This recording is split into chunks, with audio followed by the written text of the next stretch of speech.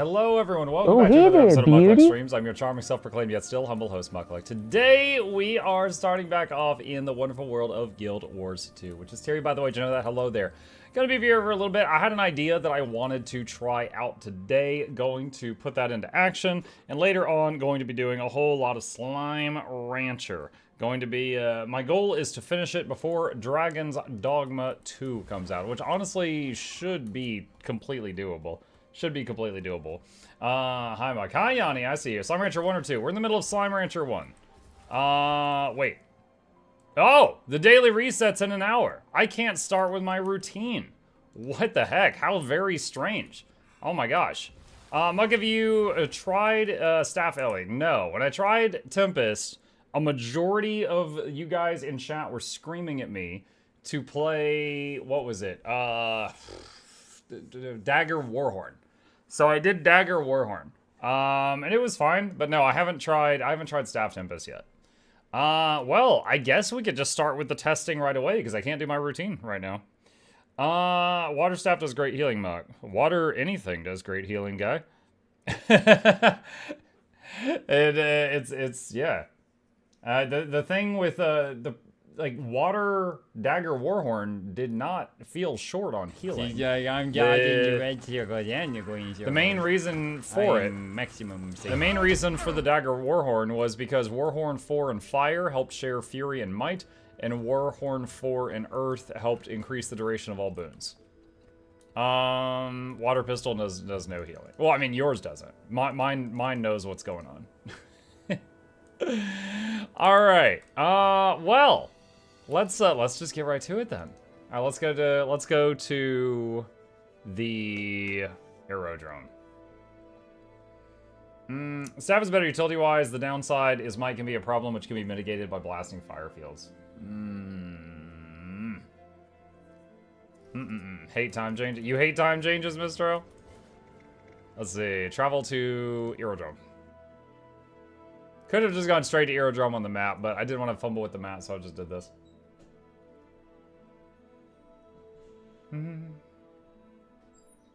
Guild Wars 2 does all daylight savings. Nope. Daily reset in-game is in 50 minutes. It hasn't happened yet. Oh, chat. I've been dreading this one. I've been dreading this one. It's time for the engineer short bow. Yuck. All right. Let's get into it. Scrapper support. Here we go. Scrapper support. So, let's talk about the short bow. What do we gain? What do we lose? Short bow is in direct conflict. Hi, Jester.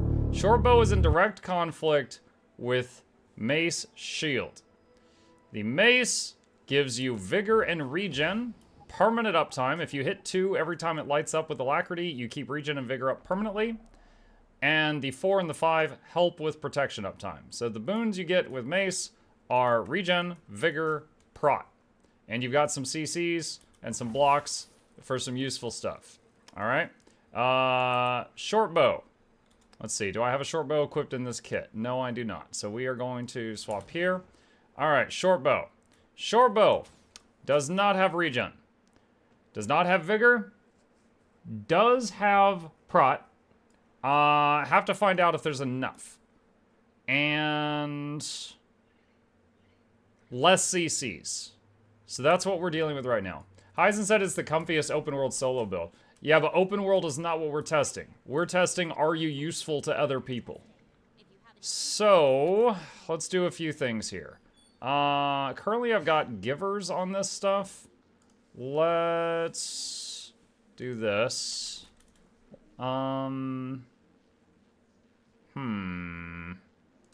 Let's try full minstrels and see what it looks like. Alright, so there's minstrels on the armor. Alright, so here's the... Whoa. What kind of copy paste was that? I had minstrels on the clipboard, but it pulled a YouTube copy. Alright. And minstrels on the weapons. Okay, and we've currently got concentration transference. Let's get that and do concentrations. And that and do transference. Alright, that puts us at 91% boon duration. If I eat a birthday cake, that puts us at 94. Pretty close. Okay. Let's see what's going on. MuklukYoutube Dreamer, really got to get into what's going on. No! No, I don't want it. Alright, spawn, average golem. Alright. So, the short bow. Mace Shield gives prot, regen, vigor. Short bow gives might and prot. However, I don't think you really need the short bow for might, because you are fine without it. So we'll see what's going on here. The regen that we lost on the short bow will largely be made up for with Healing Mist and Infusion Bomb. So that will pretty much cover it. It's going to be a bit stricter, but it should be possible. Vigor is lost. You cannot keep 100% vigor uptime in any way that I can see with Mace Shield in the same way that you can sorry, you cannot do it without Mace Shield. You get like half vigor uptime if you throw infusion bombs on cooldown, but the other half of it to reach 100% was coming from the mace. That's gone. So, let's mess with a few things here. Let's see. We provide quickness, so let's go over to the console. And we don't have a movement skill anymore either. Adjust self, add boons, add alacrity. All right, exit. Okay. We're going to do that. And thinking here. So I got a couple of questions here. So one, let's just start with this. Let's look at might. So we're going to do this. Blast wave. And we're at 22 stacks. And we're at 25. And blast hour is available. I'm just waiting a few seconds so I can do that. Alright. 25 might. Easy. Super easy. I'm wondering if it's possible. I don't think it's possible without blast gyro, actually. Alright. Cancel that. Okay. So, we are going to wait a moment for that to wear off. Let me see. Adjust self, remove boons, add boons, utility, alacrity. Okay. So, if we don't have blast gyro, does the short bow allow us to take blast gyro off the bar? Let's see. What other sources do we have? We've got the bow 2, which gives 5 might, and if you chain reaction it, it's 8 might. Lasts for 15.5 seconds, has an 8-second cooldown. So you could keep it up twice. If you did this perfectly on cooldown and chained it every time, this skill would give you about 16 might. You would still need 9 more from somewhere else. Do we have a fire field? Blast finisher, dark. Liquid Wrath is a fire field. But that will mean, well, yeah, it's got Aegis. We're not going to be able to save the Aegis for when we need it because it's going to be part of the prot rotation. So that's a thing. 4 skills of fire field. Right, so if I did, what is it? 4, 2, 3? Okay, just so I don't accidentally hit this, I'm just going to change that to something completely pointless just to see what happens. Alright, so 4, 2, 3.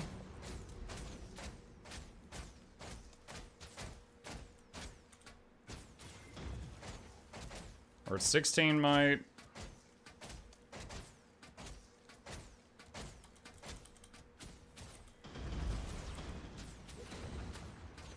$19 might.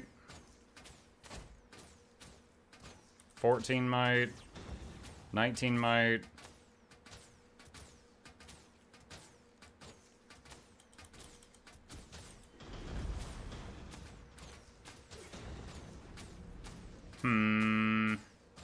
When...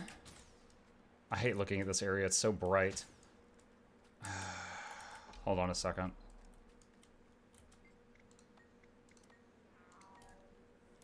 Let me double check my build for a moment. Gain boons when you do a blast field or leap finisher.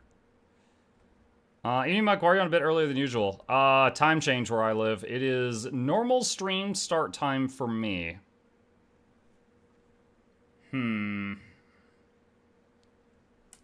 So, okay, hold on. Couple things here. If I do 2 and then 3, I get 8 might. Alright. Adjust self, remove boons. If I do 4, 2, 3, I get 11 might.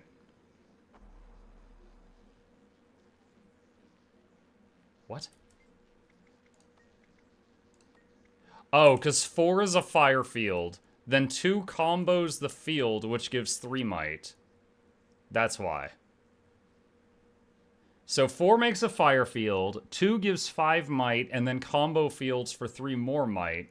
And then when I use the 3, it finishes 2's chain, which adds 3 more might for a total of 11? Yes. Doesn't 5 also do a finish? When 3... God. I really don't like a rotation where I have to burn every single skill. Then we have nothing left. Like... Hold on. 4, 2, 3, 5. Why did I not get more than 11 might? Maybe the fire field wore off too quickly? 4, 2, 5, 3? If that's the case, I can save the 3.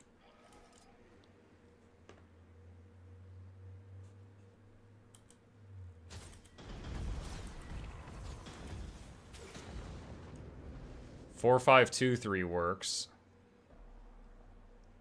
Dude, this is so stupid. We're burning heal when we don't need it. We're burning condition cleanse when we don't need it. We're burning Aegis when we don't need it. And we're burning CC when we don't need it.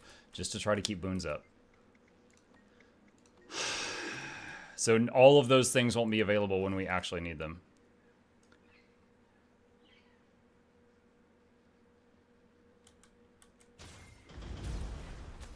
You knew this was going to be bad? I know.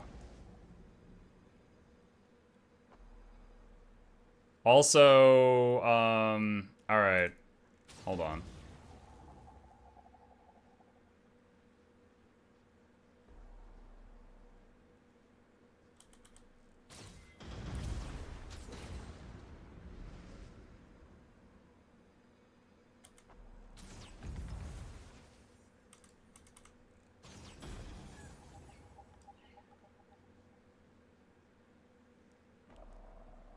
I don't have alacrity right now.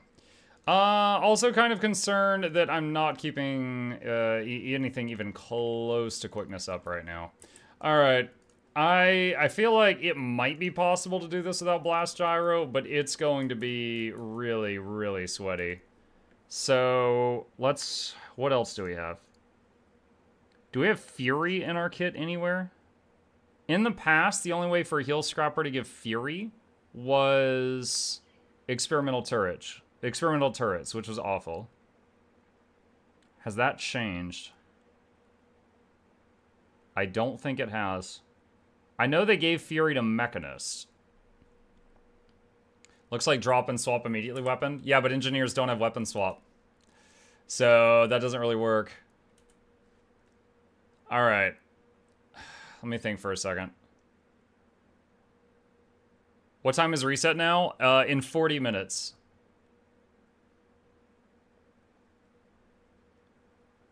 Alright, so it's gonna be like 4, 2, 5, 3. Okay, hold on. 4, 2, 5, 3. Do this. That. That. That. That. That. That. That. Okay, I'm gonna have to... I hate doing this. Have to use my personal self-heal in order to keep prot up. Alright, quickness is at 23 seconds right now, so that's good.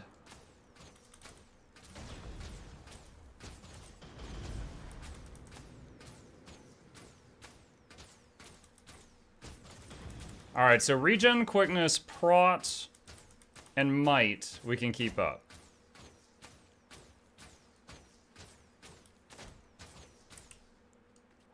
Hang on. Alright. So...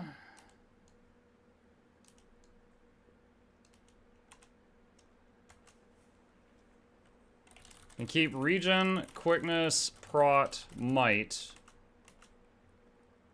Can't keep vigor or swift 100%.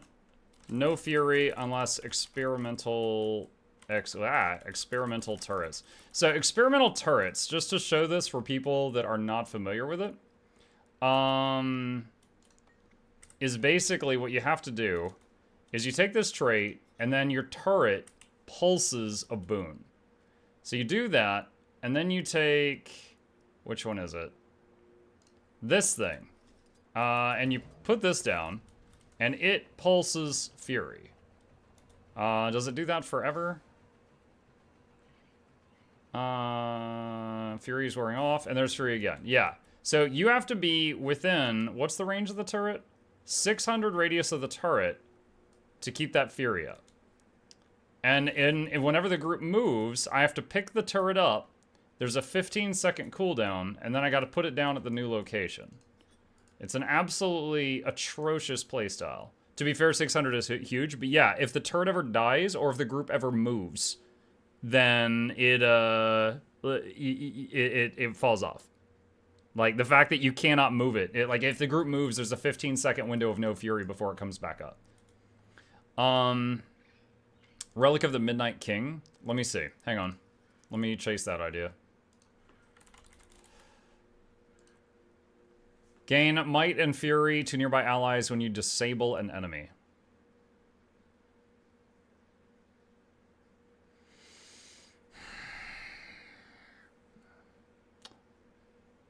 What disables do we have?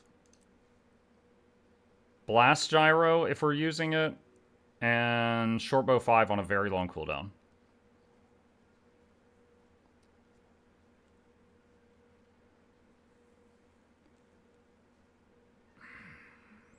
On May's Shield, your 3, your 4, and your 5 are all disables. Would also help keep might up. Well, if we can get enough might from somewhere else, we could take Blast Gyro off the bar.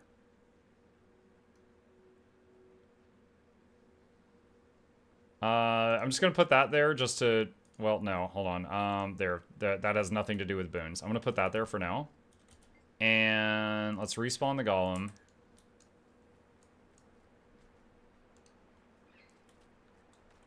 Alright, so... Well, no, that's not going to work. 9 seconds of fury every 25 seconds.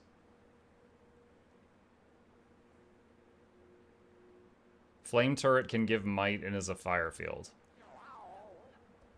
If I'm going to devote a button to flame turret, I might as well devote the button to blast gyro, which does way more might.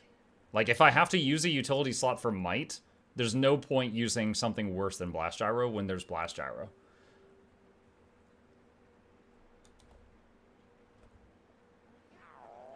And if I'm going to take a turret, I could just...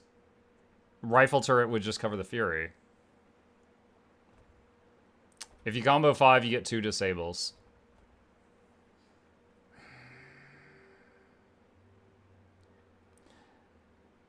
If you combo it, the thing is, there's a cooldown on Relic of the Midnight King. I don't know. Hang on. Let's just see what happens. I don't think it's gonna work though.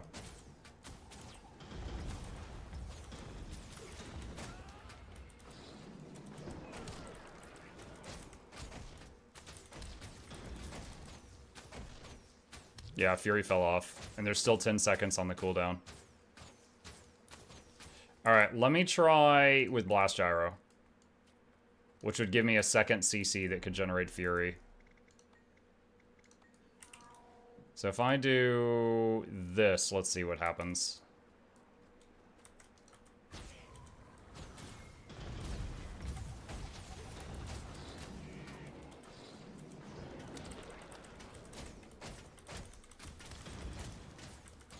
And it wore off with 10 seconds left.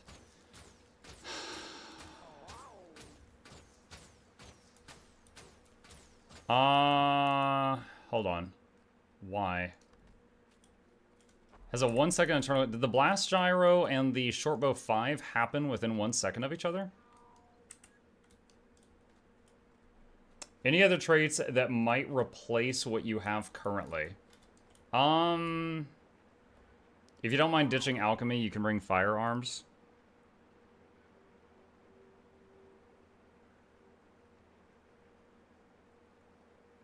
Alchemy gives a 20% bonus to your healing output.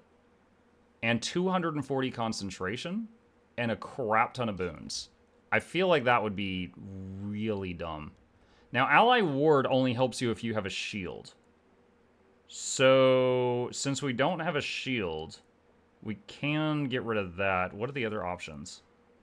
Heal skills are recharged when you're hit when you're below 25% health. Drop a smoke bomb when you're disabled.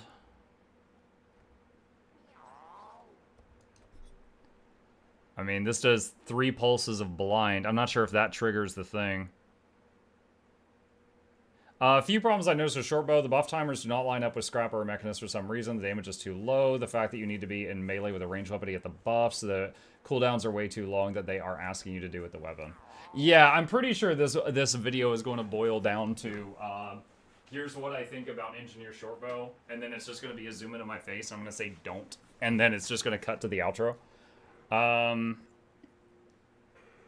Automated medical response is going to give prot on heal skill. Yeah, I've got prot on bandage self right now. Where did I get that from? That was one of the new things.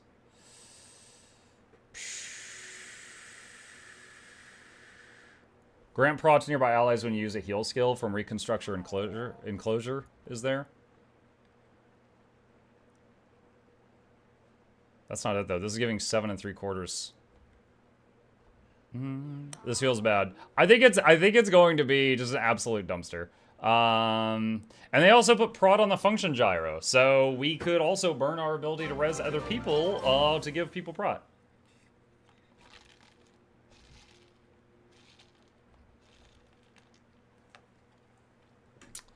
Mortar kit 5, elixir gun 4 and 5 are elixirs, which means they give might. True. HGH is a thing. However, if you have blast gyro on the bar, keeping 25 might is insanely easy. And purity of purpose is extremely powerful. So, if we, like, here, hold on. I'm gonna do this with blast gyro. Hang on a second. Hold on, how do I... Alright, 4, 5, 2, 3. Blast gyro. Do this, do this, do this, do this, do this, do this. Okay. I did them far enough apart. We've got... Alright, look. The Fury is wearing off in 2, 1, and then here comes the CC again. Alright, so Alright. So I'm kind of getting this now. This is doable.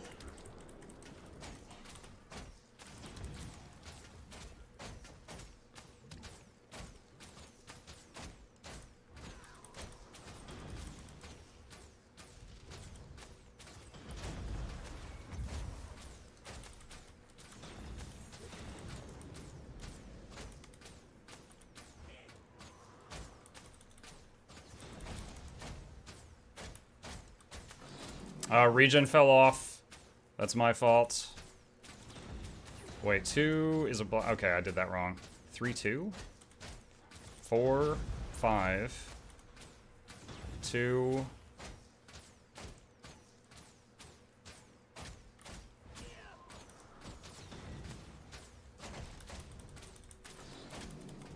I need to do that more regularly. Looks like a ton of work for a little reward. Nailed it.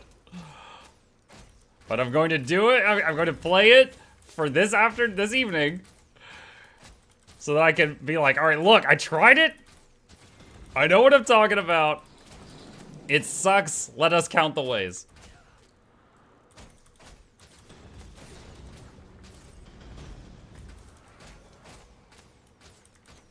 All right, I think we got the essentials up here.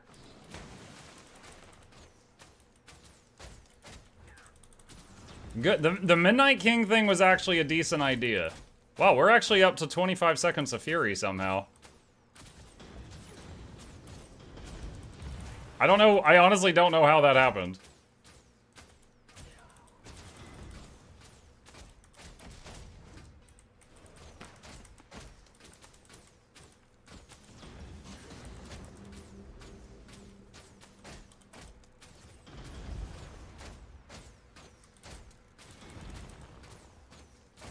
Okay. All right. This is pretty high APM. Like, not Berserker or Firebrand, but this is pretty high APM just for keeping Boons up. Keep in mind, this is the healer. So, when this all is not enough, we have to be able to swap medkit to save lives. Like, this is just filler. So, if it takes too much focus to do that. So a couple of things here. Time for an agony field? Yeah. What a gear am I wearing? I'm in minstrel. So here's the thing. Scrapper does extremely... Heal Scrapper, historically, does extremely low damage. So I always felt that it was better to put on tanky healing gear rather than Harrier because you're not contributing much in the terms of damage. Kind of like how Chrono feels. Heal Chrono. So I'm wearing tanky healing gear. So I honestly don't think Agony Field 2 is going to be anything. But we will try it just to see. Alright, so 4, 5, 2, 3, and do this, and do that. Could also even do some barrier with the Bulwark Gyro, no problem. How's Prot right now? Prot's falling off, so I have to burn my self-heal to give more Prot. Alright, and... Oh, that was a mistake there, so I think, I wasn't sure how if Relic of the Midnight King was going to work there. Do we have enough quick? It's okay. Alright, so 2 and 3. And do this and this.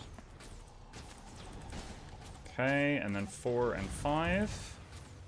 Alright, our health's not going down. Our health is fine.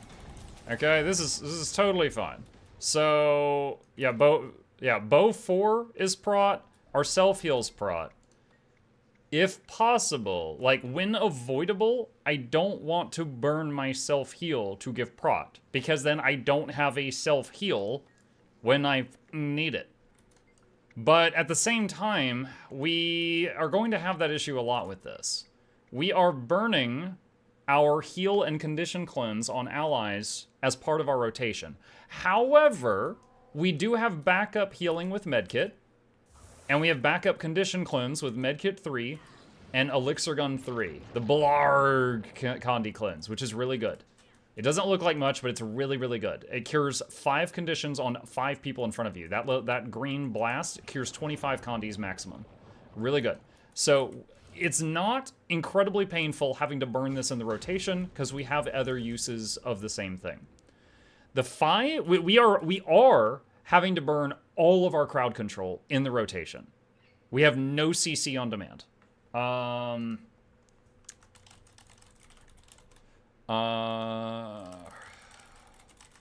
Let's adjust this a little bit. We also, Aegis on demand is difficult due to using the skill for prot. Self-heal sometimes on cooldown due to using the skill for prot. And the same thing here. Function gyro can be used to give prot in place of one of the others, but don't recommend, as that can be used to save lives. Okay, this is just my thoughts so far. This is my thoughts so far. All right, let's crank the damage up to 11. So I'm like, hi, Hylian. Keep in mind, if you weren't really using Murder Kit 5 or Elixir Gun 4-5 a ton, if you need those more often, they could swap off Blast Gyro for something else. Yeah. So there are a few ways we could tweak this, but I'm going for just like what would feel the best to play. In my mind, of course. All right, Extreme. Okay. Alright, so let's see. 2, 3, 4, 5. Do that, do that, do that, do that. And self-heal will actually be helpful for damage reasons this time. And do, and do that. And do this and this. Okay, you're doing fine. We're doing fine. Pulse out stone barrier. Now, I don't know if I could do this in Harriers, but right now it's fine.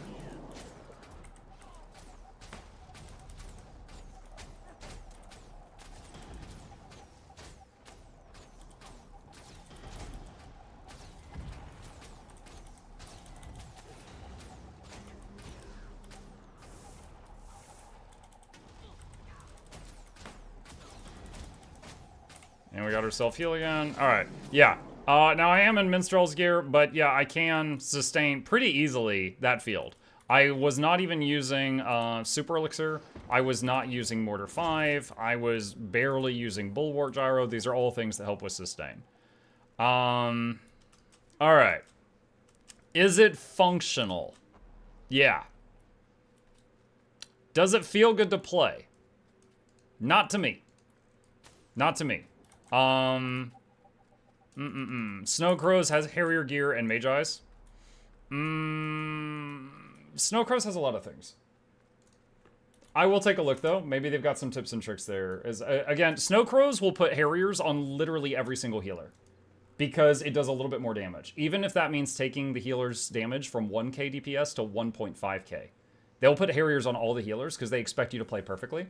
And I sometimes just don't think it's worth, you know, having your survivability for 500 more DPS.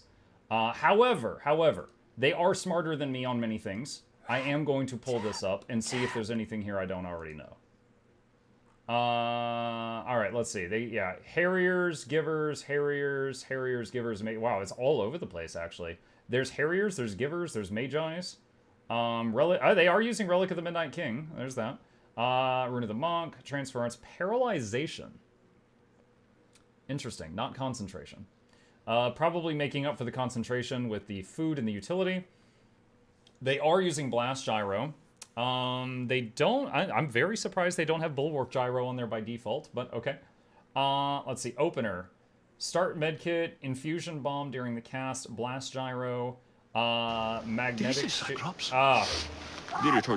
Wait, that's Mace Shield. Okay, hold on. Where's the bow?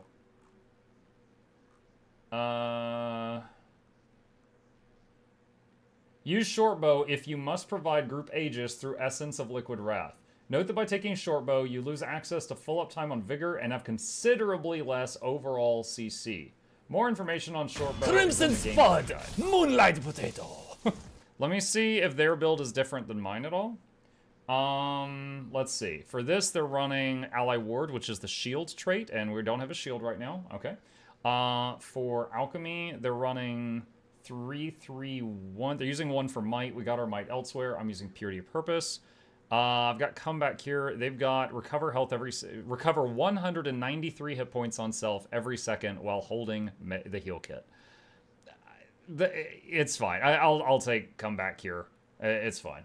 And then for the last thing, they've got 1-2-2, which I am also using 1-2-2. Okay, totally fine. Alright. And gameplay guide. Relic of the Midnight King provides Fury. If that's already covered, you can use Caracosa. If you want Caracosa, you still need to provide Fury. Use Rifle Turret with Invention's Experimental Turrets, which it can be done. It feels really bad to use that because every time the group moves, they lose it. Function Gyro is a lightning field, revives down. Yep. Super speed. Dazes, grants stability. Yep. Combo fields. I know all this. When to use short bow.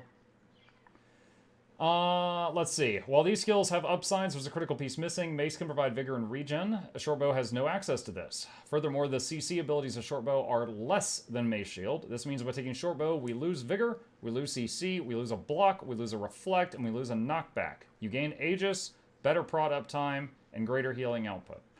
In most situations, short bow will be worse. But in some encounters like Deimos, the build may want the Aegis. Fair. Is also performs better under extreme heal pressure scenarios, such as a drawn-out Bone Skinner. Totally fair. So if we look at Mace Shield, I am in combat. Give me just a second. Remove the current golem. Okay, so Mace does no just healing. It does regen, it does vigor, and it does some barrier, but it doesn't just do any instant healing.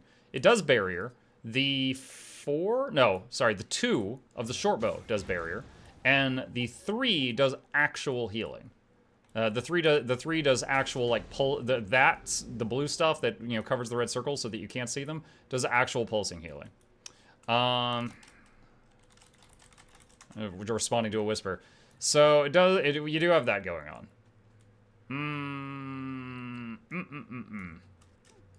You gain concentration based on power stat as Scrapper. I mean, we're at 95% with food. That's fine. I mean, I could use a utility, too, to top it off. So I think it's fine. So, yeah, this might very well be viable. It's just, yeah. Way less CC. Now, let's see. Hold on. I want to see something. So the Aegis on demand. Let's say I want to save that Aegis for a crucial moment. And plus the Aegis is also... Well, no, I can't.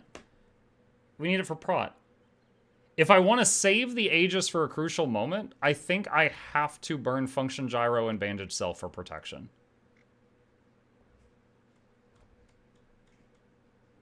Even that's not enough. Burning my self-heal and burning my emergency res is not enough prod up time without Shortbow 4. So if you would have to plan it a bit. You would need to use Shortbow 4 for prot sometimes, and then when you know there's a moment coming up where you need to Aegis, you just have to make sure that skill is available and off cooldown. Okay. Alright. Alright. Let's see. Alright, was there anything else over here that I can learn from? Utility skills. Flamethrower for blast finisher, fire fields, bomb kit as no more blast finishers, toolkit, sneak gyro, personal battering ram, toss elixir B. I am shocked they don't have bulwark gyro there because bulwark gyro gives defense field, and defense field is your stability for your group. They've got it in another section on stability. Okay, it's not... Alright, there we go. So, defense field, toolbelt skill from bulwark gyro, blocks projectiles. Function gyro with Scrapper's mass momentum trait. That's not the whole party, though, is it? Hang on.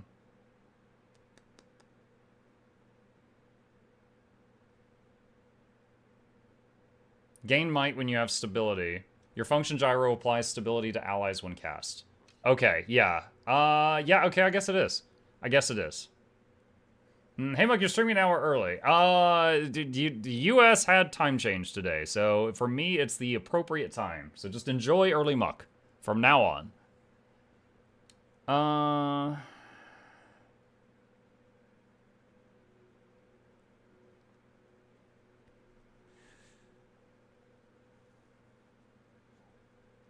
I guess that'd be better.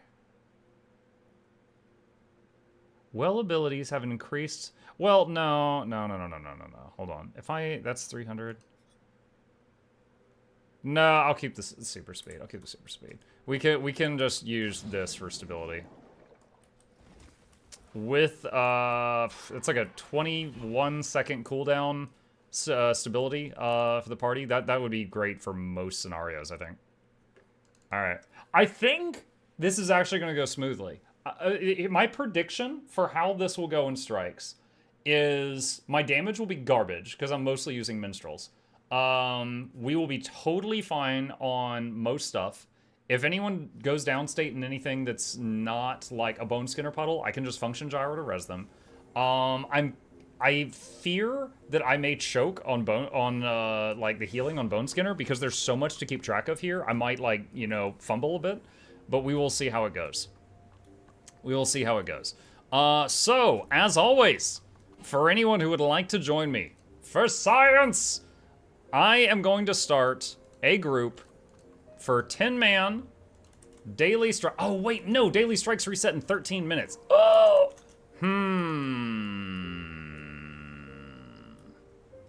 You know what? We can just do extra strikes and then daily strikes. It's fine. It's fine. It's fine. It's fine.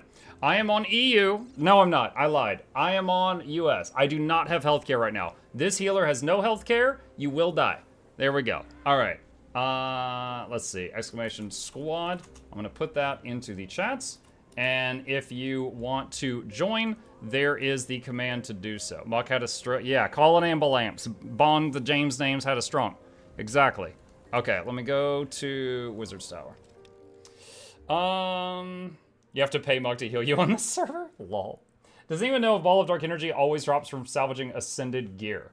Yeah, what Tim said. It will always drop from weapons and armor, but from backpacks, accessories, rings, and amulets, anything not weapons and armor, it's a chance.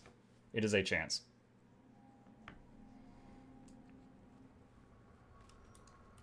All right, so I will be a quickness-providing healer, and we will need some other boons, if anybody wants in at that.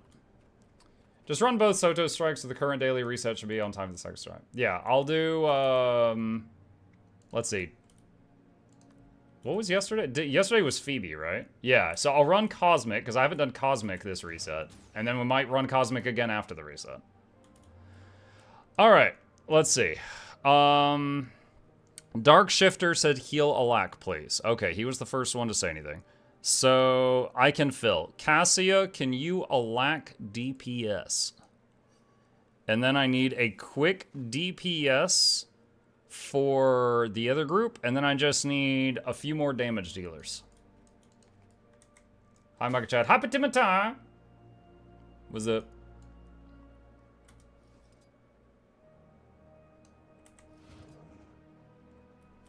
Any roll. Best in slot. Can you be quickness DPS? Is that possible? In chat, we currently have one space open. Mock collect wizard coins before reset. Okay. I still forget to do this every day.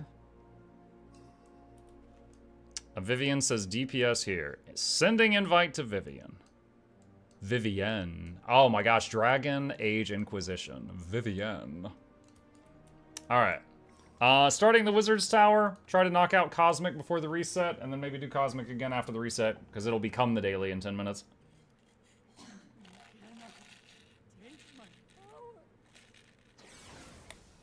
Does Shortbow work for a lack mech?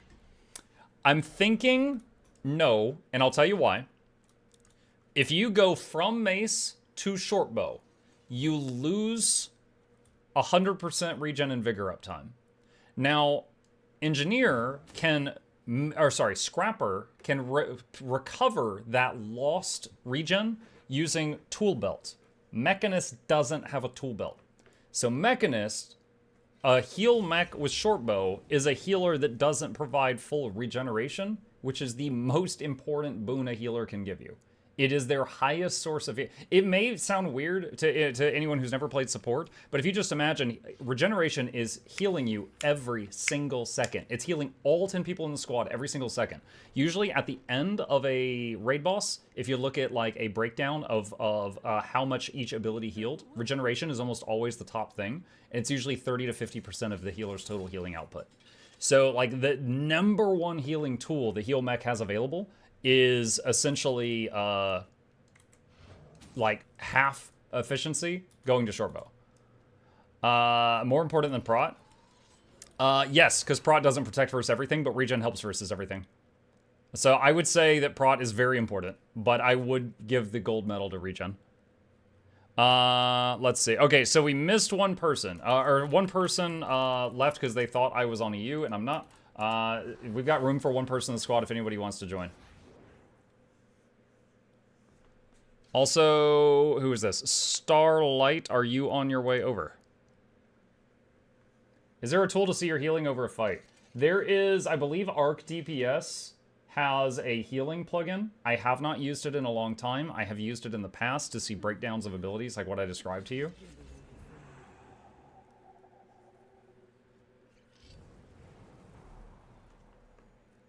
Mechanist with Mace Shield can provide Prot in 2 ways, since tapping Shield 4 or 5 will give Prot to your team if you are so toward. Yes.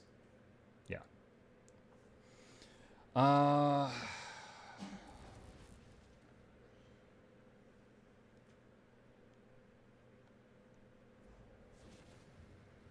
Okay. Looks like I might need to go into the group finder. Oh,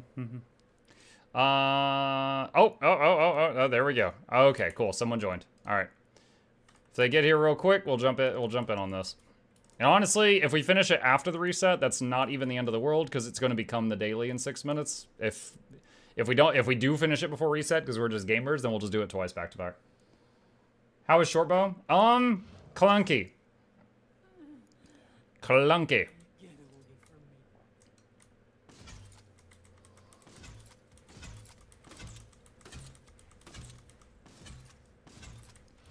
Is Conti DPS stats mostly condition and expertise? Yes, Bjorn. Some will also benefit from precision, but condition damage is the #1 thing, expertise is the #2 thing, maybe precision after that, depending on the class. Hey, Mucka Chat. Hi, Naxon! Alright, here we go.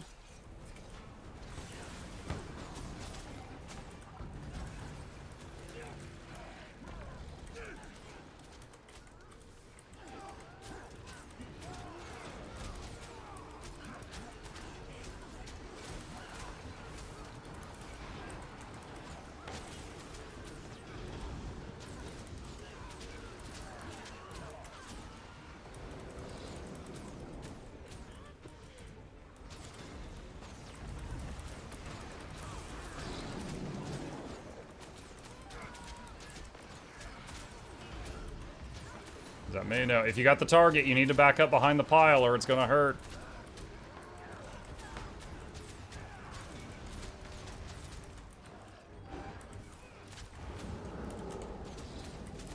Oh, that's a fun perk. Okay. I can just throw defense field on her to shut her up when she spins.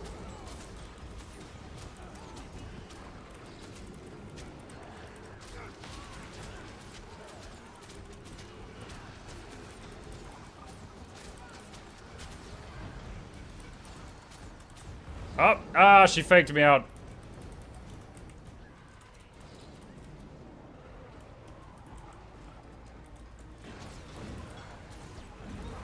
See that? She ported, I threw the dome, and then she's like, psych.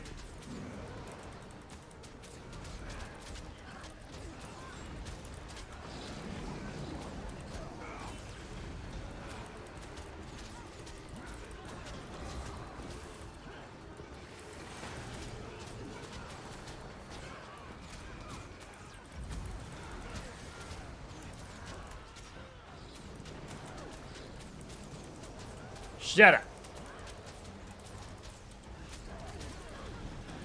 Watch out for the angry puddle.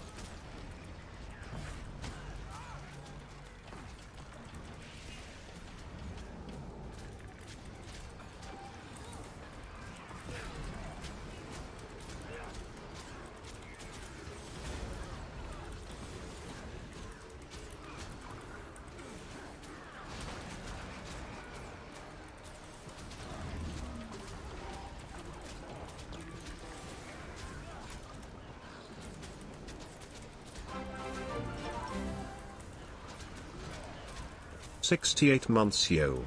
Yo, thank you.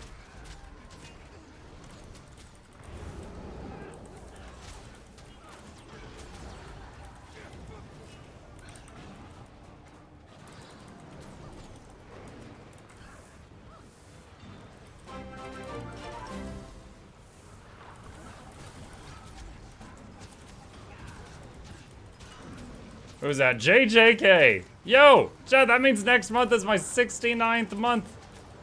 This guy's been giving me the pity primes for that long.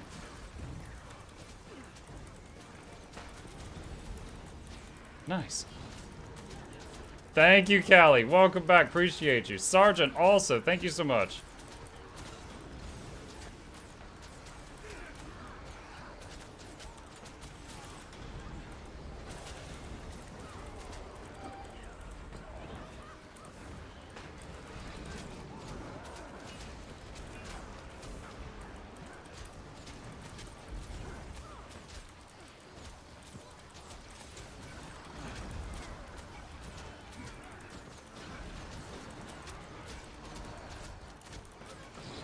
CC.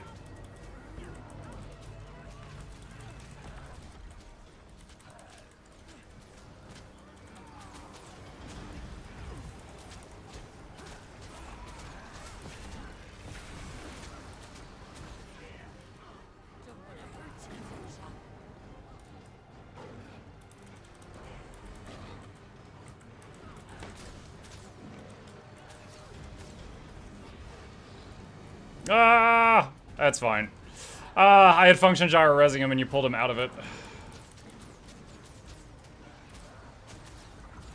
Sad NG noises.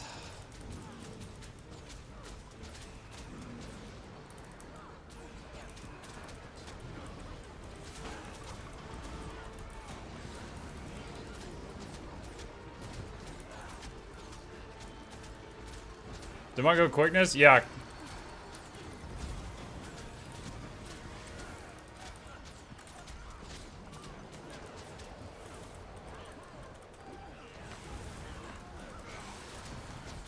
Yeah, I'm providing quickness. I'm being a team member that might be allowed in parties.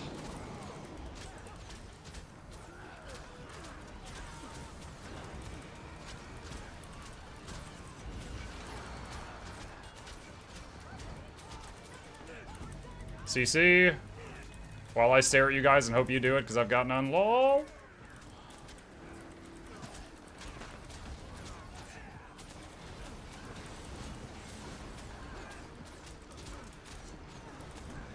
Easy. And I think daily reset in 1 minute, so we can just zone out and zone back in. In a fat 800 DPS. Nice 800 DPS, Muk. Thank you. What is the sad NG noise? Does it sound like a short bow firing? Is there any CC in Mortar? There's a soft CC with a chill, but not hard CC.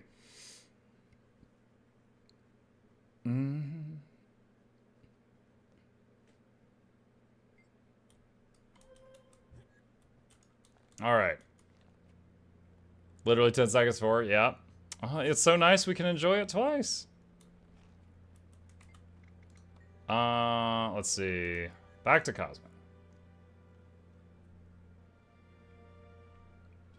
I could probably change, like, half the gear to Harriers. There we go. Get a little more damage.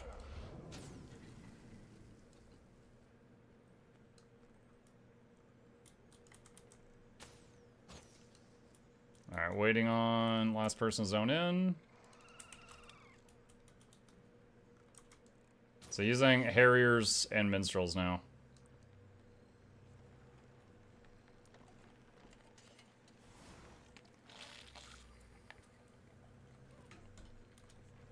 Now your boon duration's overcapped? No, it's exactly 100. Also, my power went up, so I'm doing more damage.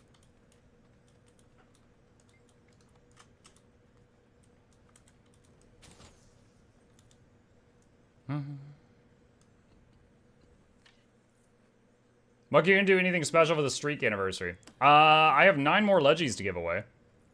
Might have to give those out.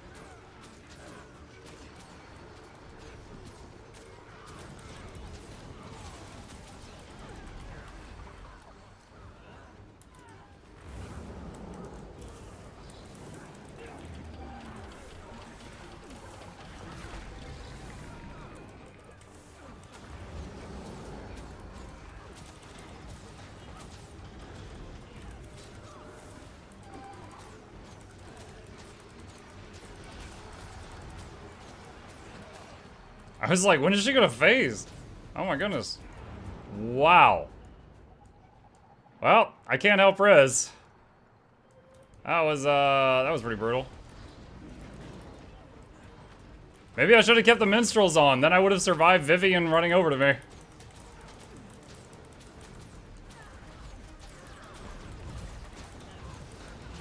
Instead, I did the Snow Crows special, and I sacrificed my survivability to get 500 more DPS.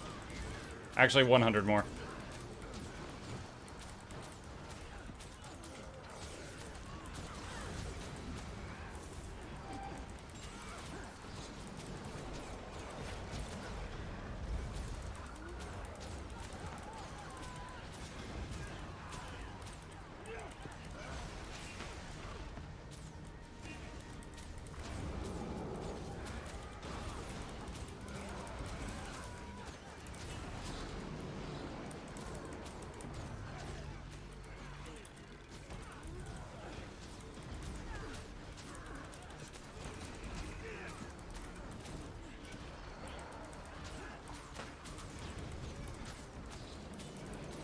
It's nice having that on demand whenever I want it.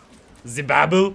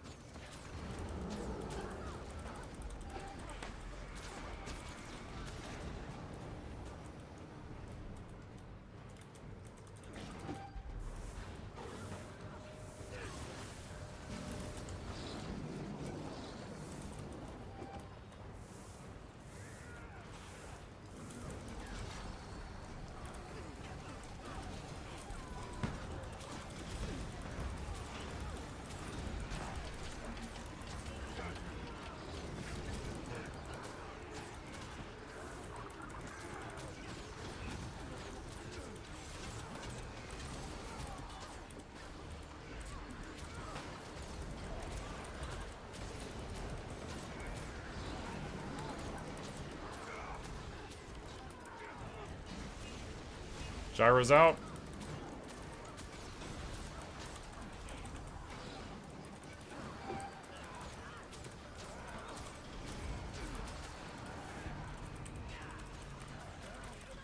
CC.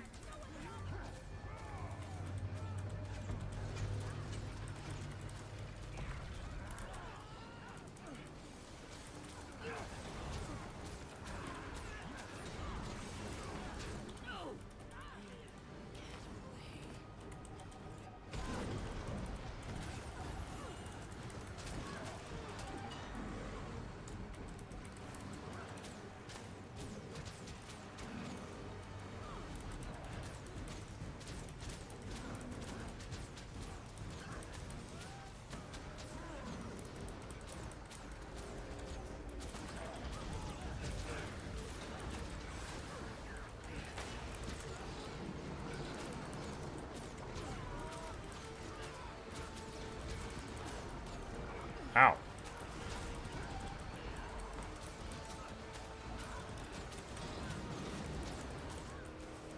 Remember, I can block all projectiles. It doesn't stop the blender, though. Careful standing in that. Gyros are out. I'm rezzing 3 of them.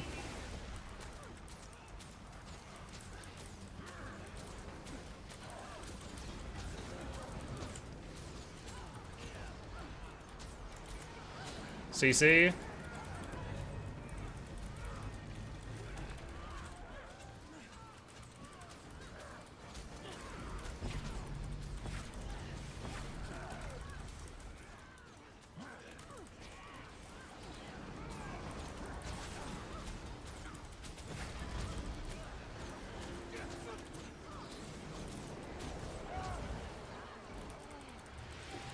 There we go. GG.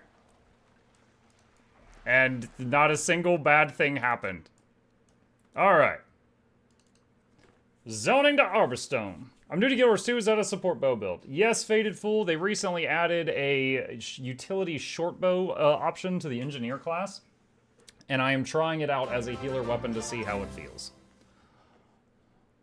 Fun fact, did you know that chalice is actually a very bad word in French Canadian? Hence, The Chalice of Tears basically sounds like the Mucker of Tears to my foreign ears. Yes, I've done it 3 times in the last months. Yes, I'm still salty. Also, thanks Muck for your awesome content. You're very welcome. I'm truly glad you enjoy it. Thank you. Just a second over here on the other tab.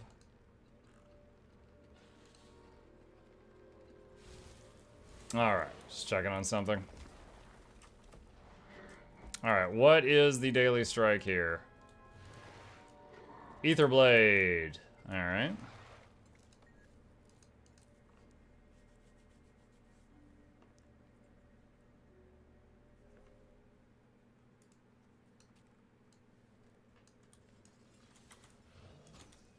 Alright, did I put my gear back? Alright. Back to toughness. In case anyone tries to hunt me down with a red circle again.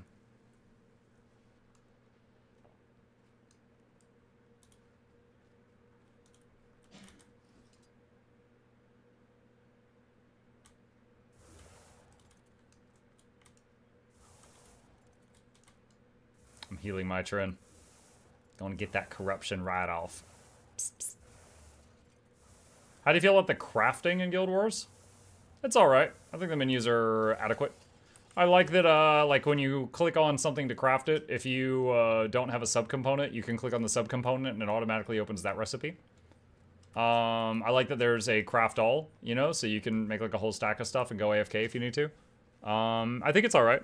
I don't know if it's like the best in any game I've played, but I would say it's up there. You just brought everyone home.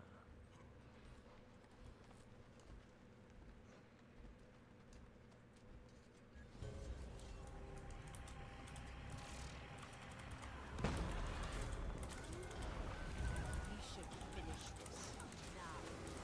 CC if you got it.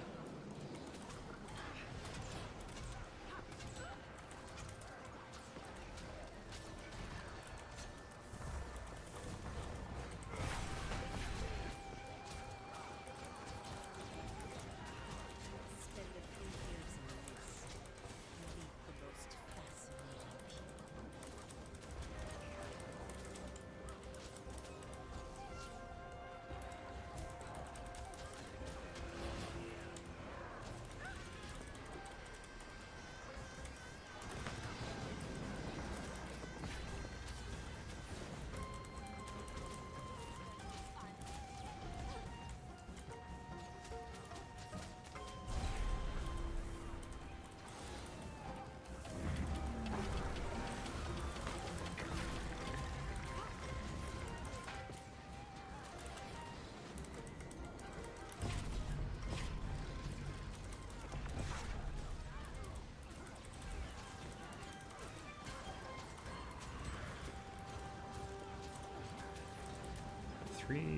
No. Oh, okay.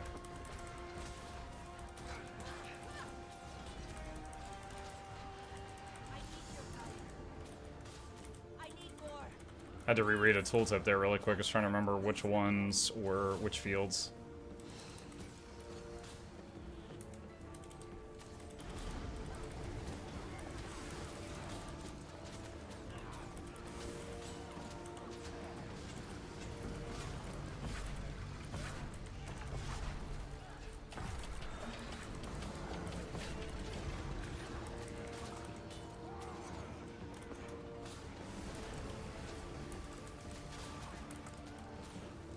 Oh boy, oh boy, oh boy.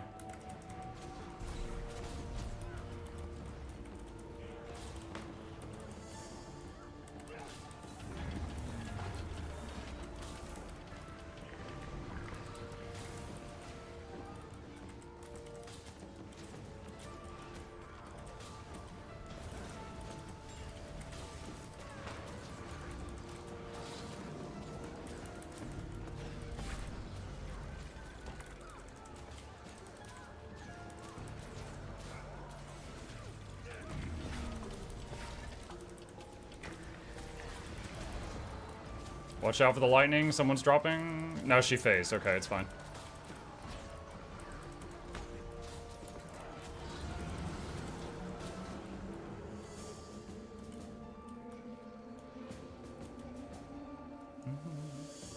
At Muck, I have an ungodly amount of auric dust. Should I toss it?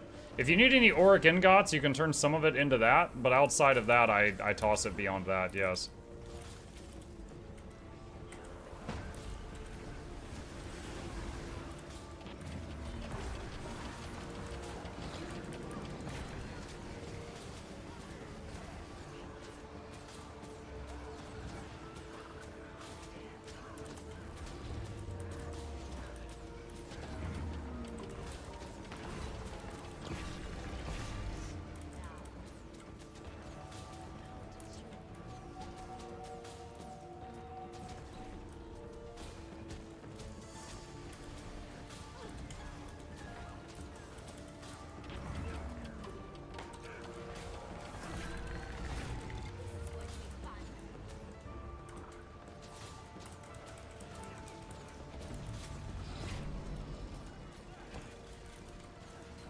Watch out for the lightning.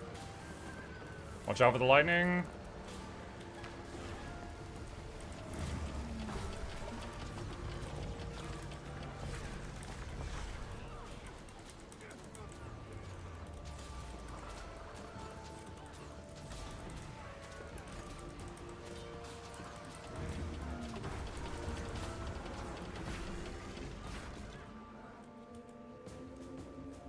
I'll say keeping prot up on this build feels like terrible. You know, you could, especially if you compare it to like support Scourge, that prot is just attached to their shade, and they just hit this shade button like once every 20 seconds, and then it just gives full prot up time. On this build, there's some of your prot on your Aegis button, some of your prot is on your self-heal, and some of your prot is on your ability to revive someone else. Pick 2 skills to waste. There's your prot. It feels awful to provide it. Because it's like, what am I sacrificing in this moment? Okay. Eye of the North. Goki said, does Virtuoso excel more on Condi versus Power? Isn't Condi Virtuoso, like, busted? Hold on, let me check the benchmarks. I think Condi Vert is the busted one. Condi Vert currently benching 42,000 DPS. I think it's Condi Vert is the good one at this moment. Gale in Twitch chat says Power Virtuoso is getting buffed next patch.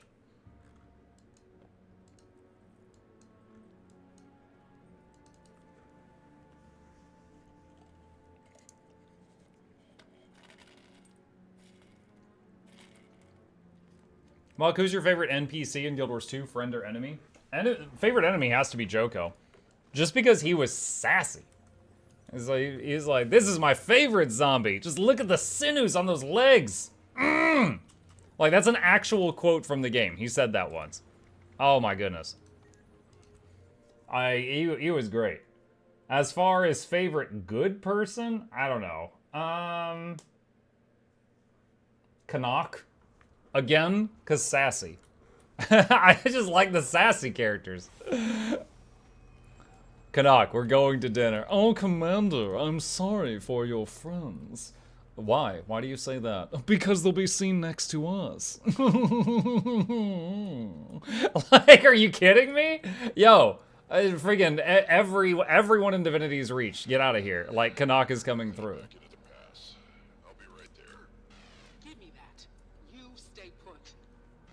Condi Vert isn't busted, it's middle of the bench benchmark. It's just one of the easier specs to use, plus its range, plus the easiest slot in utility. Yeah, I mean, it's... Compared to... How about this? Compared to Power, currently, it's pretty busted.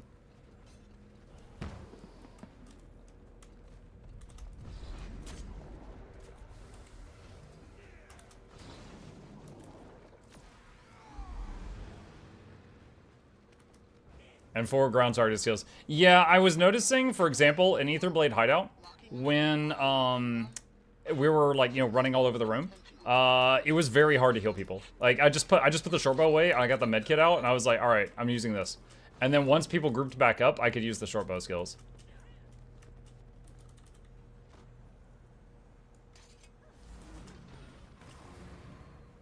Oh, wow. One of you, very fast. Thank you.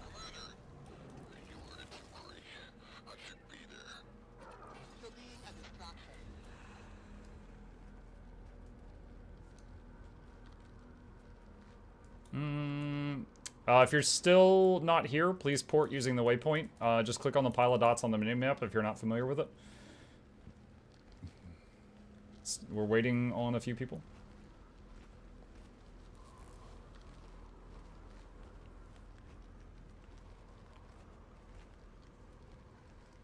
Chat, Chip has arrived. Hey. Okay.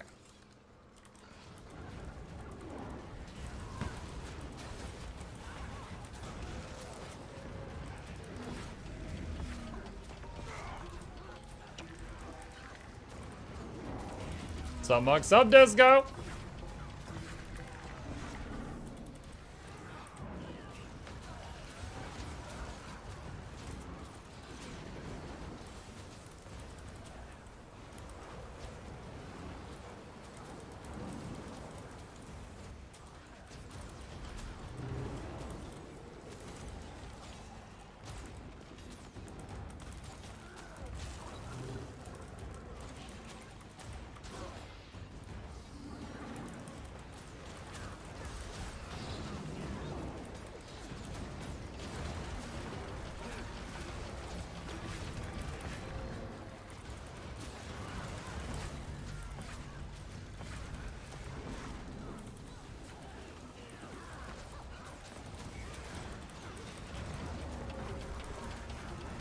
And stability for my group.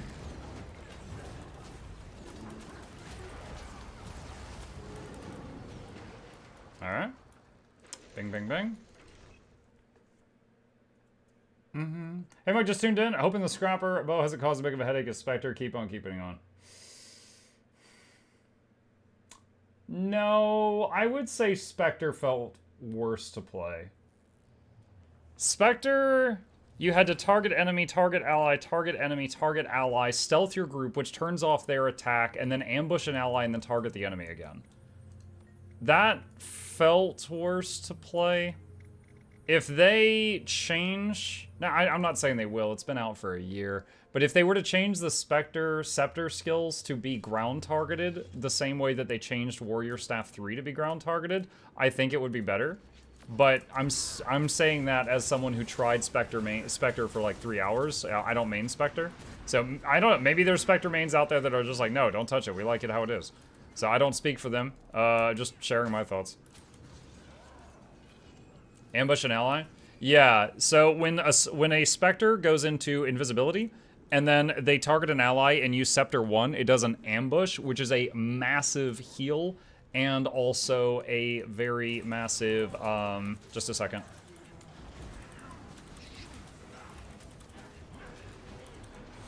Sorry, massive heal and a very large barrier on the area. But when you stealth allies, you turn off their attacks for a moment. So it's actually the only healer that actually can theoretically, in some situations, lower your allies' damage. 6 years, muck me. I believe it says 6 months, but I'm very happy you're here. Stability, because he's doing the hammer combo.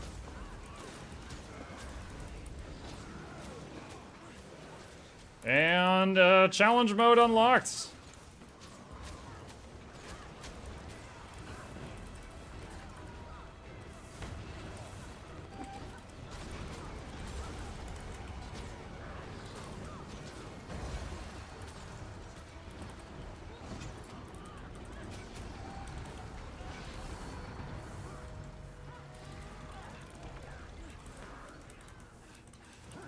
Healing output is definitely higher. Although I just put the short bow away after a few seconds in that phase and just was spamming medkit. Very, very glad that we kept alchemy for the 20% increase to medkit. Would it be fair to say short bows is the weapon version of Scrapper? Both could be amazing, but compared to other classes doing the same thing, it just constantly misses the mark. It's funny, because when Scrapper first got quickness, I can proudly say, I think, that I was the first person to have a guide on playing the Scrapper support. And it felt pretty good on launch. But you had to spam all your gyros to keep quickness up. Like, you had to have a full bar of gyros. And then they changed it. They increased how much quickness you gave per application. And then you didn't have to spam all of them. You could keep 1 or 2 available for, like, when you actually needed them. And it was a bit better. And then they changed it to be like this, you have to do blast and leap combos. And it got way worse. Then it got Mechanist Mace. And everyone's like, oh, they improved it. And it's like, no, they kind of just put it back to where it was. And now it's this mess. And it honestly, similar to Druid. In my opinion, Druid felt better when Alacrity was on the Spirits. Not when it was like this. Let's see. What did I name that video? Oh, here we go. Yeah, this is it. Quick Heal Scrapper Guide. The new support on the block. Yeah, that was it. Also super speed. Also, it kept super speed up on the party. Yeah, it's, you know, I mean, it basically provided all the boons that other healers provided. Also super speed. Had revive skill on demand with gyro. And also gave stability on demand. It was really good. The only weakness being Aegis, and its damage is terrible.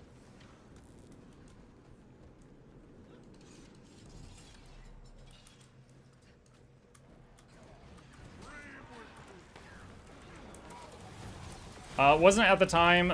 Yeah, so quickness was applied with super speed, so we basically were doing a rotation that gave super speed. That was it.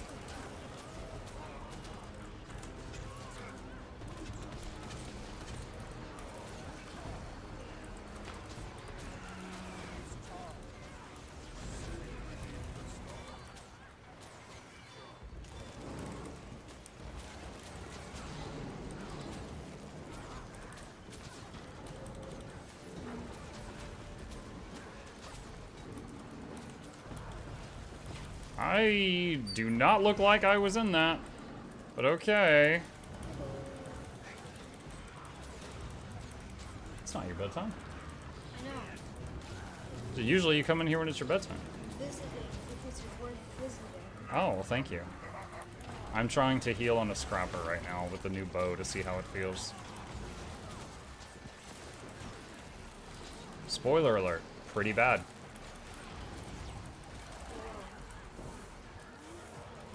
You went from having the bow to the bow.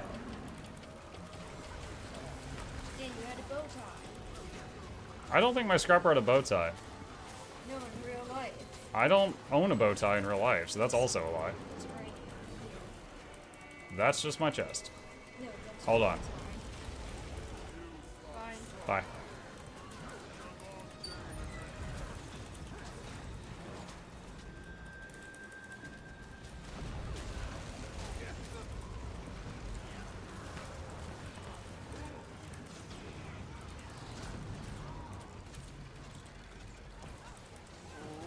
Alright, that was totally fine. What's the quickest way to get Imperial Favor? I don't have that memorized. I would have to Google that. I personally want quickness. Yeah, quickness felt, in my opinion, of all the iterations of Quick Scrapper we've had so far, when it was on the gyros, and it only took a couple of gyros to keep it up, that was fine. It was not, like, great, but it's the best of what we've had so far. Like, honestly, I'm not opposed to the idea of having to do combos to generate boons. The problem is the gross inequality between the classes. For example, you know what a Scourge has to do to keep prod up? Hit one button every 20 seconds. You know what a Herald has to do to keep prod up? Hit one button every 30 seconds. Scrapper? You've got 3 skills that each do something essential. Sacrifice 2 of them every 15 seconds. it's like they don't have to give up like such a major thing in order to do it, but it's just like the more you play the other classes, the more you see the holes.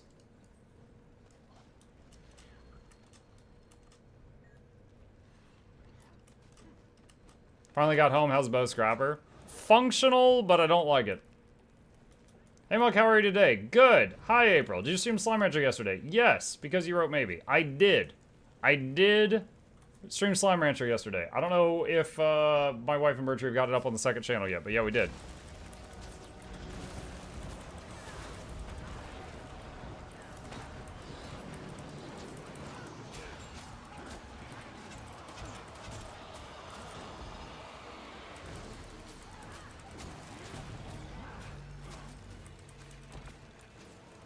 I also got no movement skills on this thing, which is a small bummer.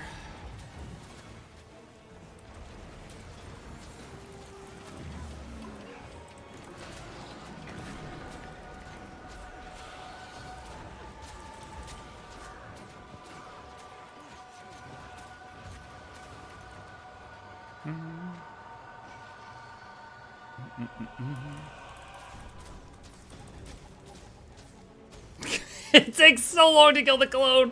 I'm glad they broke me out. I would have been in there for 10,000 years. Been like Illidan. Oh my god.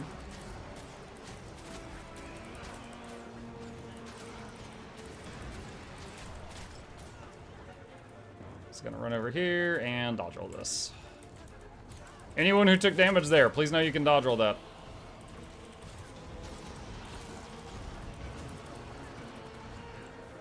Function gyro's out. Okay, good. I wasn't sure if he was in the chain, so I just overreacted. If he's fine, that's fine.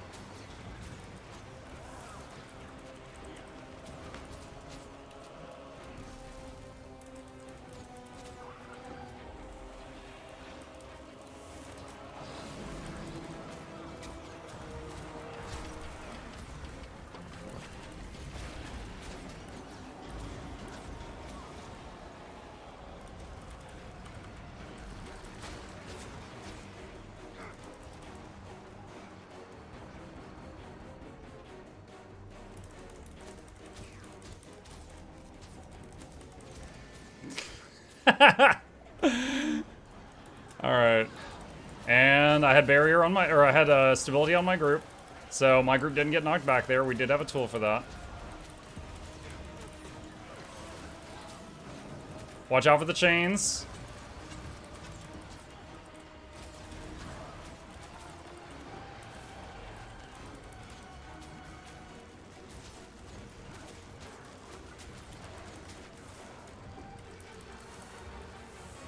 I'm function gyroing the downstate. They'll be up in a moment.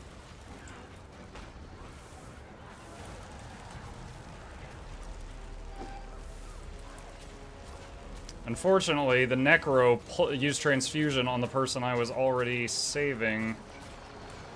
Okay, fight was over there. I was going to say if the Necro had saved his transfusion, he could have saved the second person who went down, but he used it on the person the gyro was already saving. However, it turned out fine because the fight ended. Turned out fine. Turned out fine. It's alright. No, it's fine. It's fine. It's just like if the fight had been longer, we would have been a man down, but it wasn't. It ended, so it was okay. Muk, what is this? Who has the worst weapons roleplay going on? I mean, it's actually viable, Noxxi. It is doing more healing than Scrapper normally does, because the bow has heal skills that the Mace Shield doesn't have. But boon upkeep feels awful, and the weapon itself is certainly clunky. And I'll talk about all of the problems with it once we got one more strike. We got one more. How do you feel about rifle NG? Did you prefer old rifle prior to burst or newer? Absolutely, I prefer the newer one. The old rifle felt awful. It was used like while people were leveling engineers, and like never anywhere else. Not really used much in PvP. it wasn't really used much in like PvE DPS builds. Like, it really didn't get much use outside of like leveling. Like, a little bit here and there, but not much. I definitely liked the new one. The new one like was just more fun. You know, tap tap tap tap tap tap tap tap tap tap. Wait, somebody who left? Let's just try to 9-man it. Let's just try 9-man. See how it goes. Thanks, Mike, for the support videos you posted. Even if I don't play Guild Wars too much these days, I enjoy to watch the commentary footage. I'm glad you enjoy it, Bren. You keep me employed. All right, so we're gonna run in. We're gonna throw an infusion bomb, blast shower on top of it, so it becomes a combo, and then 4-5, and then 2-3, and then we're gonna move out of this. And any time I want a function gyro, I'm gonna wait to make sure that my teammates, like if he's gonna pull them, I'm gonna let him pull first. Nope, he's just gonna let him die. Okay. All right, I guess he owed the Necro money. Law, law, law, law. Function gyro couldn't have healed through that puddle stack. It had to be the Necro to save him. There was no other way.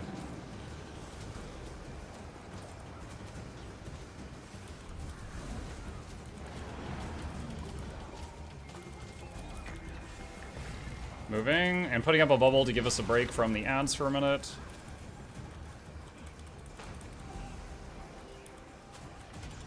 Putting down some more healing fields with Mortar Kit and Elixir, dodge rolling this. And some barrier with the Bulwark Gyro. And Medkit 5 into Blast. Shortbow 2 and 3. And I'm putting down the bubble again just to give us a break from the ads until the Necros can pull them again.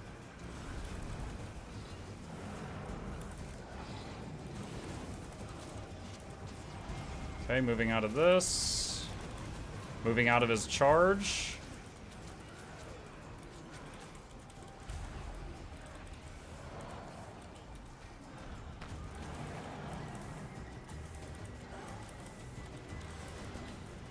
And more barrier, more healing.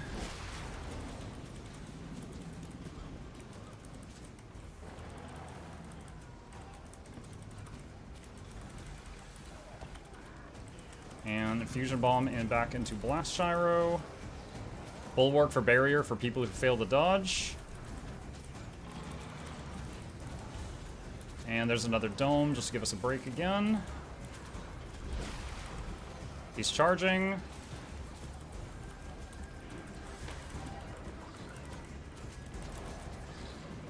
And dodge roll that. More barrier.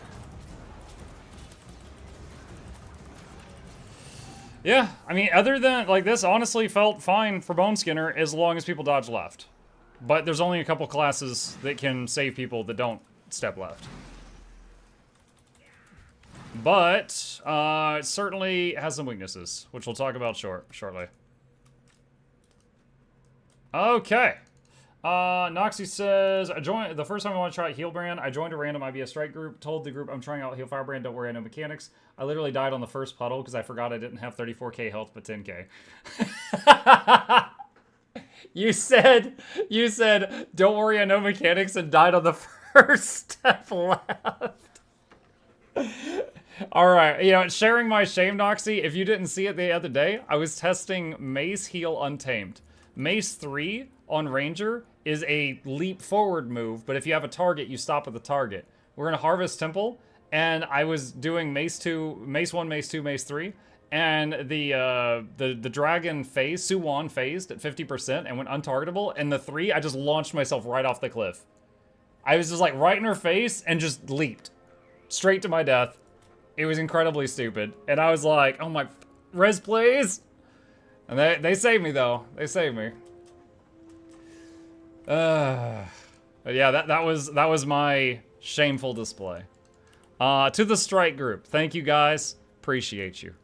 All right, let's head on back to the video room.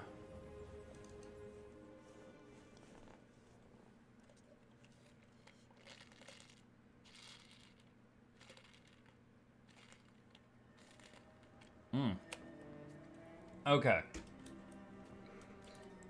Ba, ba, ba, ba, ba, ba.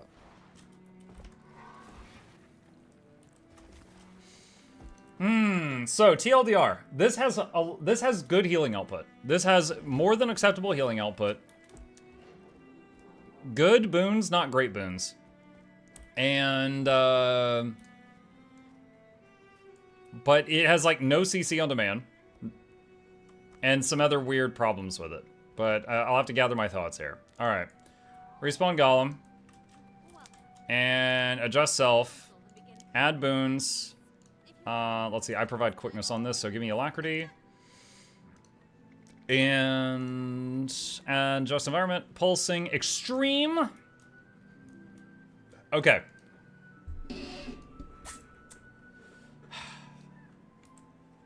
Turn the music down a bit. Alright. Alright, hello YouTube. Mukluk here, and today I tested the short bow scrapper. Oh my gosh, the short bow healer scrapper. For those that don't know, the engineer short bow is meant to be a support weapon, which means it is competing against the old support weapons, which were mace and shield, which you can see here. So the engineer has got to do better, the short bow has to do better than those to be viable. Now, let's talk about what does the short bow bring to the table? Okay, the short bow in its kit, the one, pew pew and some vuln, whatever. The two gives some barrier and some might on a fairly short cooldown, and it's a blast finisher. The three is some healing and some condition cleanse that pulses, and it's a darkness field. Also, it makes a blue aura that can cover red circles so that it gets your teammates killed. Similar to the untamed green snot cloud, it will cover things that they need to see and help murder your allies. The 4 key is protection uptime and 1 Aegis. The scrapper did not have access to Aegis, so they have 1 Aegis with that. And the 5 is ACC in a weird line thing. Also, again, that's a blast finisher, dark field, fire field, blast finisher. Whichever order you do them in, like if you do one of them, the next one you do will chain it. So like this does prot, but then if you fire another arrow where that one was, there's more prot. So for example, if I do 4, you know, there's prot, 5, there's more prot, 2, there's might, 3, there's more might, okay? So whatever order you do them in can affect the buffs you get.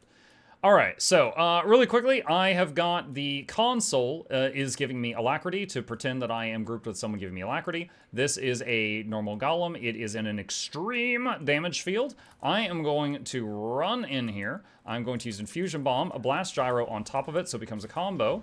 4 and 5, and 2 and 3, and I'm going to use my self-heal, which also helps give prot. And look, if you look at this, Boons! Looks great, right? Looks really nice, very nice. I can even use the elixir gun here and the mortar kit to throw down some more healing fields.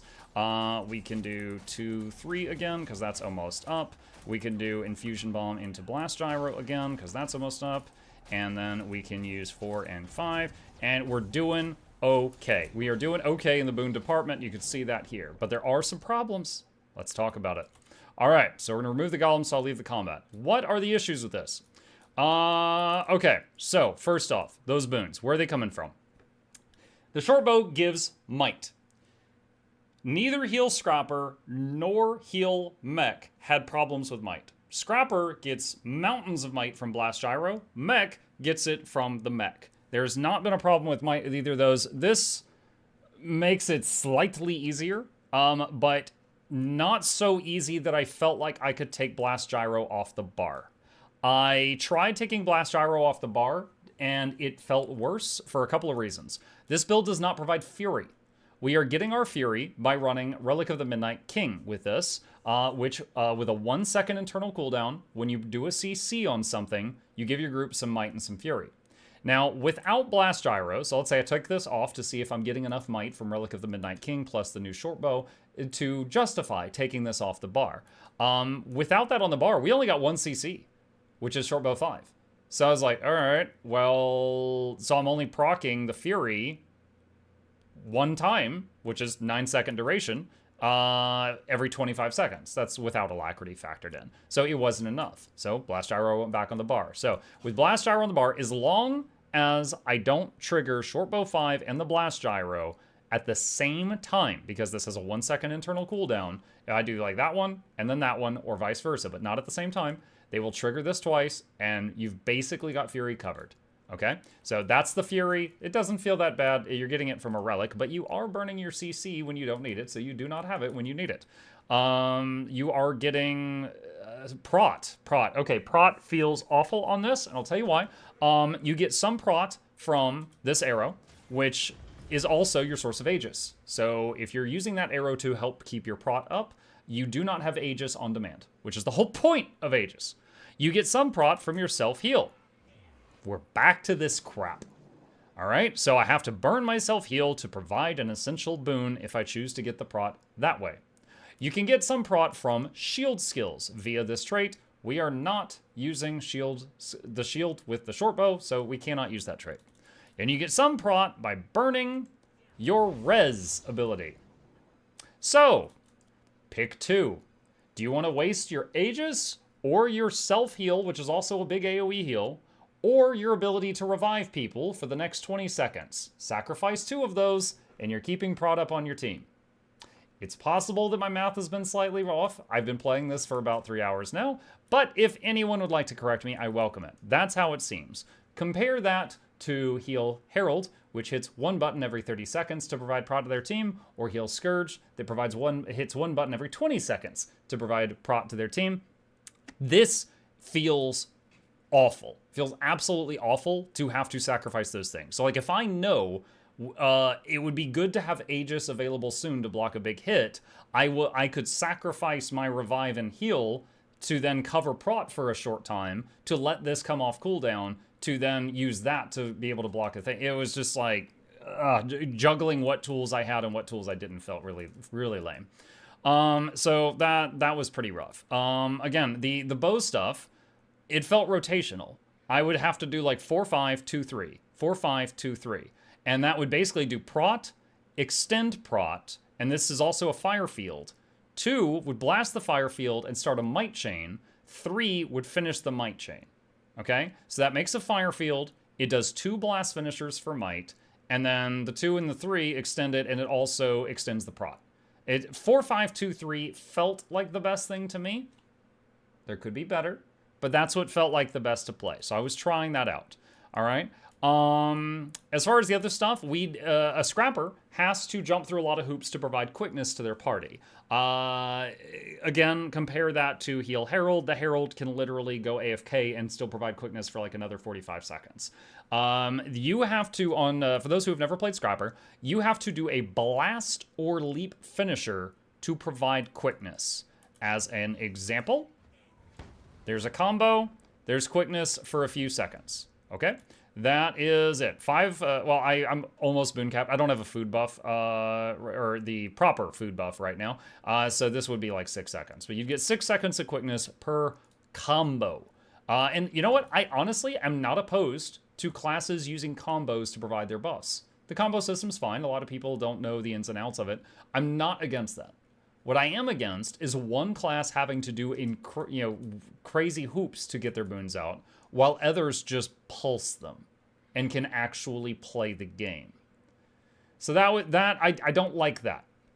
Now, we are also, so we're burning this off cooldown. We're burning our CC off cooldown in order to do blast finishers. So often I did not have a CC available when it was time to CC. So this felt like, the other day I said, man, Tempest feels like it's got really bad CC. This is somehow worse, because it's always on cooldown as part of the rotation. 2 is often on cooldown, but that's fine. It's providing might, it's doing some barrier. 3 is often on cooldown, and at first I did not like that because it's condition cleanse, and it's a healing, which means you don't have them on demand.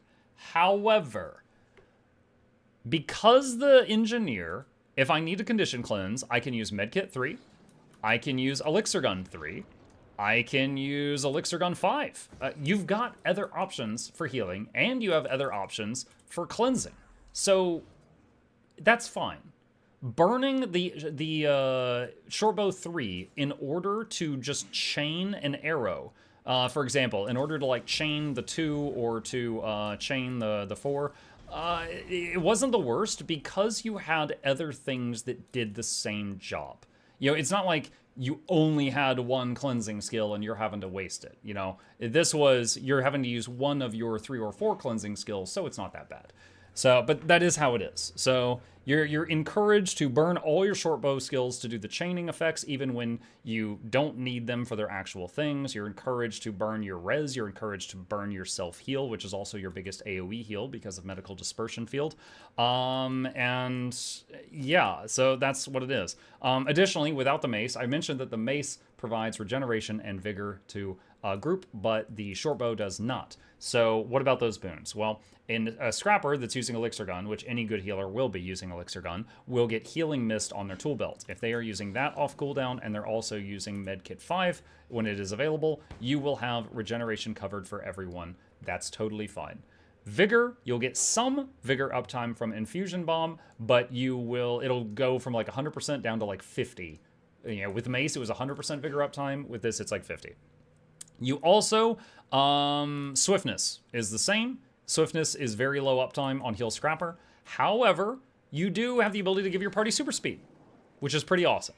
All right, there's very few other classes that can do that. It is pretty awesome being able to give your party super speed. So how did it feel to play it? I mean, I would basically run into a fight. I would burn, you know, I'd go into medkit, I'd burn infusion bomb, I'd burn blast gyro, I would burn basically all the arrow skills in a certain sequence, I would burn healing mist just to be able to give my group regen. I would often, I chose to burn bandage self and essence of liquid wrath in order to keep prot up because I wanted to keep the function gyro for saving people's lives. I like green numbers. I like saving people when I can, and having the function gyro available to save folks was, you know, very nice. I would rather have that not be available than the other thing. The first run I did in Harriers, and there was a moment where someone clipped me with a red circle, and I popped like a balloon. So I changed to Minstrel's Armor because this build does less than 1k DPS. It does less than 1k. So this build, oh, and let's talk about stability. You do not have to bring Bulwark Gyro, but it was really cozy. It is another button that can give you a lot of barrier. Remember, this is an extreme damage field. Gives you a lot, gives your whole team a lot of barrier when you use this key, and it comes with the Tool Belt Skill Defense Field, which is a projectile block and stability on demand. So, and a relatively short cooldown, 25 seconds before Alacrity. So you could use this to block all of Dagda's bullets, block the ad's bullets on Bone Skinner, to give your team stability when they're about to get knocked down or something. You only have one way of giving your group stability with this class. However, it does give 3 stacks, and it has a very short cooldown for most stability skills. But yeah, you're pumping out quite a bit of barrier. You got some barrier from the short bow, some barrier from the Bulwark Gyro. You can go into Medkit to do more healing. You've got a big heal button in Elixir. You got a heal button in Mortar Kit. You can go into the traits, and I don't think I actually showed these at any point. These are the traits I was using. There is some leeway here. You can move things around. If you wanted to rearrange where you're getting your might, you could use HGH. I preferred Purity of Purpose. I was also using Combat Cure. You could use Backpack Regenerator if you wanted it. It's kind of like tomato. But this is the build I was using. And there is a few things that you can change there. But yeah, this class, almost no CC on demand. Almost no damage, which isn't the worst, but it is a thing. And it constantly is burning its tools to be able to do its job where other classes do not have to. And that's it. That's kind of how it feels. That's kind of how it feels. Now, some of those problems are just with Scrapper and not with Scrapper Shortbow. Some of those issues will also be relevant with Scrapper Mace Shield. However, Scrapper Mace Shield is pretty much everything Shortbow does, but with 2 more boons. So that's nice. I will say, to just give it something positive, the Shortbow does more healing output than Mace Shield. Mace Shield, after providing those boons, does no just instant healing. It does a little bit of barrier on the Mace 2, but the Shortbow 2 does more barrier, and the Shortbow 3 has the healing chain. So if you do 3 and then something else, it'll do a bunch of healing. So that, honestly, I healed Bone Skinner on this, and I was very sturdy because I put on Minstrel's gear, which is super tanky. After I got popped by that one person, I was like, I'm not having this again. I'm not doing any damage. There's no point in me having, you know, the power from Harriers, I feel like, so I just went to tanky gear. So I was fine, but I also, except for people that, you know, didn't step out of the puddles, it felt very easy to heal them. I always had a tool to heal. Like, there was never a moment like, oh gosh, I burned my big heal skill. I got nothing for 5 seconds. That feeling never happened on this character. Because it was like, here's barrier, here's healing, here's more healing, here's more barrier, here's more healing, here's more healing, here's more healing, here's more healing. Let me block all the bullets from the ads. Here's more healing. 1 second, here's more healing. Every one of those is a sizable heal or barrier. And between medkit, your short bow, your elixir gun, and your mortar kit, you have a lot of options there. But when people are moving around and you've got these circles of let me keep you alive on the ground and they're having to move around, you know, maybe some mechanic made everybody split up or something, it feels really bad. It's very much I can perform decently well when everybody is still in one location. And that's basically it. But yeah, crap for CC, crap for damage if you care about that. Low uptime on Vigor, low uptime on Swiftness, and you have to pick your poison when it comes to prot. That's kind of how it feels right now.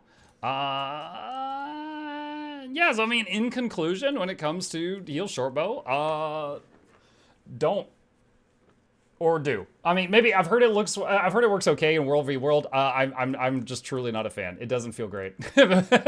All right.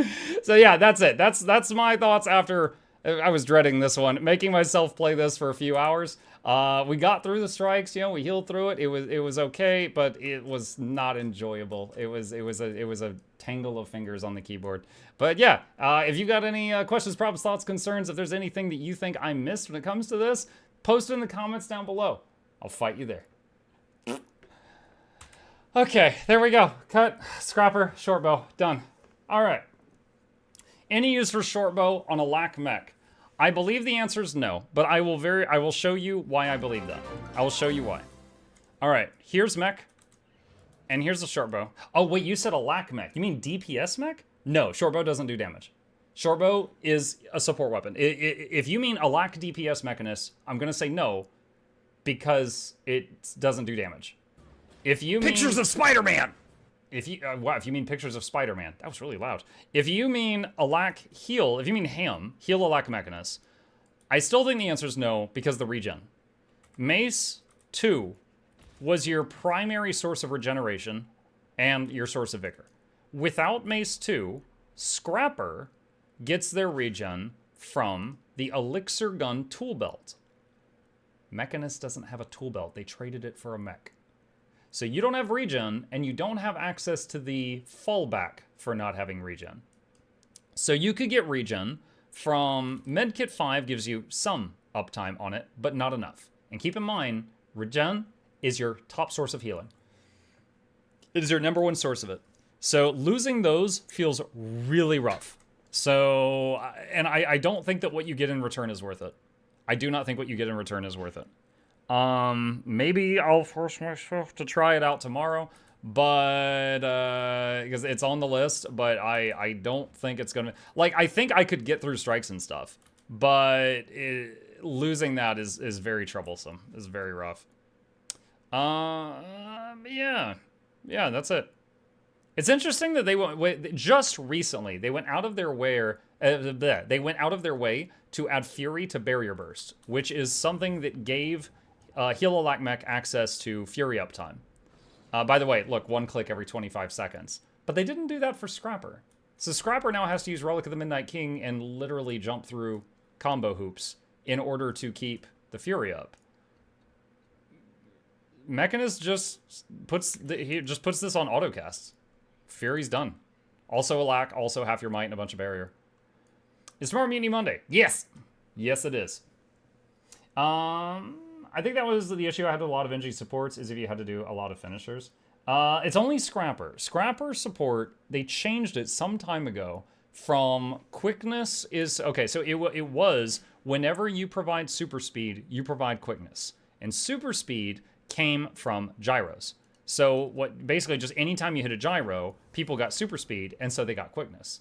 And so you just needed to like have a few gyros on the bar and hit them when they lit up. And if you had enough down here, if you had 2 or 3 down here, you would not have to use function gyro, and you could save it for emergencies, which felt good.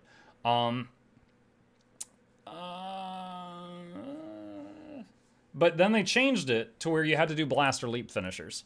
And I feel like that was much worse. And again, I am not opposed to the idea of people needing to do blast or leap finishers to provide boons.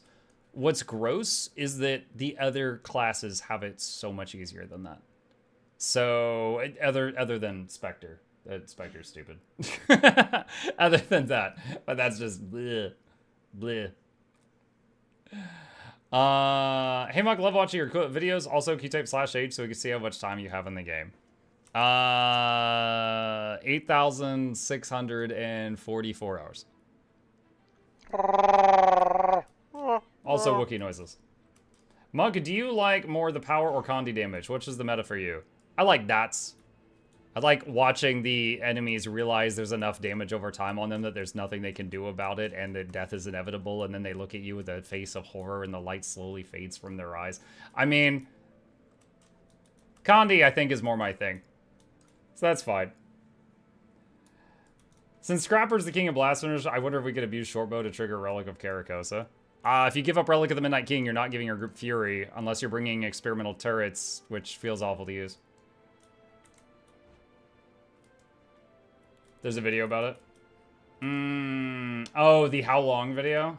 That was a fun one. Hang on a second. I literally saw this meme about, I think, Ark Survival. And... Hold on. Where is it? What did I name that video? I thought it was called How Long Have You Played Guild Wars 2, but that's not it. Search how. Oh, here we go. How many hours? That was it. How many hours do you have in Guild Wars 2? Oh, hold on. The site's muted right now. All right. I don't know. I never counted. I am not really a math guy, you know? I totally copied this from some other game meme. Sup, Muck, sup, chat. Happy Sunday, Monday, Sunday. What's up, isn't guy? Does Aero Kart Warlord Ranger build still work? Not only does it still work, it's better than it used to be. Because it has 2 charges of barrage now. And it used to only have 1 charge of barrage. So now there's more barrage per barrage. There's more arrow per arrow. Happy DST. You as well, Choi. I was really surprised they didn't add Fury to NG Shortbow with the rework, as it clearly meant to be Scrapper only weapon, and Fury is the biggest current hole in the Scrapper toolkit. Yeah, there's 2 ways I know of to get it. Let's go back to Scrapper for a second. There's, wait, that's not Scrapper. There's a Relic of the Midnight King and using experimental turrets and having a rifle turret next to your group at all times, which again, if people move around, feels pretty bad. What's your main and why? I have all classes at max level, but Druid is my favorite. I like supporting, and of the supports, Druid is the one whose toolkit I like the most. It's actually this past week, I've been forcing myself each day to try 1 new character I'm not already fluent in to learn what it's like on the other side, and I still haven't changed my mind.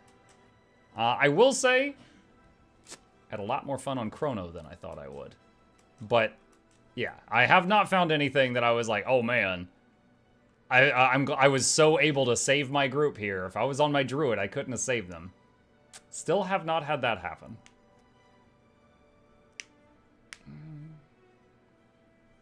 I consider both ways workarounds not a good source for Fury, which is required boon. Yeah, I would really love for the game to change to one where defensive supports provided defensive boons. Like, your healers, somehow, they would have to rework some traits, but, like, if you took a trait that's, like, you know, required for healing, it enabled you to very easily keep up regen and prod on the party. And if you enabled a trait that was clearly a greedy damage trait, and it was like in direct competition for the defense trait, it made it pretty easy to keep up Fury and Might on your party. And like I would love that.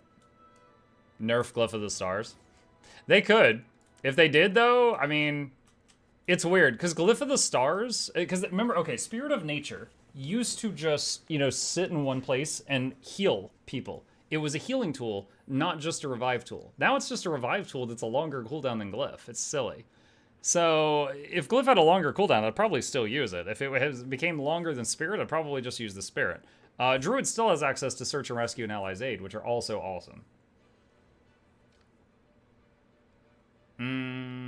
Same, I still have Guardian Firebrand since first day played Heroes like 10 years ago.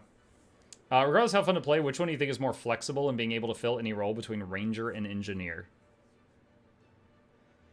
Either one of them can be Alacrity Healer, Quick Healer, Alac DPS, Quick DPS, or Pure DPS, or a tank.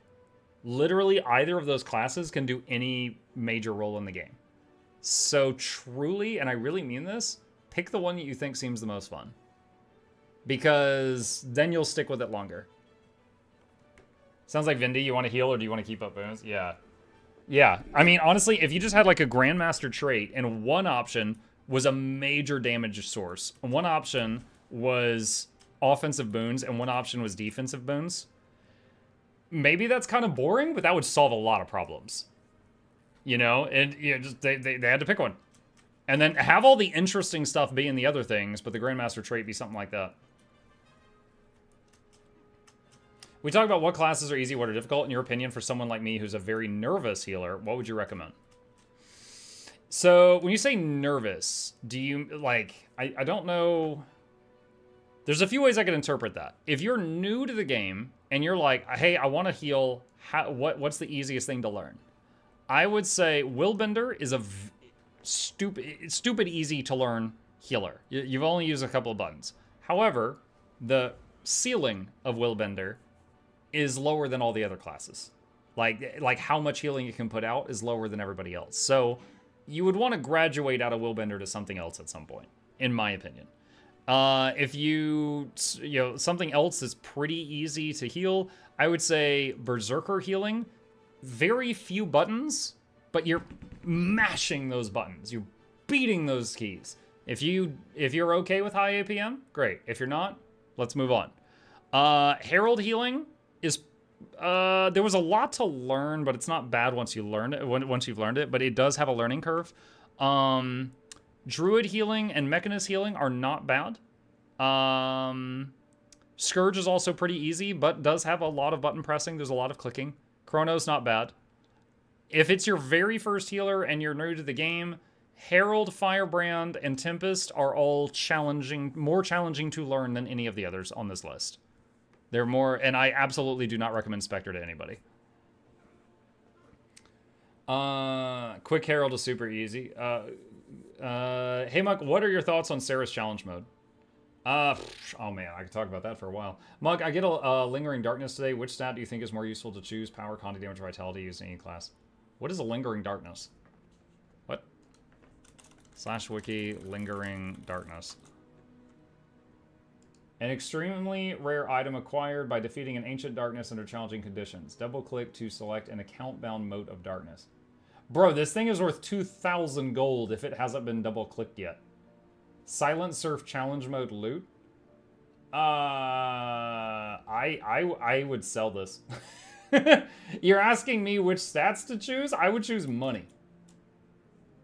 Like, okay, okay, whatever stat you choose, it's gonna give you like 5.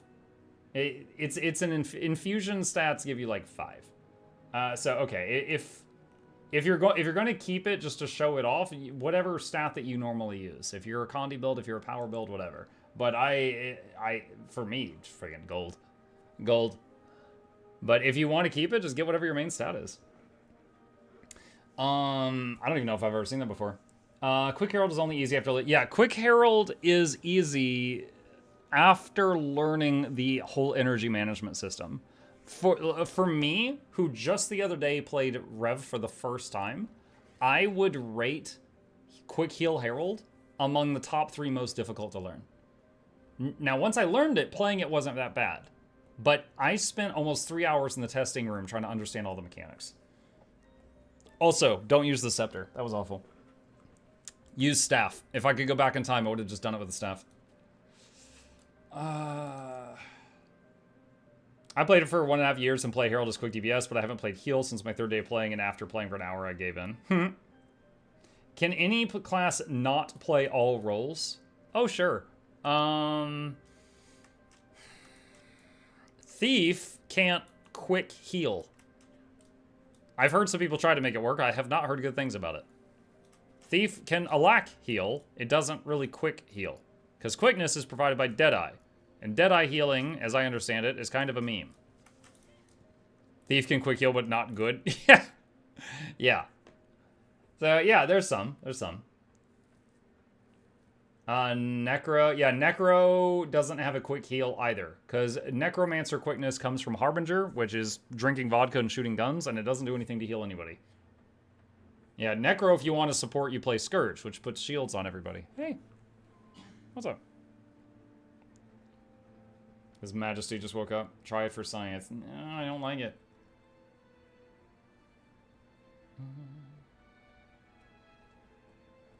Flop. Blasting fire works too. If you blast a fire field, it gives your group 3 stacks of might for, I don't know how long, like 10 or 15 seconds, I think.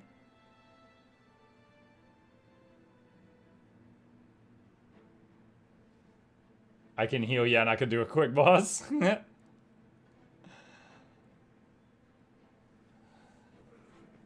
Let's see. I could DPS, yeah, and I could do it quick. I don't know if there's something specific you wanted. Guess I could do my routine now. And then we can ranch some slimes after that. Harvey needs heal and elixir use trait. I don't think it does. I don't think it does. Then you just have something like the old Shout Warrior, which was just really janky. Harvey does what it does now quite well. I would just leave it at that.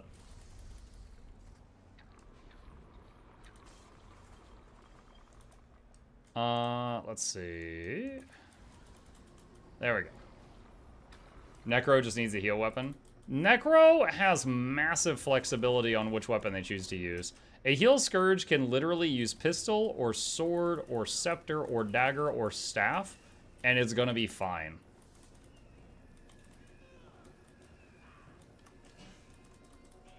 I would say Necro has less options for utility with its skills, but more options with weapons.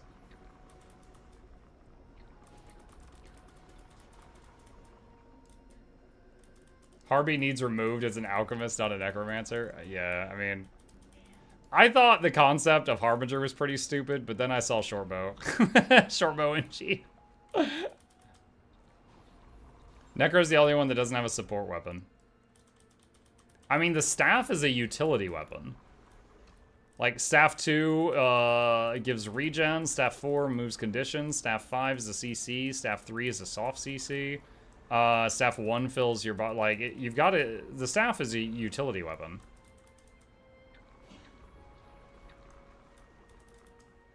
Hey, Micah Chad. Hey, Kojax, what's up? Isn't Torch a support weapon?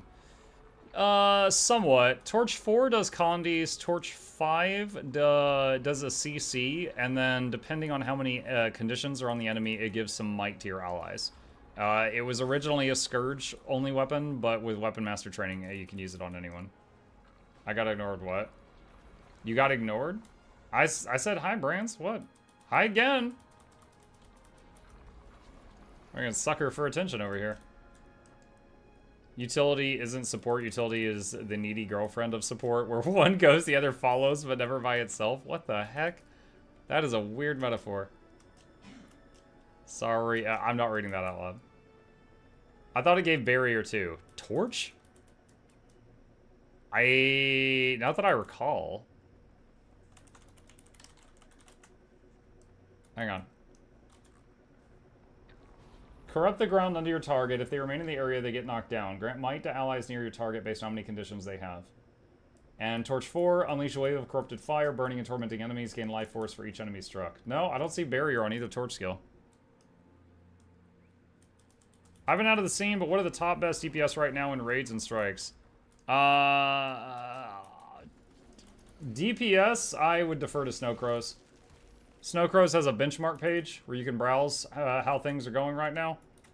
And I would just check there. I chase the green numbers. I don't know what the red numbers are doing.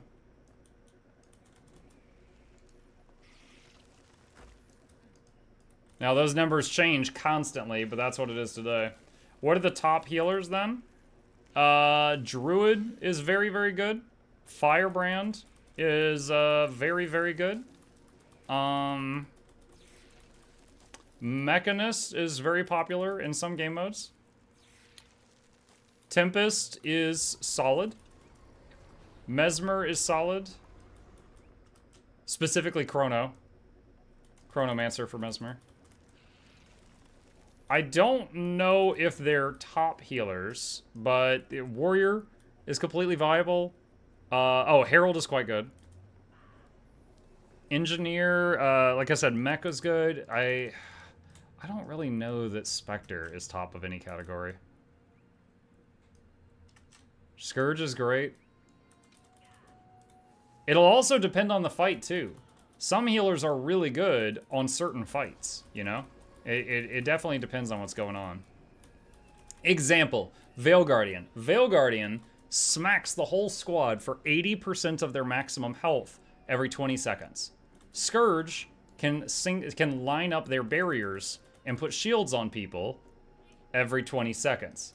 So Scourge could throw up a huge shield, the shield will get broken by that huge boss hit, but then the party will go down to, you know, maybe 60% life instead of going down to 20% life, and then, you know, getting popped by a follow-up hit immediately after.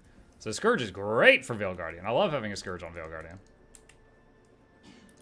So it just, it can depend on the fight sometimes. The lack of stability is also relevant on Veil Guardian. Yeah, I mean, for a Scourge, their best friend is a offensive support that has the stab. And honestly, I do not think they should give the Scourge stability because it's the Scourge's only weakness. Scourge is so good at so many things. I completed the Interneos map and got nothing. It's okay. Yeah, it's okay, because technically there's going to be another chunk of the map that's going to be released, which isn't out yet. And so that's why you don't get the map completion reward yet.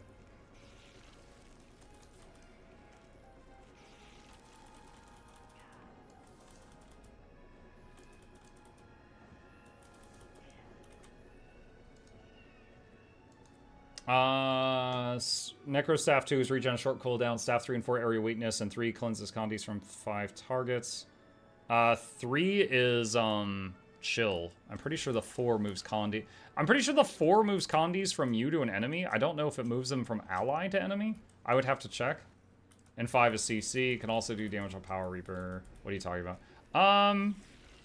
My only beef with Necro Staff is that on some fights, the bosses don't trigger marks.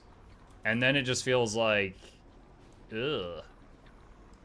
Like, it can be really weird sometimes. But most fights, that's not a problem.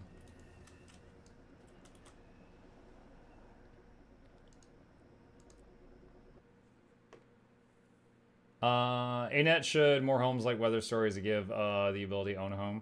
That would be cool. Scourge has stability, but it's on Sandtrail. Yeah, so which if you compare that to other classes, I basically will tell people that Scourge does not have feasible stability on demand. It doesn't have, like, it can't be like, oh, big hit coming, click, and then it's covered. They have to go, oh, big hit coming, click, and then run all over the place to, like, paint the stability on everybody like they're doing Splatoon or something. And it's just often not going to be in time. Unless the group is stacked, like, on a needle. Then it would work.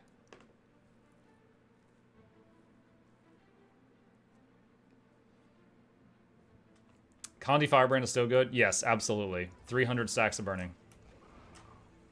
Actually, Condi Firebrand might be better with the new pistol skills. I'm not sure. Because the pistols are condition damage weapons.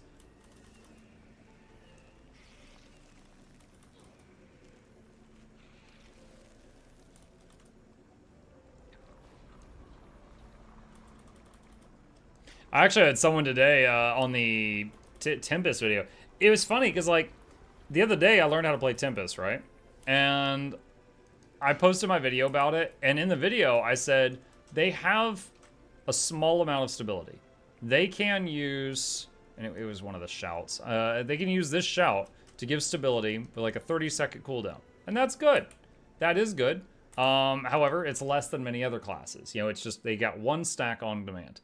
So many people in the comments section. Actually, if you go into Earth and Overload, it gives stability to your party. And I was just like, oh shit, does it? And I log into the game, get on my Tempest. I stood next to people in town and I overloaded Earth. It doesn't. There was a lot of Tempests out there that thought it did. So I went back to the comment section. I was like, I just tested this. No, it doesn't. That's self only. That does not give it to anybody else. And then someone's like, well, you have to use Earth 4 Warhorn and then go into Fire and use Fire Warhorn 4 to spread the stability to other people. Stupid. And I might be, you know, paraphrasing. And then I was like, okay. So I log back into the game and I try it. Doesn't work. And I go back to the guy and I'm like, so Earth 4 does extend the stability, but then when I go Fire and do Fire 4, that only spreads Fury and Might to other people. It does not spread stability to other people. So overloading Earth, using Earth Warhorn 4, going Fire, and then using Fire Warhorn 4 does not, at any point during that sequence, give other people stability. And some people in the comments were like, oh crap, that sucks. And I was like, how long have these people thought that they were giving their group stab while their group was just getting ping-ponged all over the place? And they were like, well, I've got it. I don't know what your problem is. I was just like, oh boy. Okay. We're all learning today. The only way to sure stab is magnetic or a transmute. Yeah, as, what is it? It's like staff 3 double tapping it, I think. That is something I learned from the comments. They taught me that. Because I learned with Dagger Warhorn. And I did not try it with Staff. And Staff, I think Staff Earth 3 double tap will give everyone a magnetic aura, and then it will sacrifice the aura and turn it into stability. But that wasn't a tool I had available to me because I was running Boon Extension. They must have been out of range, yeah, clearly. Alright, that one's done. It only sacks your aura. Oh, I'm learning more things.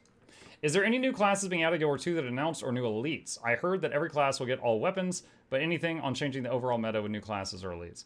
Honestly, the new weapons do change the meta. For example, Coolenge, Warrior got access to Staff, and it's a healing weapon. So now the Warrior can, you know, bonk people, and it makes you feel better.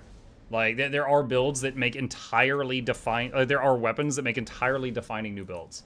That said, there's currently 9 classes. Each one has 3 elite specs. There are 27 elite specializations in the game, and they were like, they basically said without saying, this is a nightmare to balance. We're going to, we're going to stop making more elite specs for a while and just focus on weapons right now. And they have not said that they're changing that since then. Warrior and staff sound funny to me. It doesn't sound too crazy to me because, you know, you've got like martial artists that use staffs. Engineer with short bow sounds stupid to me. The guy that's like the most high-tech dude making incendiary devices and like, you know, bombs and mines in the ground and firearms. He's like, what if I go back to a bow?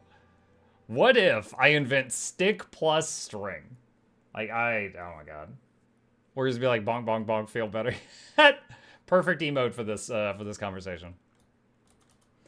What is a good ascended spec for Scourge to be able to quickly change builds between Alack Heal and DPS, and for us peasants without Leggy? Okay, you said ascended spec.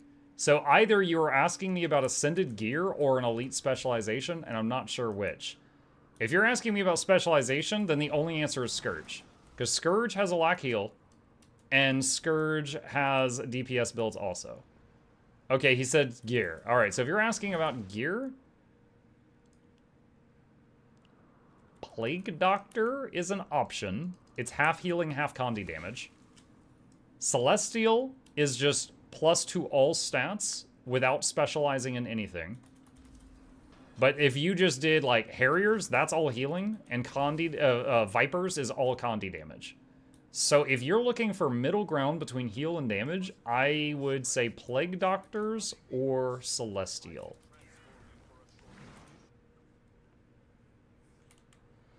Boop boop.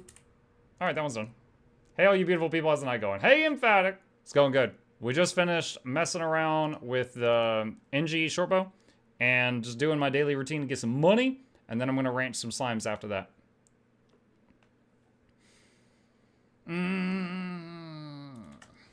Shortbow NG is not that stupid. One time Asuras has anti-gravity device and we rely on a dragon, not in an airship. I don't even know. I remember Timey's mech one time getting hacked by Joko had zombie Asura that he was controlling, the zombie inquest, and he made them like hack time. Oh my god. I'm gonna die here. No valid path. I can't use my heal? I did not think Spectre could get worse. How? Because it's a shadow step.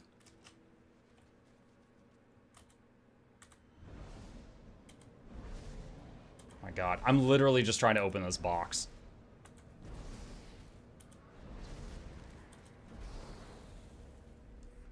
The game can't find a shadow step path, so it just gives up and it's like, no, you can't heal today.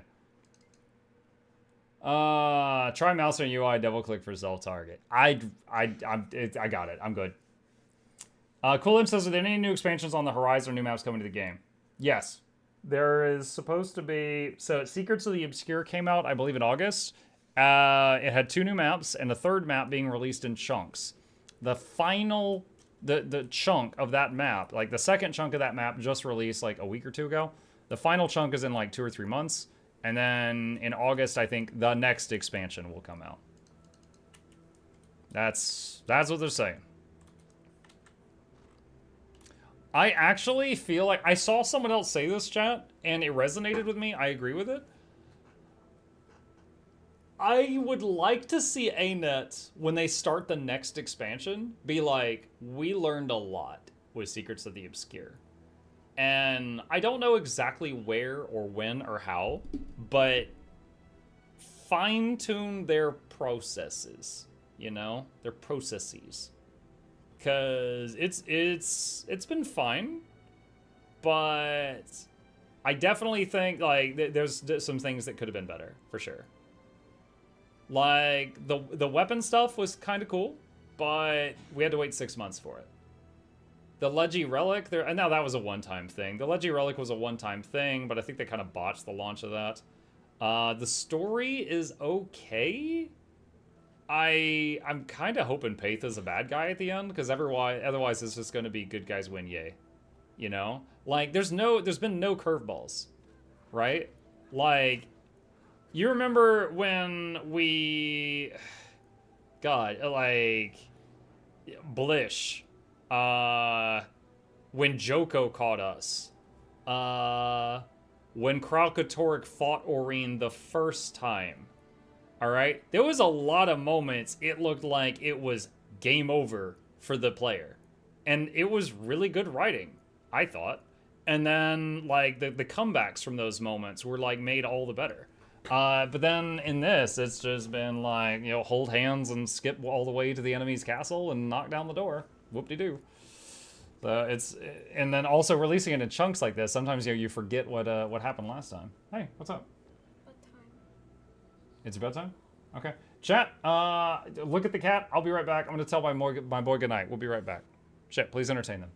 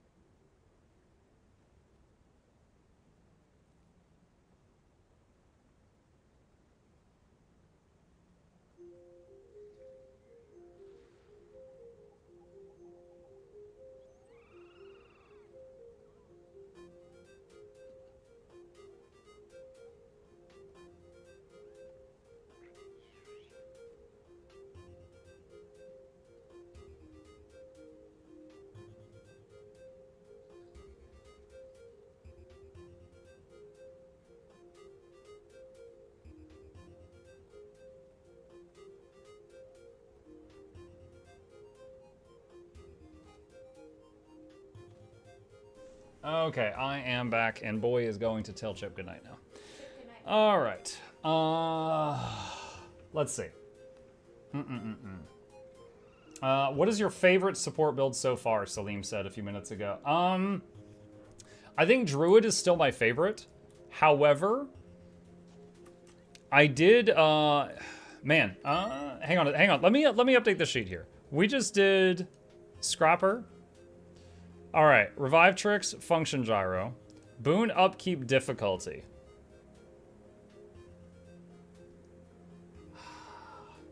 Yes. Stability, yeah.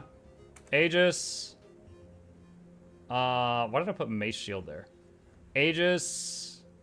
1 on shortbow. Cleanses, yeah. Difficulty. Mid. Notes. Have to make sacrifices for prot. Not full vigor, swift, uptime. Okay. Someone says, what's your favorite support so far? All right, so once I finish doing a video for every single one of these, I'll do like a video where I kind of do like a recap and my thoughts on all of them. However, just going top to bottom, Bladesworn. Bladesworn, very easy to keep up boons, good healing and staff, but you occasionally have to Dragon Slash, which only takes a second to keep Alacrity up.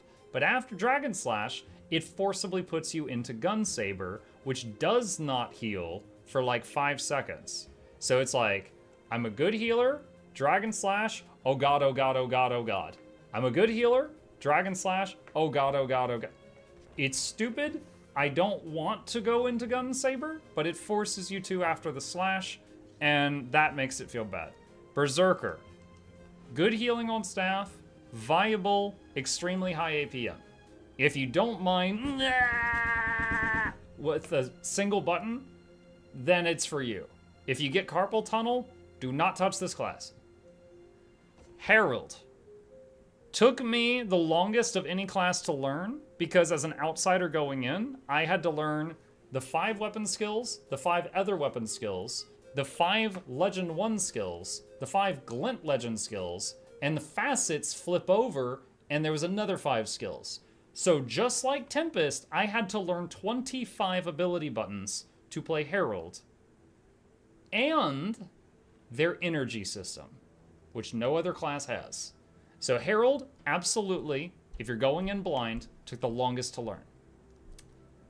It's very powerful. It has a lot of utility, mountains of utility, but you need to know the fights because you cannot bring all your utility to every fight. You've got a garage full of tools, and you can only fit so many tools in your toolbox before you head out to the job. All right, that's my metaphor. So it's very, very good, but you need to know the fights, and it doesn't have any res potential if you care about that. Boon upkeep, very easy. Very, very easy. I haven't tried Renegade yet because they're reworking it in 9 days, so I'm just waiting on that. Firebrand. Similar to Herald, tons of tools. You can only bring so many. Got to pick the ones you need for the job. Very, very powerful, but extremely high IQ.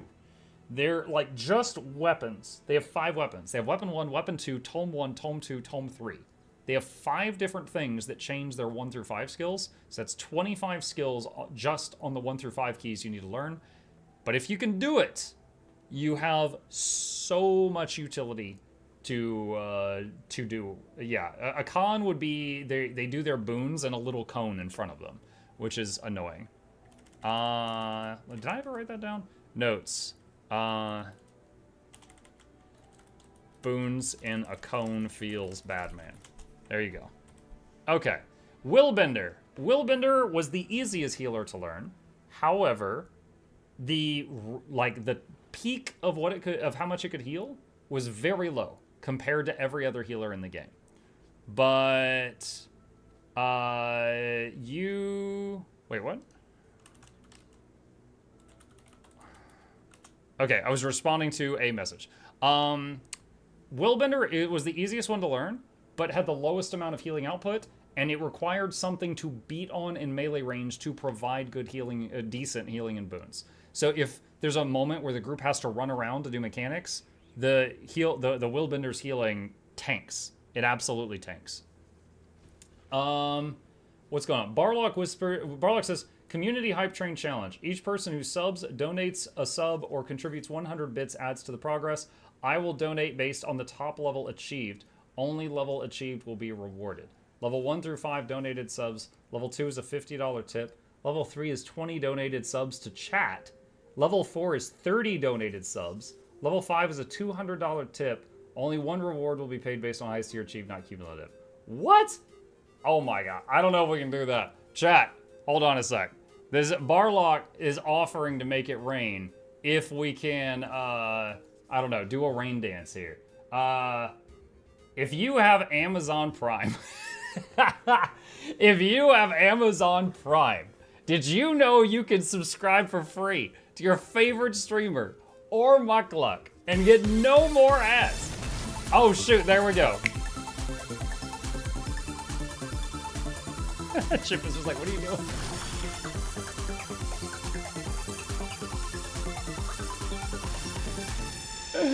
There we go. There we go. Dreamboxing with 10 gifted subs. MuklukYoutube was about to be original. That's by the 4th. This is Johnson. Myself was the 3rd. It was you, Ivanko 30, Xantophilia, Nesca 7, Elf on a Shelf, Jade Cobblestone, Ghost Ayani, Matty Cone, Consta 51, Holy Water, Ota Whoa Whoa. Guess we're doing this today.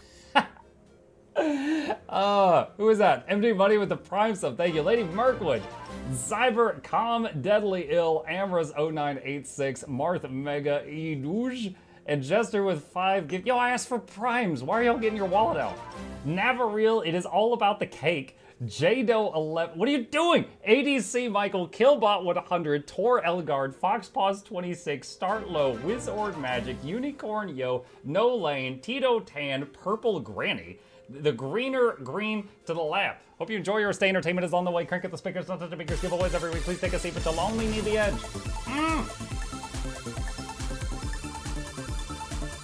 Why don't you face the camera?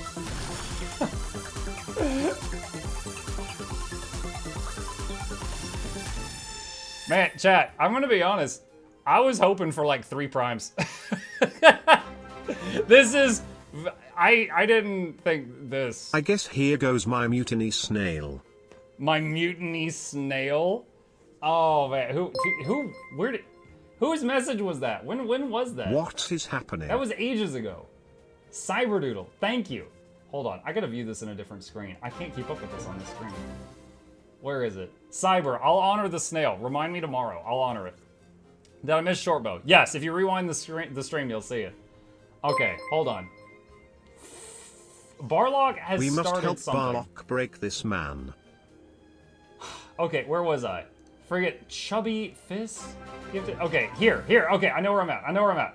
MuklukYoutube is about to be original. That's why the 4th. This is Johnson. Myself was the 3rd. It was you, Chubby Fizz, gifted subs to Foxpaws 26, Tor Elgard, Start Low, Wizord Magic, Unicorn Yo, Purple Granny in the Lane, Tito Tan, Arcanel the Greener Green, Cyberdoodle, PK Drag, Nogdong, Jacqueline 26, gifted subs to Bad Chattel, Chronotos, Westival, Arctic Funk 94, Can Tug CU, Agrius for the Thanks Prime, for the Killing That reminder. the Prime, Blessed Toast and gifted sub to Dr. Enigma, Shanzi, Grey Ivan, Aliens 1, and Pharos to the lab. Hope you enjoy your stay. Entertainment is on the way. Crank at the speakers. Don't touch the speakers. Giveaways every week. Please take a seat, but you'll only need the edge. Welcome. Celebratory commercial break.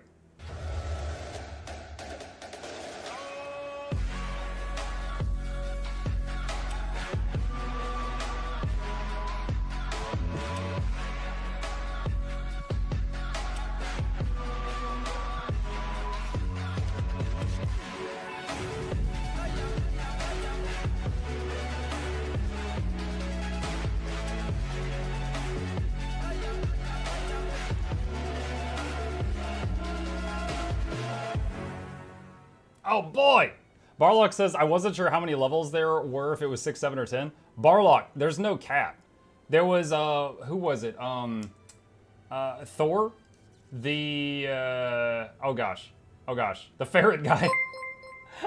I'm drawing a blank. Had some bits laying around. Pirate Software, thank you. Pirate Software is his, sorry, I know him by Thor. Pirate Software is his stream name. He recently hit level 55 on the hype train and broke the record. and Twitch had to raise it so that there was no more roof. Yeah, they had to raise the roof because his community slapped him with a big wallet one day. Had some bits laying around. Thank you, Jinxie. Appreciate that. I don't even know where I was on our review. I don't even know where we're at. And also, yeah, there is no cap. Thor deserves. Thor is awesome. He is awesome. I had the chance to talk to him one day because he's actually managed by SideQuest, the same company that does my stuff. Can't sub yet, ran but into him here at are the, some the bits coffee Mukluk break. dancing. Thank you, Jenna. Jeff Bod! Thank you for the 5 gifted subs. Rat Jam. Rat Jam. Jeff Bod, welcome. MuklukYoutube is about to be Reginald Esquire the 4th. This is Johnson itself the 3rd because you, the Cryo Phoenix, Adrimera 16, Korima 115, Lygion, and FireK912 to the lamp. Hope you enjoy your entertainment on the way. Cricket the speakers, stop touch the speakers, give voice every week. Please take a seat, but alone in the edge. Welcome. Thank you so much. One day I shall bobble. One day. Oh goodness. Isn't there a thing where you can like spend some points to get an emote for a day? Actually, like Muck, Thor's first record break is when they had to raise the cap. The 55 is from after it was broken again. Gotcha. I welcome the correction. I knew that he broke it, and I knew they had to raise it. Oh, snap! Congrats to the community for supporting Mukluk. Thanks for reaching level 5+. Absolute legends, all of you. He did it, chat. The mad lad actually did it. He donated Just 200. a Zero gifted a tier 1 sub to Thank you, Cooling. Barlock. They have given 17 gift subs in the channel. Oh my god. I need to tell my wife. She's allowed to put an egg in her ramen tomorrow. Not me. I'm not allowed to yet. Just her. Just her. I spoil her. Thank you so much. Is this sheet shared? I don't think this sheet would mean much to other people. These are just my own personal notes. Like something that I think is bad rotation might not be bad to somebody else. Fancy ramen tomorrow. Yes. So yeah, tomorrow I get mutinied on and she gets good ramen. A man or woman of their word, absolute legend. Yes. Share it with edit rights, please. With edit rights. Oh my gosh. Okay. Yo, I did not expect all that. Barlock came in and was like, if you get Hype Train, I'm like, oh man, if I can get like 3 people to use their Amazon Prime, I might be able to get Hype Train level 1. That's literally what went through my head. I didn't think we were gonna do anything about that. Y'all crazy. Y'all crazy. Oh boy. Okay, are we good? 2 minutes and 44 seconds remaining on this. I'm seeing if it's gonna time out, if we've settled down. Or if there's or if anybody else is going to go nuts. I'm seeing if we can calm down. I have the red badge now. You do have the red badge now. Right this way, sir. You're VIP. You are a very important potato, Nog Dog. Holy cow. Cheer 10,000 badge. I regret that emote sometimes. The one that Cool ENG just used, the pointing one. The Mukluk look. I have regrets on that one. That's... It's very Soyjack. I have regrets. I am an important potato. Yes, you are. You are an important potato. Where's the potato button? There we go. Ah! Very important potato. Okay, hold on. There's some pet chip redeems. Hey. What's up? Raise your head up. I'll scratch your chin. There we go. I am trying. I am trying. I'm getting under his chin right now. He is cooperating minimally.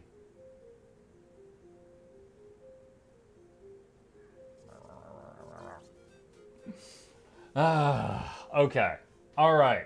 Think we're good. Think we're good. Thank you to everyone who subbed or donated. And thank you, Barlock, for starting that madness. That was awesome. All right. Where was I? I believe I was talking about Willbender. All right, so Druid, I think it's kind of middle ground to learn.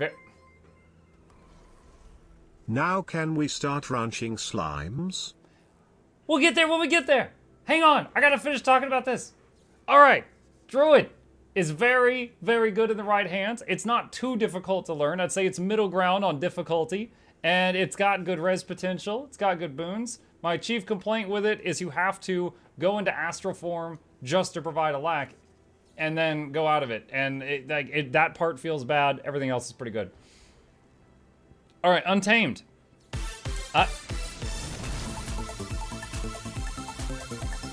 There! We already got the reward. You don't have to do this.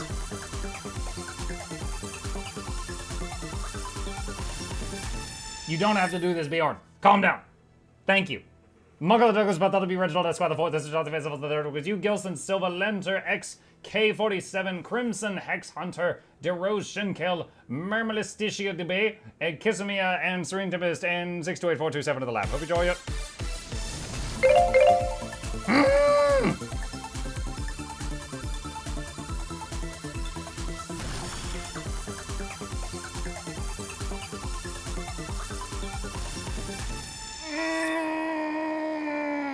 Admin T, Forbidden Lightning, Geezer Punk, Icing, Death 16, Polly D253, Bachu, Wazoo Prowling, Local Weird Donic, Hu Heiser, and Mito Lawu to the lab. Hope you enjoy your stay. Entertainment is on the way. Crank at the speakers, touch the bakers, giveaways. Everybody, please take a seat, but you'll only need the edge. Welcome. Starting to feel like a VTuber stream today. Oh my gosh. It's clearly because I turned into a potato. The best VTubing potato on Twitch, clearly. You know, like, because I grew a mustache, you know, because I grew one, chat, now when I turn into a potato, it, like, shows it just a tiny little bit. And I feel like it almost looks like I've got, like, one of those, like, Speedy Gonzalez mustaches when I'm a potato. We are a very fast potato. Andale! Yes. I'm like the Looney Tunes. Gomez Tato, yeah. It's just like a tiny bit of it shows. Just a little bit. Twitch put old emotes as hype train rewards. Oh, did they? Plushy potatoes are better than the wooden ones. It's very spongy potatoes in here. All right, where were we? Untamed. Untamed, good healer. Actually surprisingly good damage. Easy boons. Main problem, you're using your weapon skills in a rotation, so you never have them for if you need them for some obscure reason. And you don't have stability at all. You have no stability at all on demand. Spectre. To me, it felt terrible to play. Spectre, you need to target the boss and use a few skills. Go into Shadow Shroud, use a few skills. Shadow Shroud acts as your hit point, so if you get hit in Shadow Shroud, you get knocked out of it, and then you can't give your group alacrity. Then you need to target an ally. You need to make the people around you invisible, which turns their attack off. Then you have to ambush the ally to heal the area. Then you target the boss again. It felt awful to play. And everything it did could be done easier by a heal mech or a druid, and they also do other things too, and they don't turn their allies' attacks off. Literally the only thing on this list I don't recommend to anyone is Heal Spectre. I'll recommend Heal Bender to you before Heal Spectre. All right, it's viable, it can work, but it's kind of silly that it requires that much work to do that little success. Scrapper, it works with bow, it works with mace shield. However, Scrapper functionally, I do not like how they have to give prot. They have to either sacrifice their self-heal for a time, sacrifice their ability to res people for a time, or sacrifice their one of their other major skills, like their shield skills or their bow chain, to keep prot up on the party, or their Aegis. So it has a very pick your poison feel to it, and I don't like that. The rest of the class feels great. It's got good healing, it's got pretty good boons, more boons if you're using mace shield over short bow. It does have stability on demand. It has some barrier on demand as well. It feels pretty good to play. Mechanist, very noob friendly, very easy to play, good boons, good healing. It has a stability on demand, just one, and it has, what is the last thing? No revive skills. It doesn't have the ability to save people that go down. Tempest, good healing, good boons, very rotational. You're like fire overload, water, earth, Or sorry, fire, fire, overload, water, air, earth, earth, overload, air, water, fire, fire, overload, water, air, earth, earth, overload, air, water, fire, fire, overload, water, air, earth, earth, overload, fire, what? It is just, you're just beatboxing in the corner and hoping everyone lives. That's it. Like, whether things are good or bad, you're doing this. You're just going back and forth, sliding up, back and forth across the elemental keys. And then maybe you'll hit an extra water button if things go bad. So if you're okay with that, great. If you're not okay with that, don't. It does have the negative effect that if you accidentally, or what is it? Let's say you're leaving water and someone gets hit like a truck. You've got one button you can use, which is wash the pain away, your heal skill. And if that's not enough, feels bad, man. Feels bad, man. So there's definitely a feel that you can get sometimes where like, oh man, a problem happened and I've been caught in the wrong element. And that feels pretty nasty when it happens. I don't have anything to say about Catalyst. I haven't tried it yet. Scourge is amazing. It has high healing power, high barrier, high revive, the highest revive potential, good boons. Its only weakness is stability. And honestly, I think they should not give them stability because then it would be the god of everything, which has happened before. It has just incredible revive, incredible hit. Like, it is the noob group carry. Like, we are one-shotting Bone Skinner whether you like it or not. I will peel you off the ground and throw you at the Bone Skinner until you finally figure this out, even if it takes 100 downstates from you. It's great. Chrono, of all the classes I have learned in the last few weeks that were new to me, Chrono felt the best. It had an extremely good Aegis ability. It gives you Aegis 3 times. It gives you Aegis, then it gives you Aegis, then it gives you Aegis. So it's really hard to mistime that, because it gives them 3 back-to-back. And then it also has multiple sources of stability on demand. It's pretty easy to keep boons up and has a lot of healing as well. Cons, it does some of the worst damage of supports if you care about that, and really doesn't have a good revive skill if you care about that. I haven't tried Mirage yet, nothing to say about that. Boom, there we go, that's it. Oh my god, it's a dancing bagman. That's it, that's all I gotta say on all the supports at this time. And I'll do an actual revive video once I have tried all the ones I haven't done yet. Muck. Hi Star, are you using Emmy's build? I don't know if I was or not. When I tried Chrono the other day, I just looked up a guide on like Snowcrows or Guild Gen and copied that, and then we went from there. Happy B-Day. Thank you, Star. Happy B-Day to you too.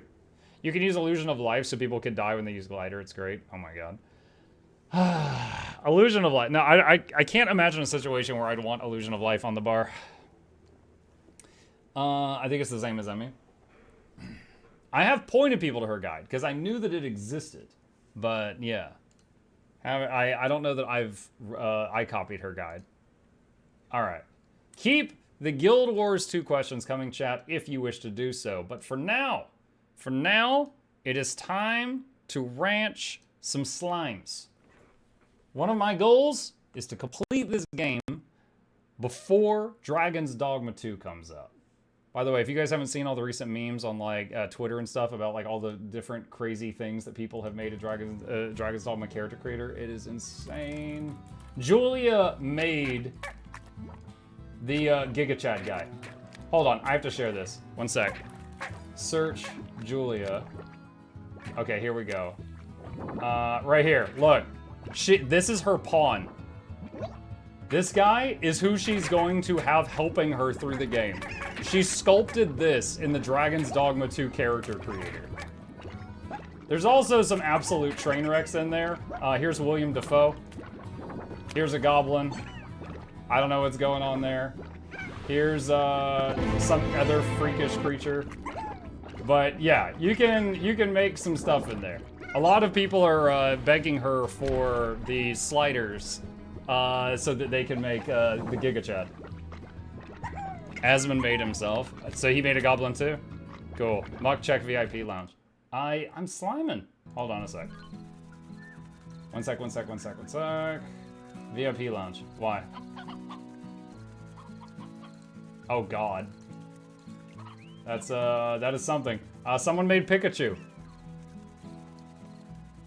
Nailed it. All right, where were we? Let's see. Okay, we are back in Slime Rancher.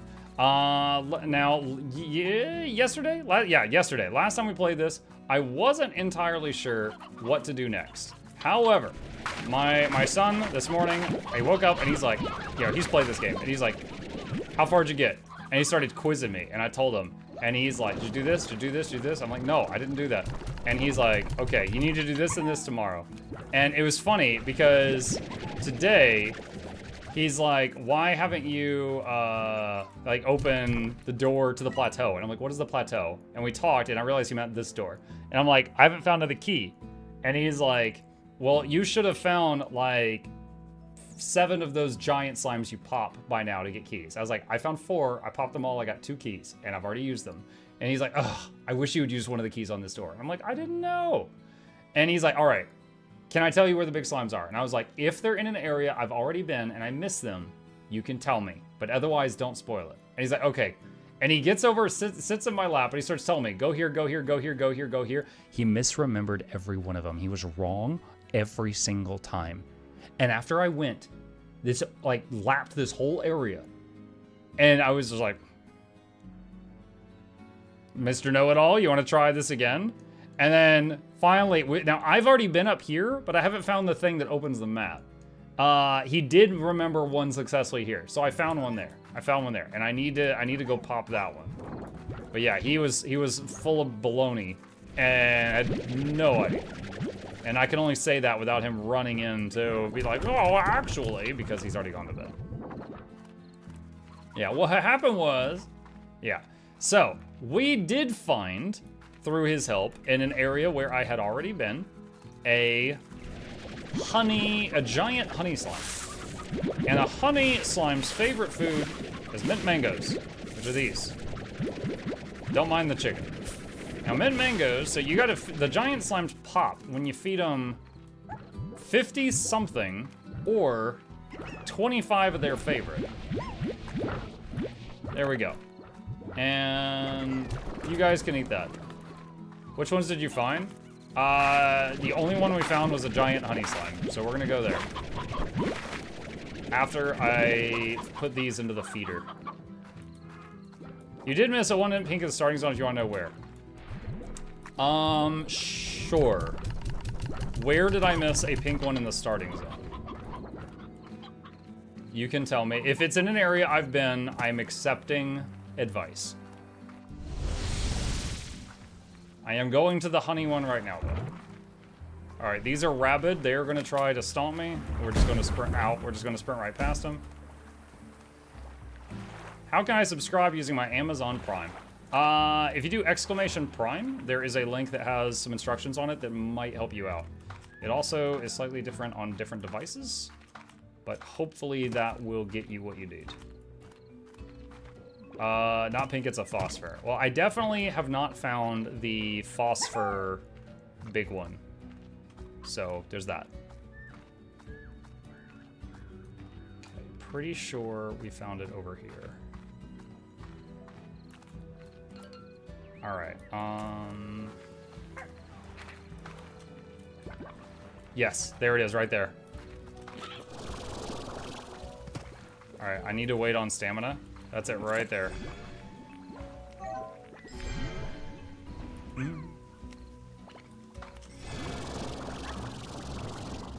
Alright.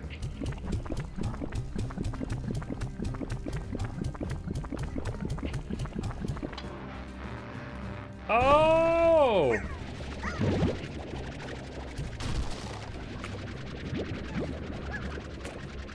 Get back here.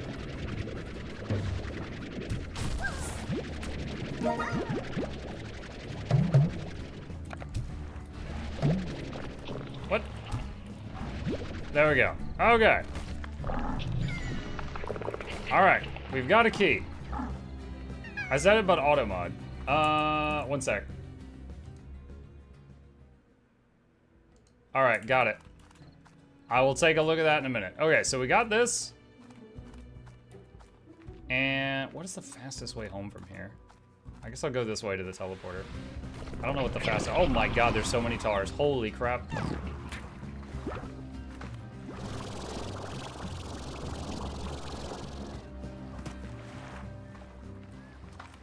Another thing that my kid did, he's like, all right, so there's a hunter slime, a giant one that's invisible on top of the mushroom. And I go up there and I check it and there's nothing there. And I'll look at him. And he's like, oh, sorry, I guess it's that mushroom. It's that one. It's that one. Yeah, it's definitely that one. And I climb up there and there's nothing. I turn and look at him and he's like, it's that one. It's the tall one. It's the tall. And I jump on that one and there's nothing. And I look at him and he's just like, it's on one of these mushrooms. So apparently there's an invisible giant hunter slime here somewhere, but all of his directions did not lead me to it. Maybe it's just super invisible. Maybe it's just also intangible.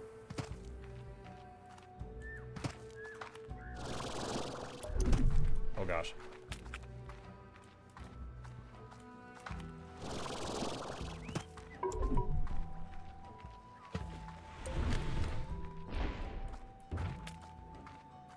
Somewhere near the end of all this is a teleporter home.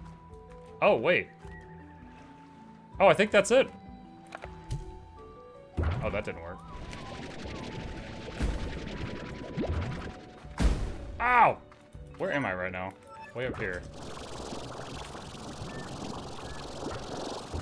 Ah, shoot. Okay. You!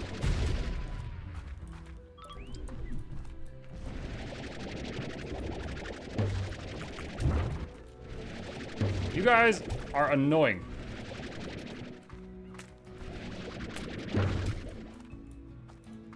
All right. Okay.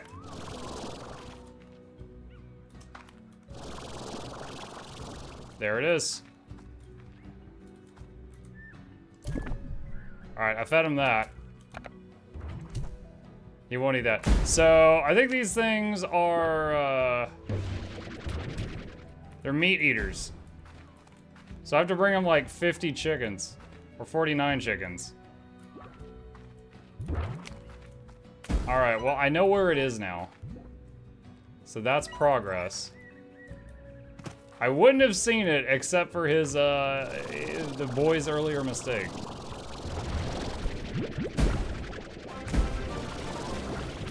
Wait, where did the other chickens go?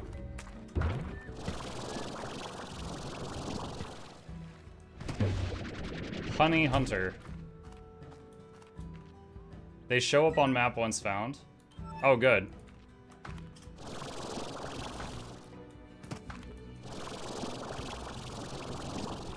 Alright, Briarhen. I think Briarhen's might be its favorite, so then I've given him 5 out of 45 so far.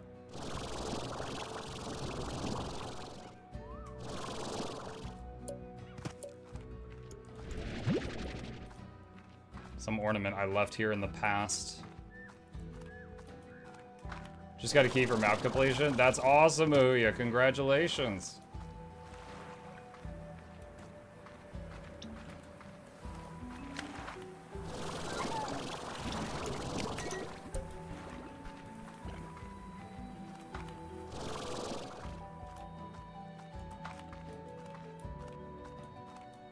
There it is. I still don't know how to get the map for this area. Alright. Ornament. Ornament. I don't know what to do with these honey slimes. I don't know if I should keep these or not.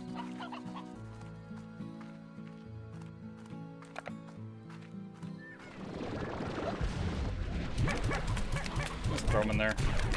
We'll see what happens. Okay. Alright, so we got a key. We can open a door. And let's see. I've been told... Where is this? It's over here. I've been told I missed a pink slime over there.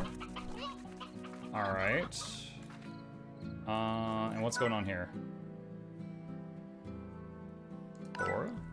Up late last night, need a few things. I'm not go- those are easy. I don't want to go get those. Wait, what is that? What is that?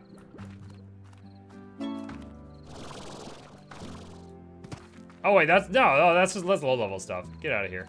New blueprint available. Teleporters. Okay. So we need to get 50 food. It could be anything, but it's gotta be food.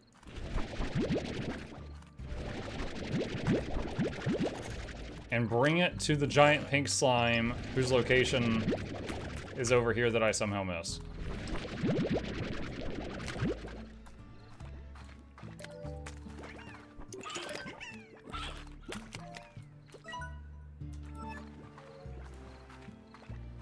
Not pink. Oh, phosphor.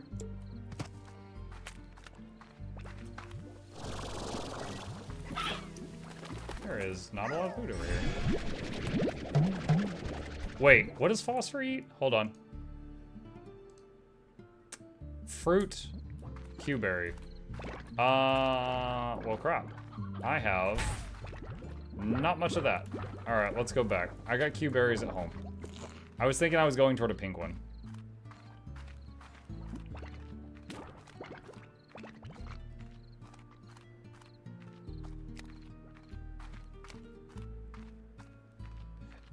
I know eventually the chickens will become like old. Do they die or like despawn, or do they just stay old until you feed them to something?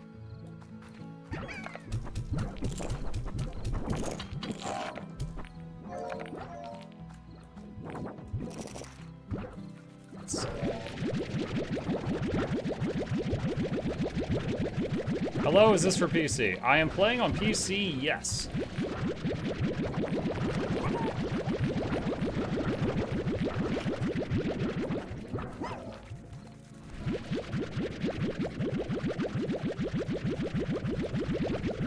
We are currently turning slime poop into money. Stonks. They stay and take up a spot, and you gotta remove them yourself. We're gonna play through Slime Rancher 2 at some point. Yeah, maybe. It's kind of fun.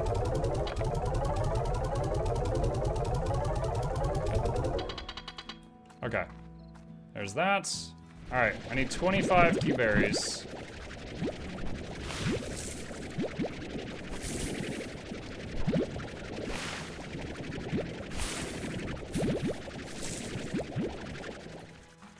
Alright.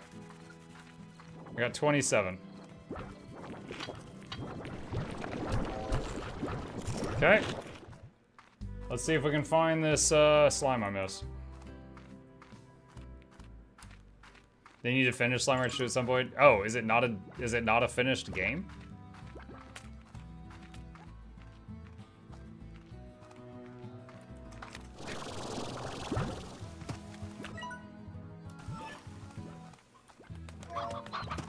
It's early access. Oh, okay. Every time I launch Slime Rancher 1, it's like, buy Slime Rancher 2!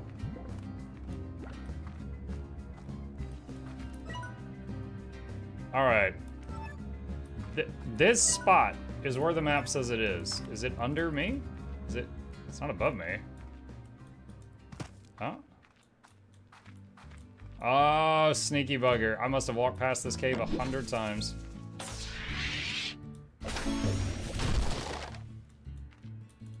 Violet slime lamp.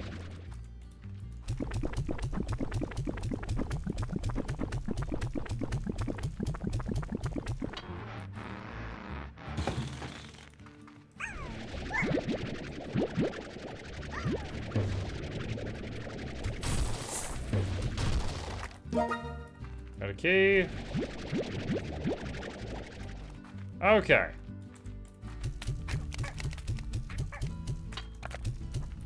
Alright, there we go. Have you explored the blue cave near the starting area? The grotto, I think? Yeah, I've got that.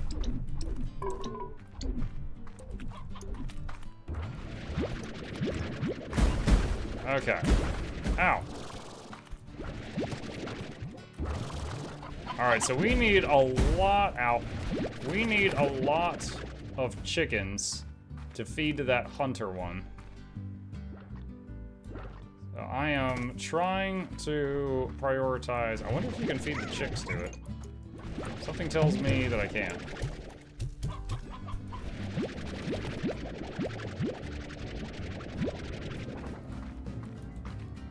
All the chickens.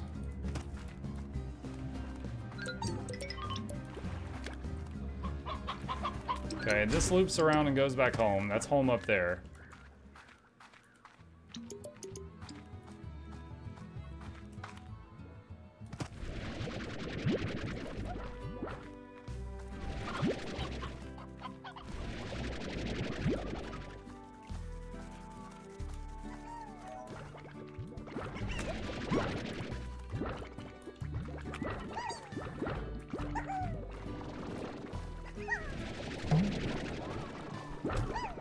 Wait, what? Oh no!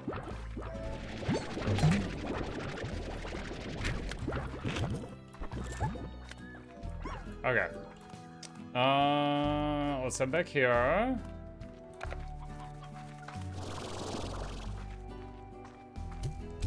Let's put those down. Alright, so I've got 18 chickens right now.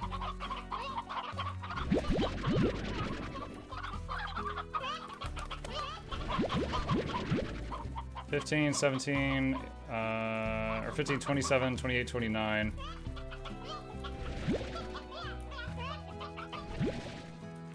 All right, I'll leave those so they can restock. And hopefully I find more on my way. Oh, that's the wrong one. Hopefully I find more on my way there.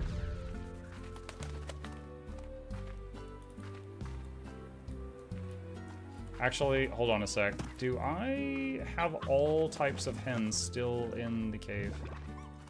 Wait, does it require? Do you have to have all types of hens? Or can a chickadee just grow into anything? No, you need all the types. Okay, hold on. Let's do this. Okay, roostro, briar hen, stony, hen. Okay, all right, now I know there's some of everything in there.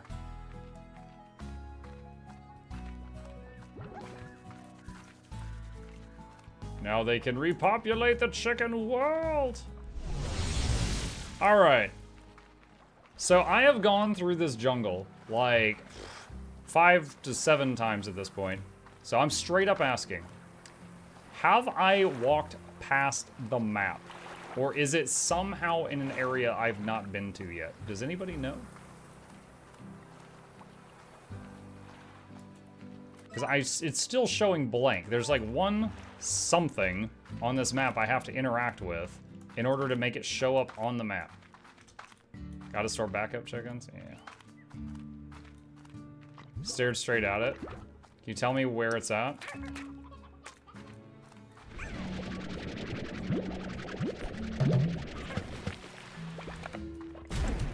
Ow.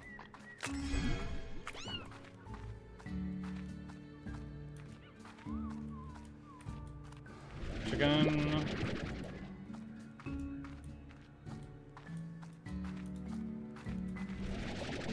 Chicken.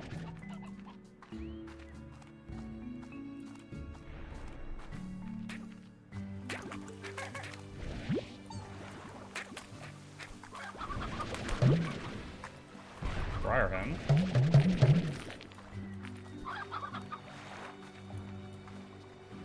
It's up one a mid-level of the place rather than the floor.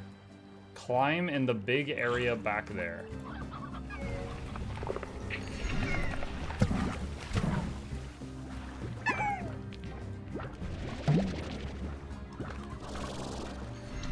Here? Hold on.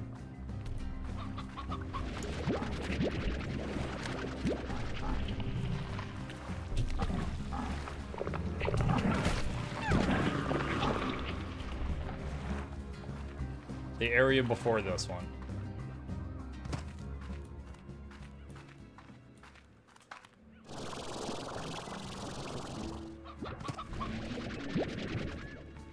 I have never before carried so many chickens in my life.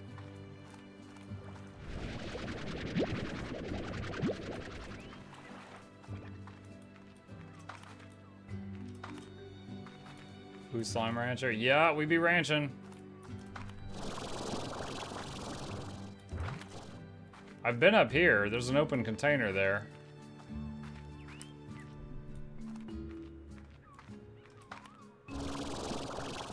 Oh, wait. Is that it? Have I been there? I don't know if I've been there.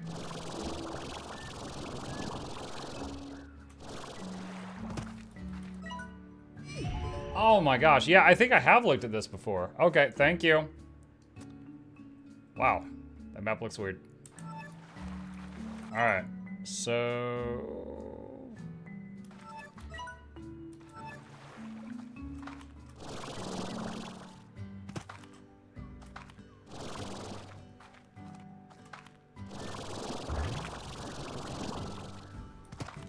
Have you looked at Slime Rancher 2 yet? Nope. Just focused on figuring this one out. Just failing at one thing at a time. That's not it.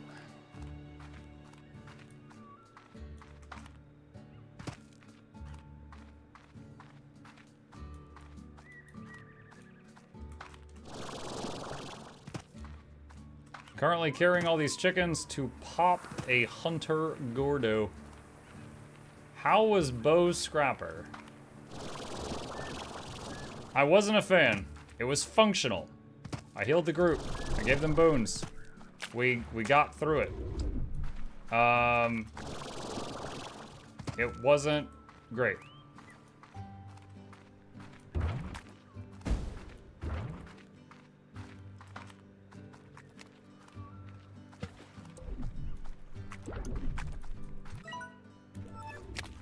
It's right there. All right. Boom. Boom. Boom. Anyone else? Ah!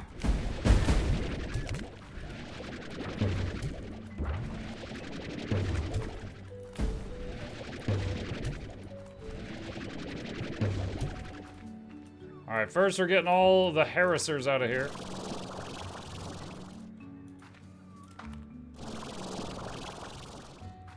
Alright.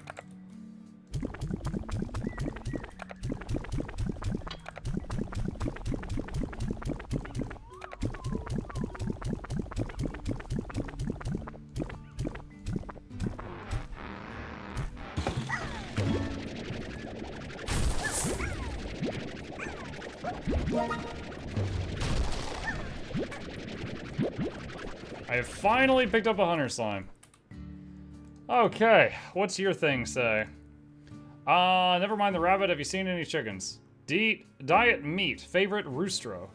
The hunter slime is the wild cousin of the tabby slime. A much more capable creature than the playful tabbies, the hunter slime excels at stalking chickens of the far, far range. A hunter slime's slimological makeup allows for a natural cloaking ability that renders it almost completely invisible.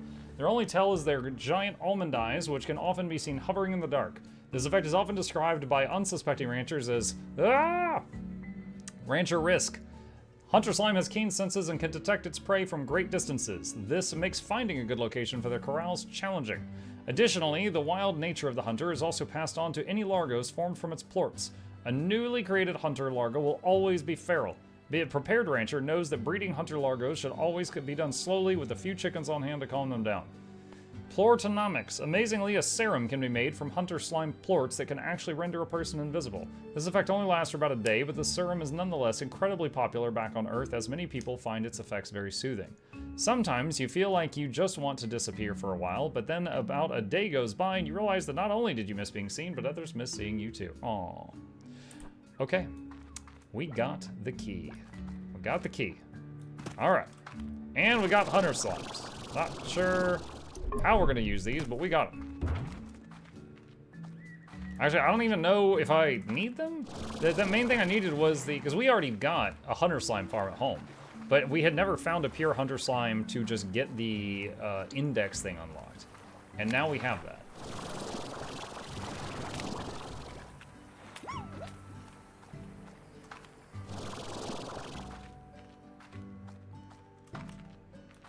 Okay. Alright. Let's see. Hen, pink slime, carrot. And I got these leftover hunter slime. Oh, I guess I could have caught those while I was out. Oh well. Let's go over here.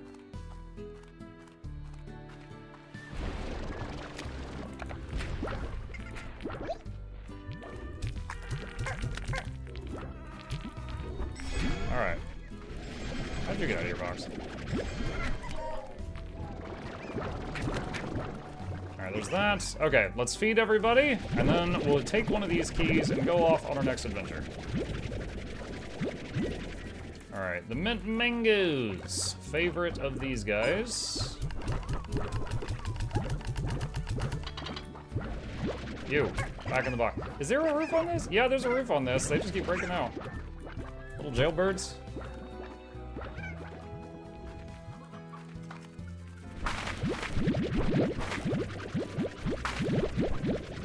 Something has just occurred to me. If I, the thing I've been feeding the hunter slimes is beets, and they only eat that because of the blue slime half. So, oh gosh. Ah, they're gonna kill me. They're gonna kill me.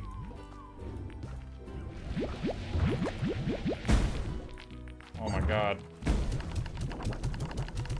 How do they even make explosions? They're not boom slimes.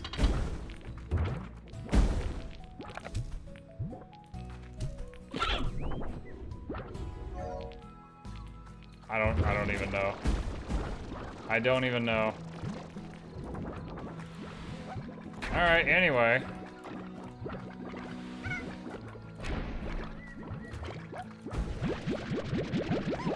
The honey money is full.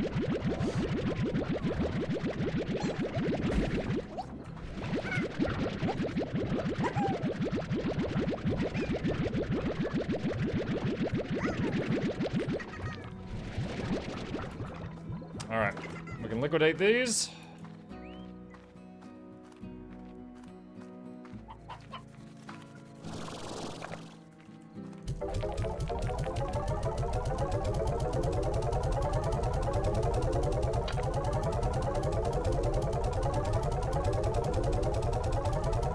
Another thing I'd been thinking about doing, trying to advance the game, was making, there was a thing you could craft that took a lot of stuff that was like it baited one of those massive slimes you can explode. And I was telling Gabe, I was like, yeah, I was gonna try baiting one of them to see if I could get a key from it. And he's like, don't do that. I was like, why? And he goes, if you bait it, they can't drop keys. I was like, oh. Well, crap, okay. Glad you stopped me from wasting all my mats on that, I guess. What'd you still need for the drone? A few various ingredients, but also quantum slimes, and I've never even seen one of those. I asked the boy if I was anywhere near those, and he's like, yeah, maybe halfway. They're apparently not super nearby.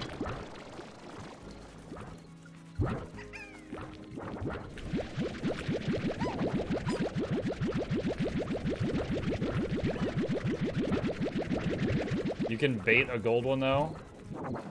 Does gold have a favorite, or is it just random?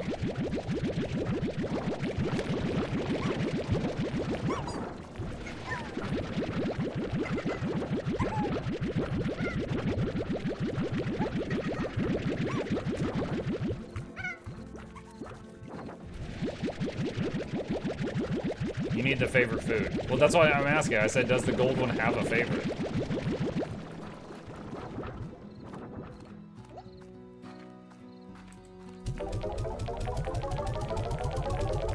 You'll find it later? Oh, okay.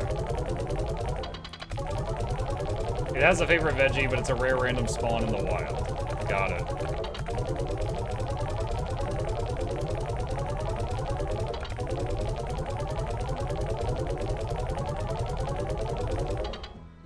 Okay. Alright. We got keys. Oh, you know what I haven't done? Just one more thing.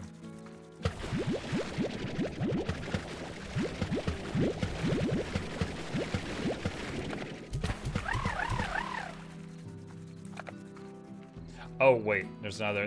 I forgot the saber-tooth slimes. The saber-tooths. They're back this way.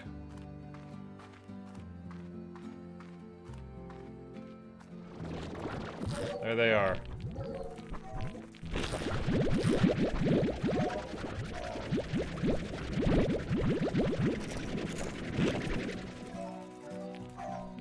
All right, feed them.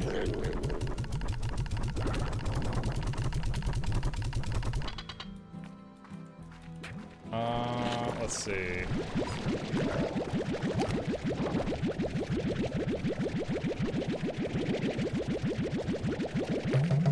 Oh crap. Alright. Let's see. Alright, so someone said the drones. So yeah, I wanted the drones, because they apparently help you work. Honey plort, I got those on farm. I got 100 plorts. I've got enough hexacombs. I made like 5 apiaries the other day, and I got 2 wild honey from it, so I know a way to get wild honey. I don't know where jellystone's from.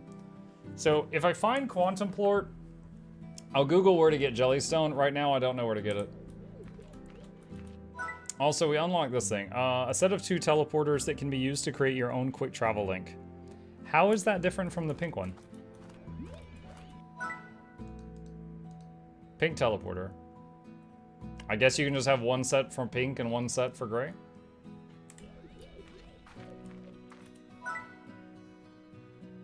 I don't know where I would put it.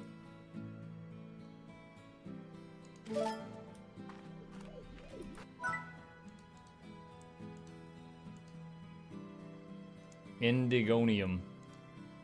Drills and pumps get random resources. Does it matter where they are, though? Or can they be anywhere? Because from reading the description, it seems like they need to be in certain areas. I've never found a rad plort yet. Yes, it matters. Okay. Mukluk dancin', mukluk ban, mukluk bobble woo. Mukluk ban, mukluk bobble woo. Who was that? Bob Soji. Welcome back, dude. Thank you. Alright, so wait. Oh, hold on. I need jellystone. Okay, so let's see. Slime Rancher jellystone. Drill and from slime science crates. Common resource with a drill. From where?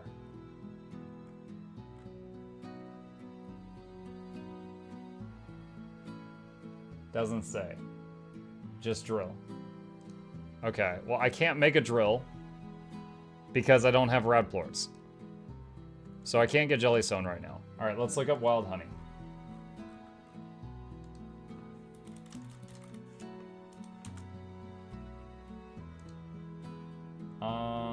Common from the moss blanket with an apiary. I got it at home, I think? Or maybe I got it from one of those loot boxes. Okay, apiary. Alright, I can do that. So...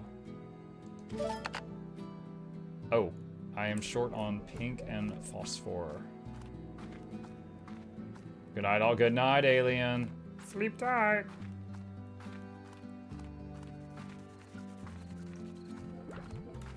Alright, so I'm just gonna get like 50 of each of these. And put them into the science thingy.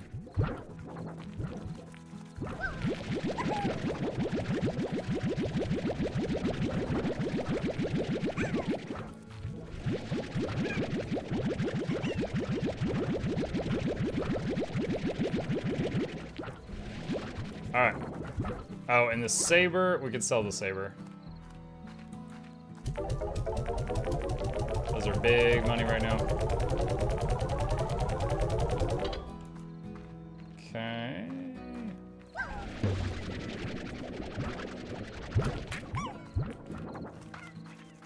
Alright.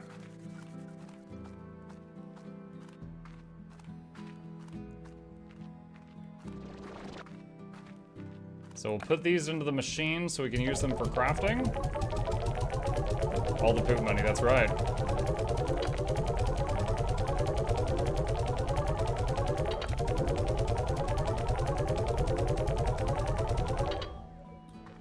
Okay. And then... Alright, I got 3 apiaries. So I'll go set these up in the moss blanket, and then we'll work on going toward the new area. Whatever it is.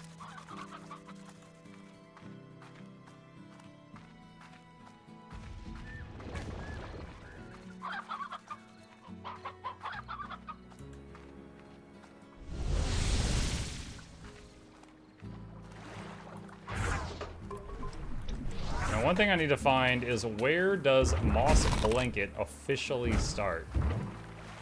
I assume it's after you drop into the grassy area.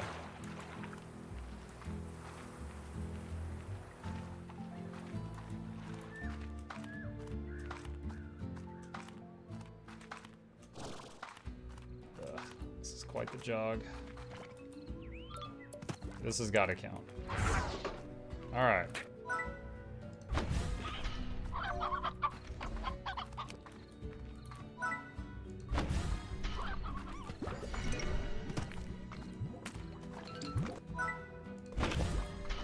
All right, done and done. Let's see.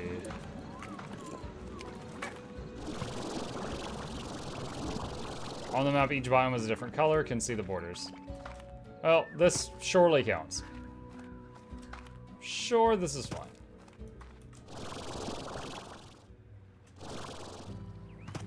All right, that's done. Okay. Let's go to that door and open it up.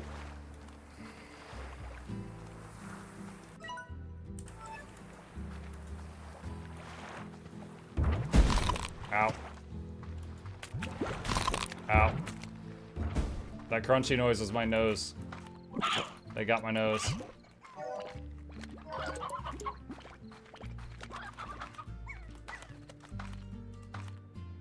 Do slimes get angry at night? I think any of them get angry if they haven't eaten in a while. They turn rabid and they start attacking.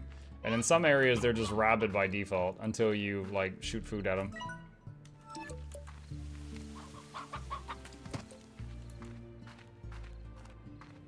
Like, you see this sign? That means that the ones ahead are angry. And they're coming for those kneecaps. Alright, key.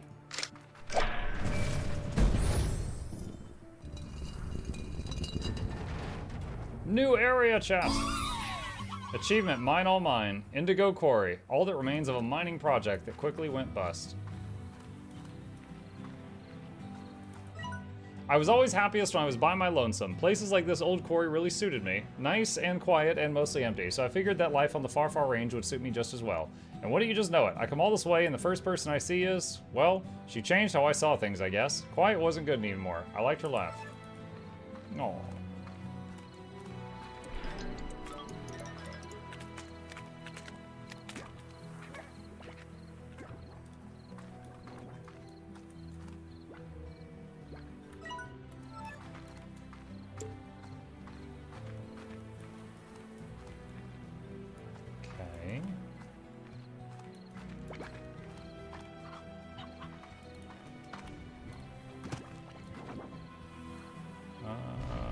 See, rock, boom, pinks, phosphors, chickens.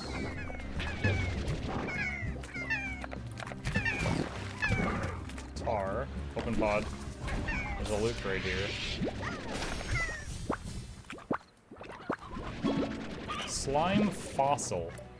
Some kind of crafting thing? I'm not sure. Alright. What does it say? Slime fossils are an uncommon resource obtained with a drill. Prized for the ancient minerals they contain, slime fossils are like nature capturing a moment in time. Specifically, that moment seems to be when a great avalanche or mudslide occurred and a slime was totally cool with it.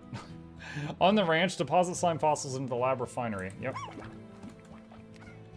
They blow themselves up. Yeah, but they're fine. They survive. Oh! Hello? Alright, I have got... Is that the map? Wow, that was much easier to find than the last one. Hi. Chip is tapping me on the shoulder. What's up? You need some attention?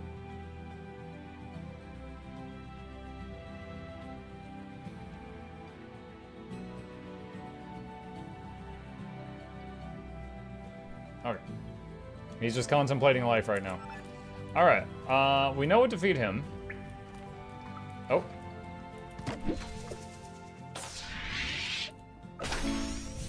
Minty grass patch, that's just a decoration. Okay.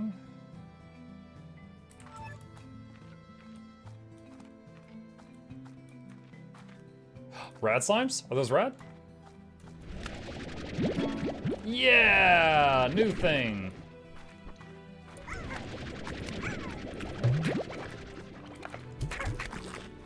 Rad slime. Its radiance is so lovely it makes you sick. It's unknown if rad slimes, sometimes called raddies, came to be from external radiation sources or from something naturally occurring within the far, far range. Regardless, rad slimes emit such a potent aura of radiation they glow in the dark. Rancher risks. A rad slime's radioactive aura can induce rad poisoning in a rancher if they remain within it for too long. Ranchers are advised to monitor their rad exposure levels when handling these green globs of gamma goo, as extended exposure can cause serious bodily harm or worse. Plortonomics. Given that raddies are basically mobile batteries, it's no surprise corporations value rad plorts for their incredible energy-producing capabilities. Most rad plorts get turned into plortonium, and everything from the latest holophone to a Radwave microcook system runs on this stuff. Favorite is Oka Oka? What is that?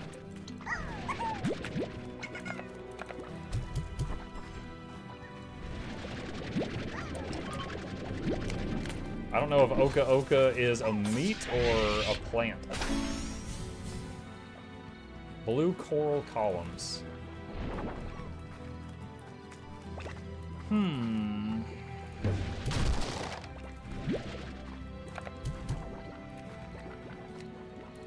Those radioactive slimes? Apparently.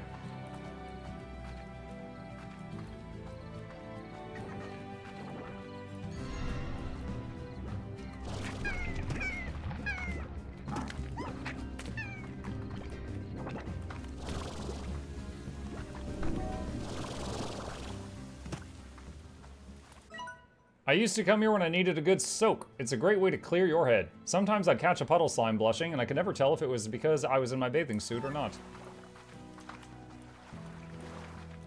How indecent.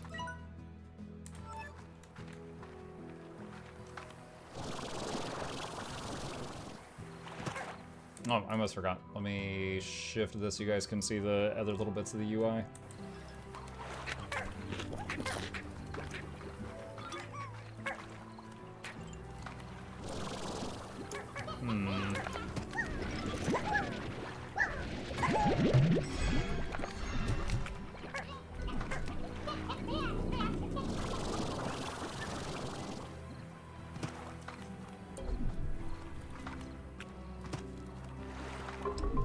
Oh god. Oh gosh. Rad boomers.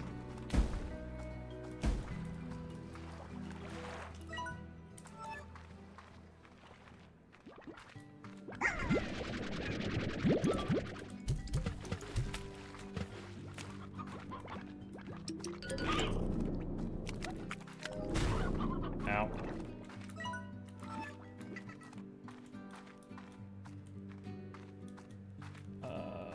Oh!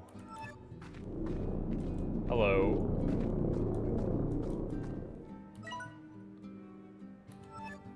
Why is it not showing on my map? Do I have to hit it with something?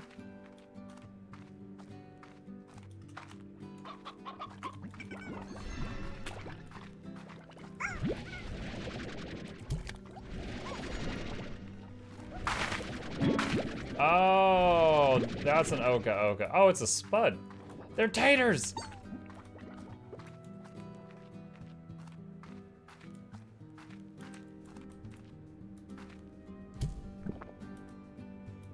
Okay, so we're gonna need to grow some taters.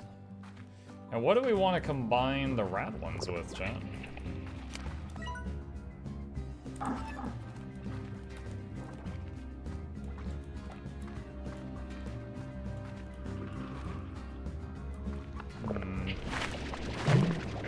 Wait, what are those? Hey, did you go away? Alright, and you're freaking me out. What is that thing? Odd onion. I wouldn't trust this onion even less so than a normal onion. Favored by crystal slime? Odd onions can only be foraged in the wild from the indigo quarry. However, you'll never encounter an odd onion patch. Instead, they can be found randomly in other veggie patches. As the saying goes, forage in the indigo quarry and you'll always find the odd onion in your haul. Deposit an odd onion into the garden's depositor, and strangely, carrots will grow. However, there's a good chance you'll get some odd onions in the crop as well. Huh.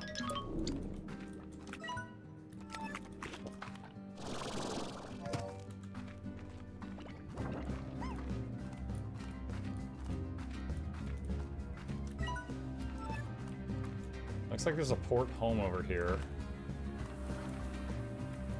Right there. And what's up here? Blue box.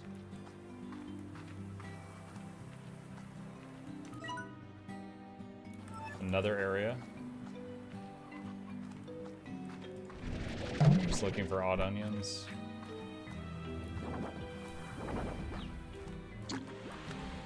So I don't know what a crystal slime looks like. So I could use that maybe with a lure to get a crystal at home.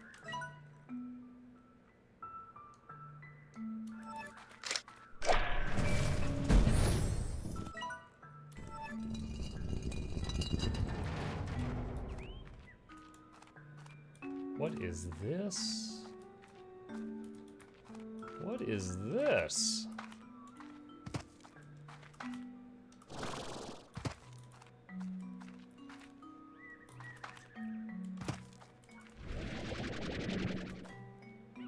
It looks like a pink plort. Do I need to bring a pink plort? Oh, wait. Is this going to be some puzzle where I need, like, every type of plort in the game or something to open it? I've got one key left. I'd kind of like to save that. Alright, so the statue with the pink one's glowing. Pink thingy up there.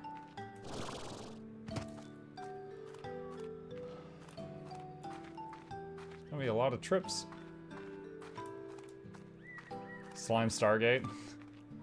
Luckily the iris is open. Hey Mike, yours too question. I have some gems left over and I'm wondering what the best day to exchange them for gold is. I definitely do not know the answer to that one. Afraid that's just not something I follow. So I am not sure. Basically, if I like need gems, I'll just spend the gold for them, whatever the cost is.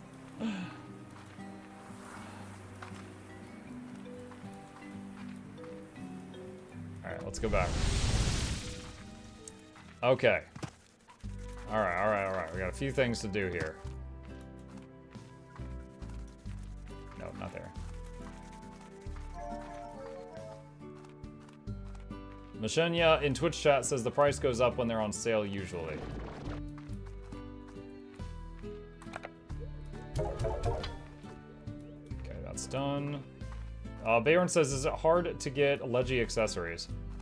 Not hard in the challenging sense, but it can be hard in the takes a lot of time sense. Like, it's just a project that takes time. Like, Aurora and Vision can be gotten solo, they just take a while. However, Coalescence is from Raid, so that takes, you know, a raid group. Okay, Garden.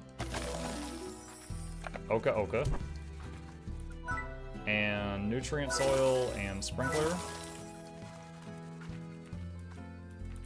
Alright, Corral. High Walls. Airnet. Plort Collector. Auto Feeder. Alright, Rads are gonna go in here. What do we combine the Rads with? I could combine them with Sabers, just to get more Saber. You know what? I'll do that.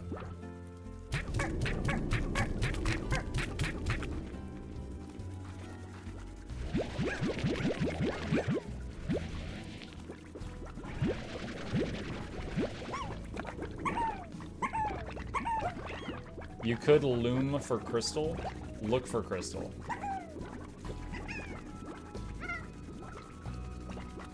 I guess I can wait.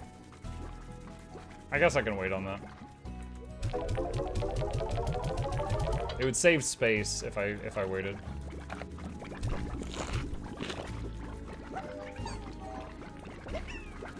All right. Will they eat anything else? Veggies. Okay, so I can give them some of these for now.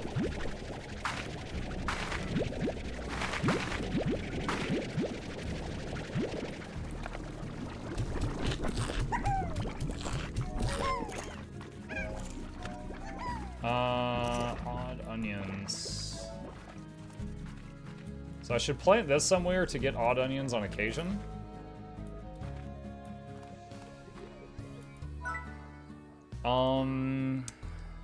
Novice Gordo Snare. Needs Jellystone. Hunter Port.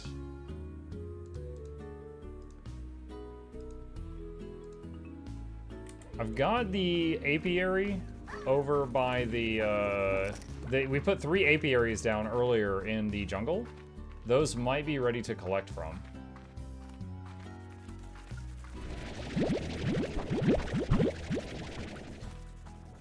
I'd pair crystal slimes with something easy to feed. Well, it is going to be easy to feed the rads because I've got their favorite food planted right next to them.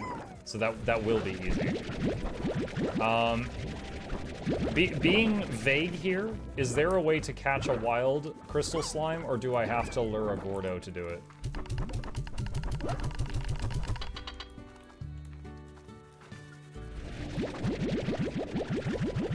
You can get a wild? Okay.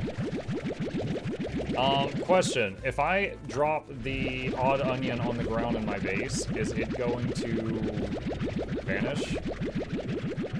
If I just leave it on the ground? It will rot.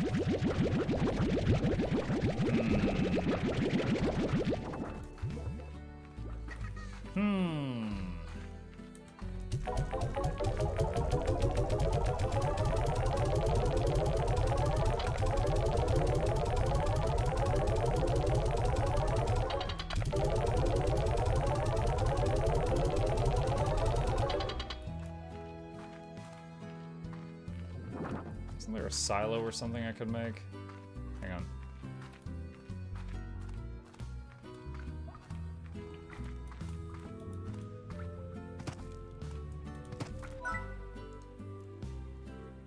I've never bought this before.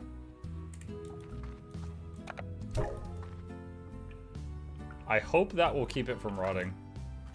I haven't used that before.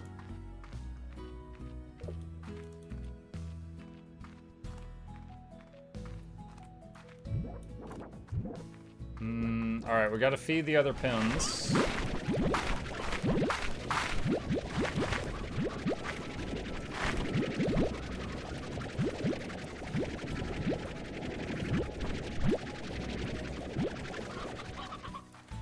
Things don't rot in storage. Good.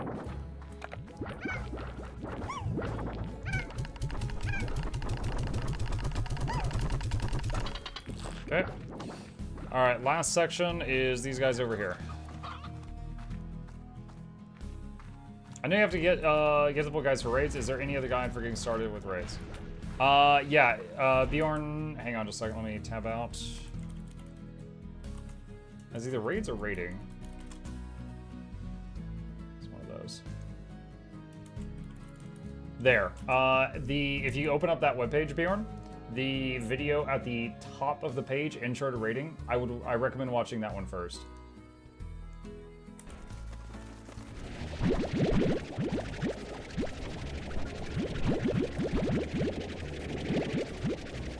Vacuuming these things off the ground reminds me of Pacific Drive. Where we just like shred a car to pieces and then we just vacuum up all the steel chunks off the ground. Be back on that tomorrow. Are y'all done being angry in here? They're not exploding as soon as I reach, get near the cage. They're not blowing me up.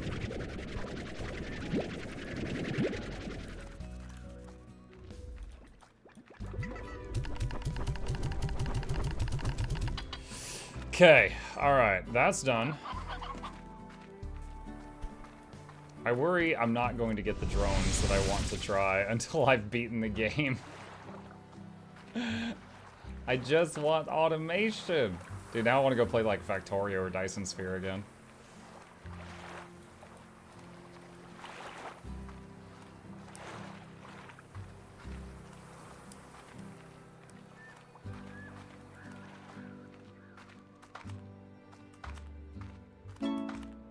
Advanced pump available.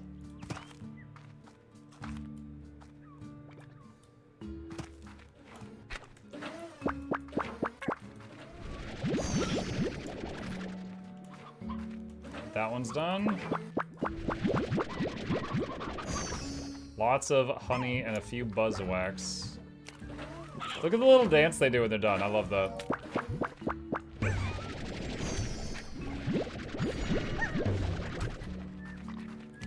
Alright. Okay, so we mostly needed wild honey. We got that. Advanced drill blueprint available.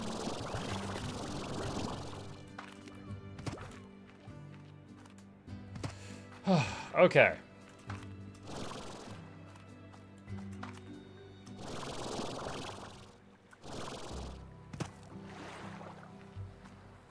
So we're gonna take this stuff back to the lab. And that's one ingredient checked off for drones.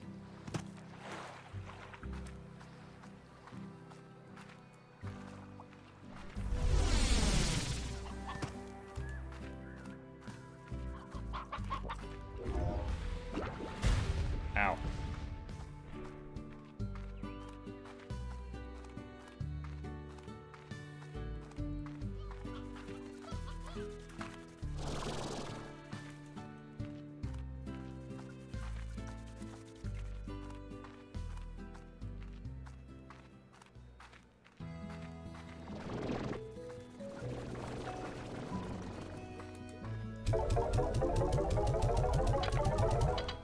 Alright.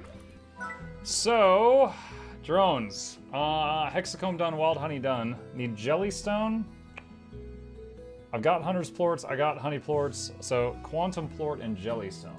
Didn't I look up jellystone earlier? Hang on. Here we go, jellystone. Oh, it's from the drill. The drill needed rad. I think I can make that now. I couldn't make drills earlier because I needed rad plorts. Can I drill anywhere? I think I can drill anywhere. Alright. Rad plorts. Have y'all been pooping?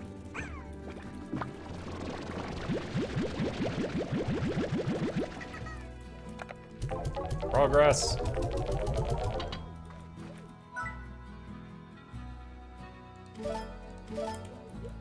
Alright.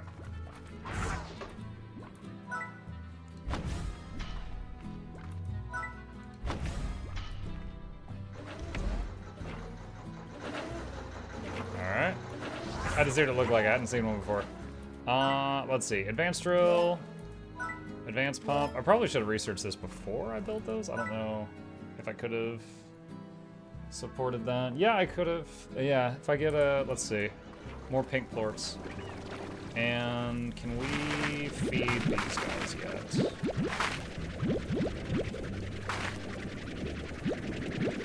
Alright. Alright. I got your favorite.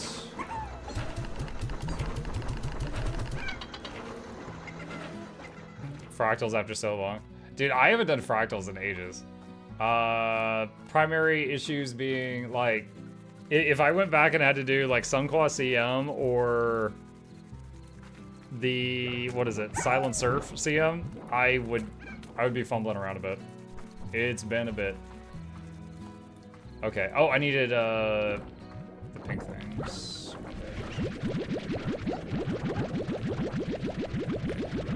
Pink quartz. For bigger drill.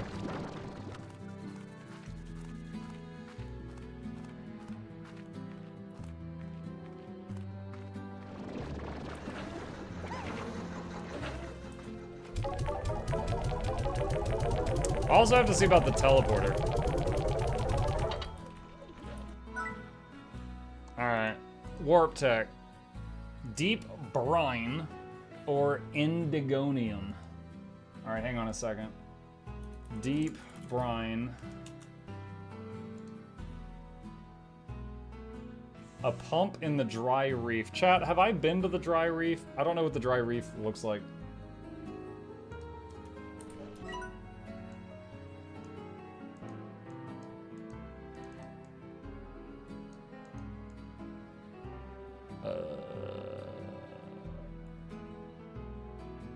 That's far, far range. If that's Indigo Plateau and that's the forest, then I guess I haven't found the dry reef.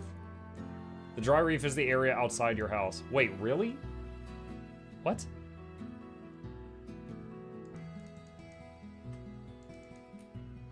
Is there a way to look at the name of these areas without being there? Alright, hold on. I'm just going to pull up a map of the dry reef. It can be accessed directly from the ranch. Really? Okay. Pump. Pump on the dry reef. And what's the other one? Gray teleporter is with Indigonium. Let me see.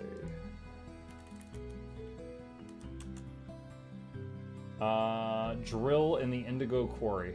Okay, that makes sense. Alright, advanced pump. Advanced drill. Alright, drill will go here.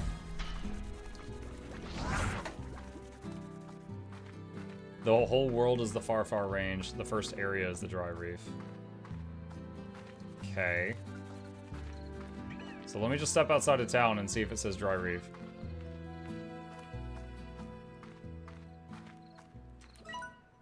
Location, dry reef. Okay. I don't feel like I'm in a reef. Alright, advanced pump here. Okay, so with that, I'll later be able to make a portal.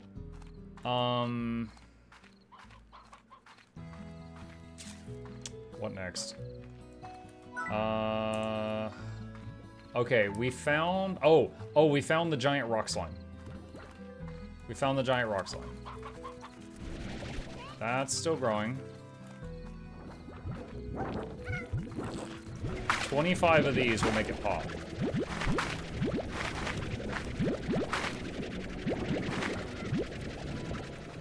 That's 16.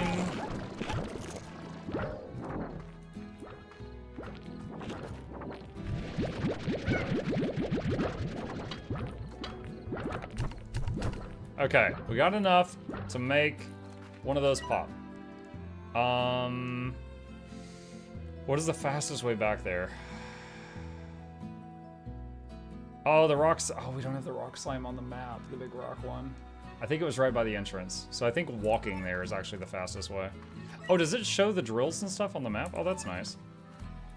We need Santa's spud. Okay, hold on. hang on. Oh my gosh. Okay, I did not realize there was so much in the queue. Y'all went crazy earlier. All right, here we go.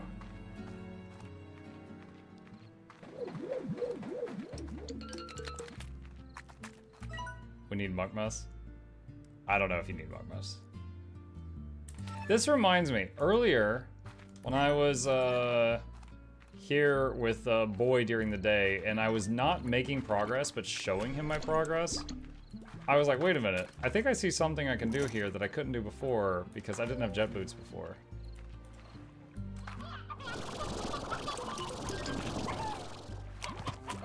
Yeah.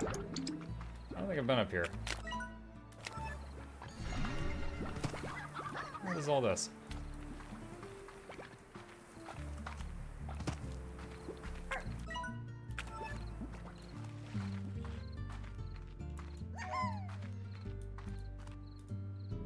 Well, that'll just kill you.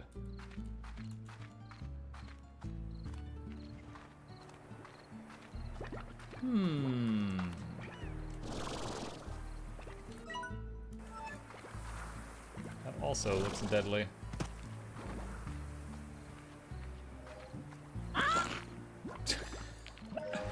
Something like that chicken noise.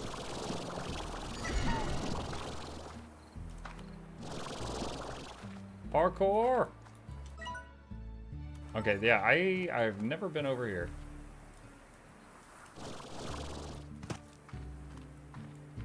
Warning, aggressive slimes. Bark, bark, bark, bark, bark, bark. I don't see any aggressive slimes. This area seems friendly. There's nothing wrong here.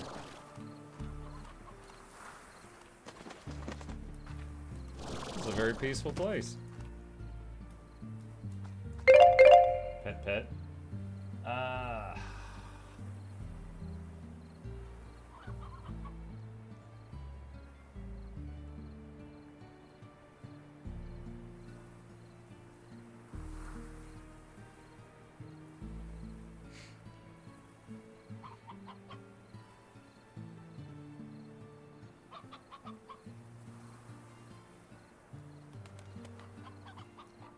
here.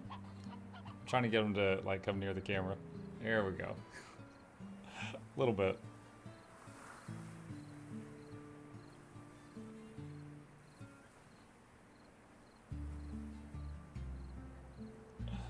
There we go. There's some pets.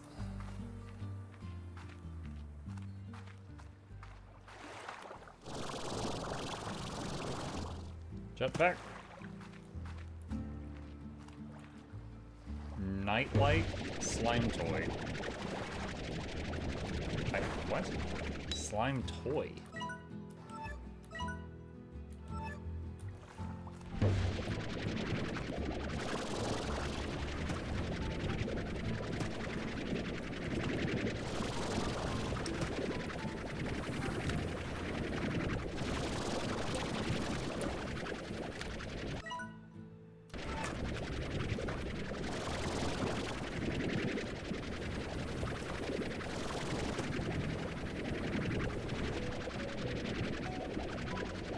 I've not found a slime toy before. Do they like these? If I just like throw it into one of their pins or something?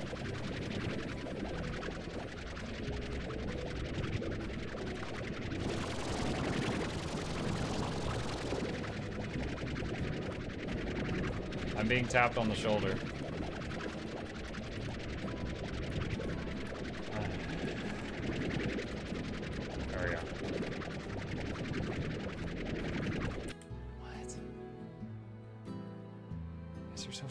For attention.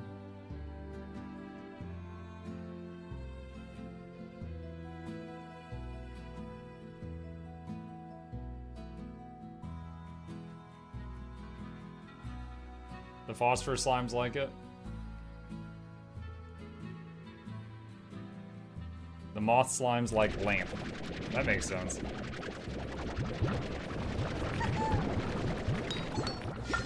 Do I just literally just throw it in there? Or is there something more to it than that? It sounds like they're breaking a... It sounds like breaking glass.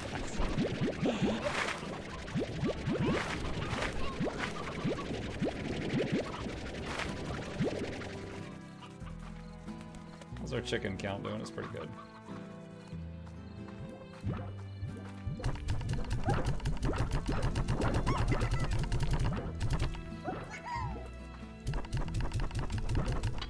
I'll feed some chickens to the cats because they're getting hungry.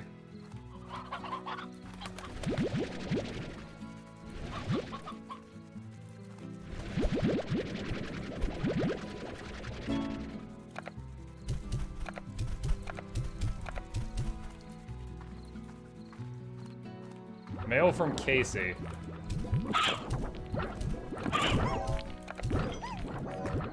Alright, let's see what Casey says.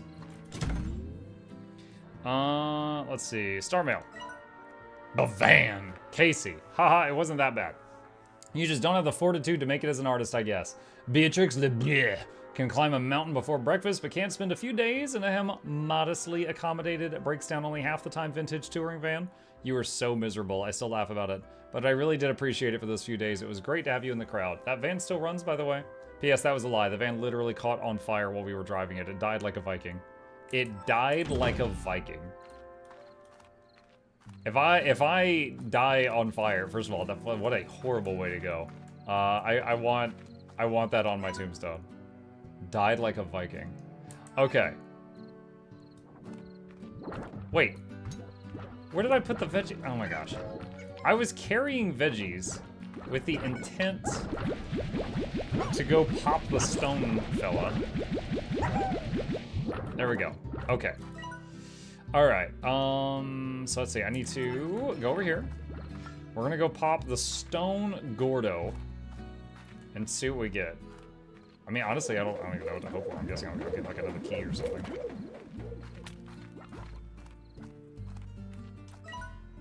This is the wrong way.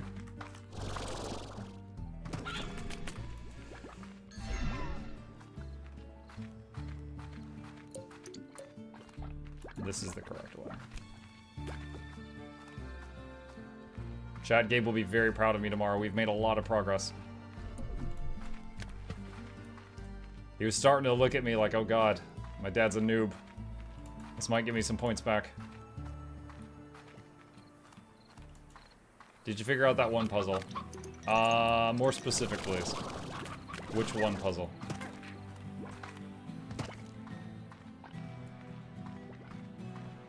The slime one? My theory was that I needed to bring it like every type of plort in the game. But I haven't messed with it at all yet.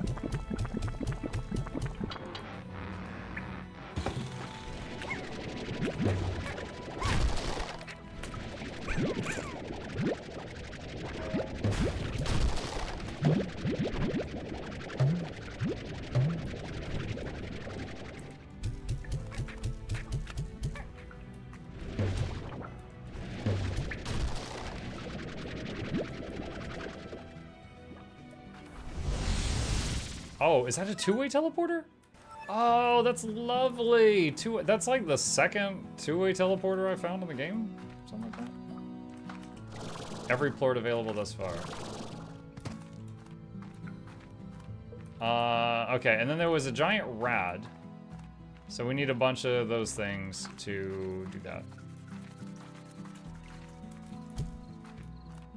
Let's see,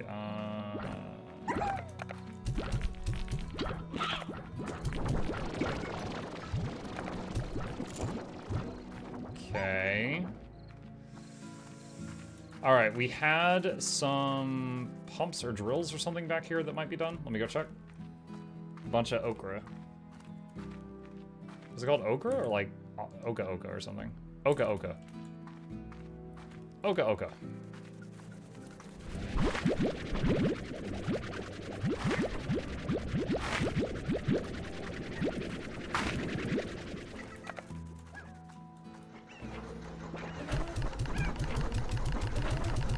Oka oka, but my brain wants to say okra. Well, they're all happy right now.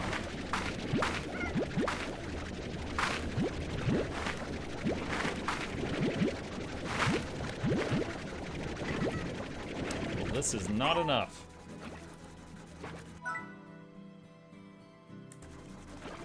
Need more. 30 seconds on that.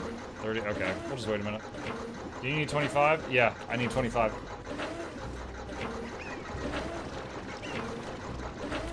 Or 50 of something else that they'll eat. Is this a vegetable or a fruit? Veggies. So I could bring these and then 20 of a different veggie if I wanted. If I needed to. It's an option.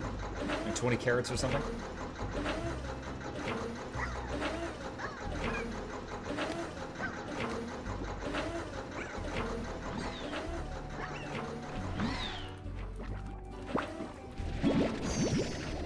Jellystone.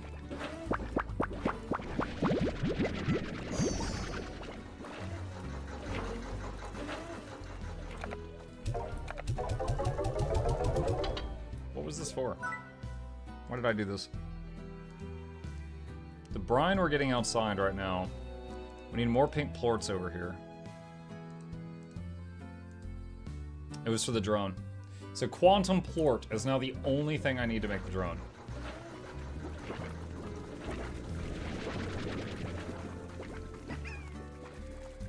Let's see. Are these things veggies? Yes. Alright, so...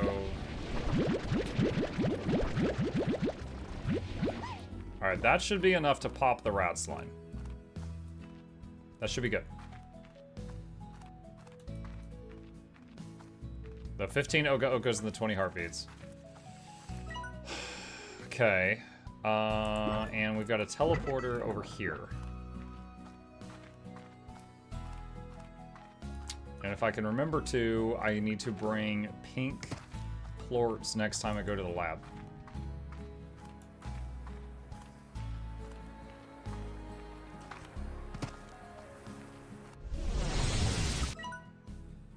Respect the 0 load time.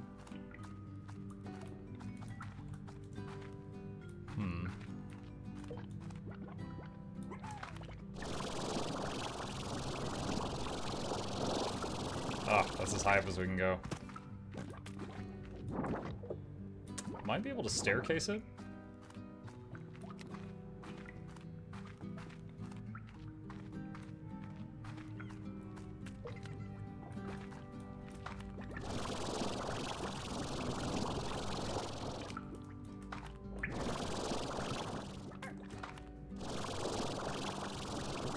There we are.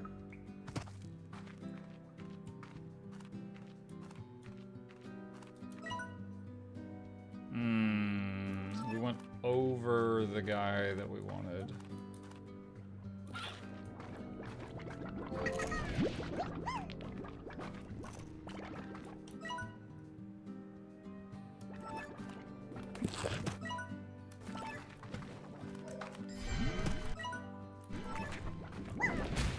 Ow.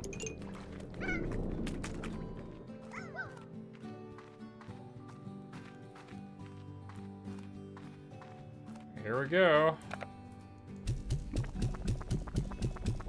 Wait, is his aura getting bigger? Oh my god, his murder aura is getting bigger as I do this. Explode!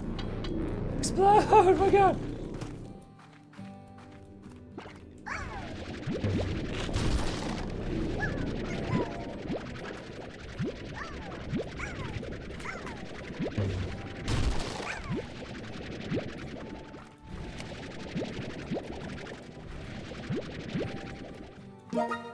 Okay, we got a key from that. I don't have advanced treasure cracking. Okay. Oh. We're going pretty quick here. So, we've found this area. We found the map. We found 2 of the big fellas. There's a door there I haven't opened. And then inside here, there's that really crazy structure.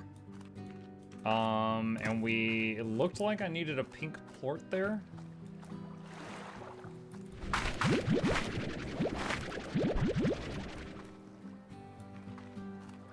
Let's see.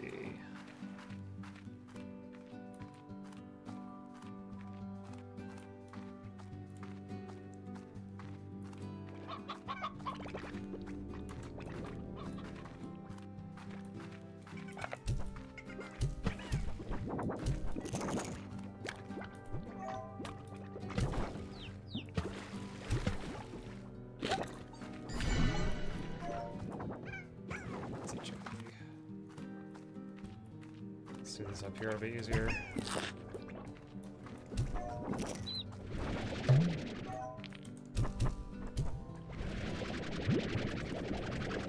Okay, got a couple pink plorts now.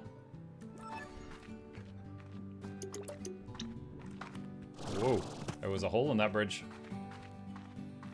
Still got one slime you haven't found yet. Quantum, at the very least. I only know it exists because it's in a recipe.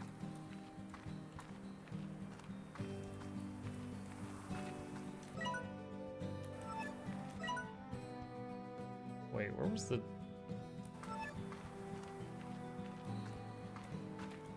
That's the port home. Where's the door?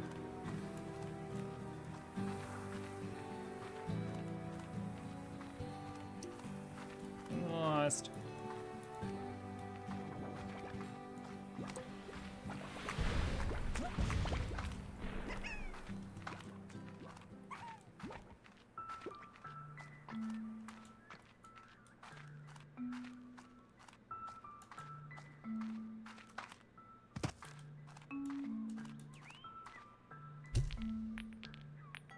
No? That's not what you want? Maybe up there? Nope. Not that either.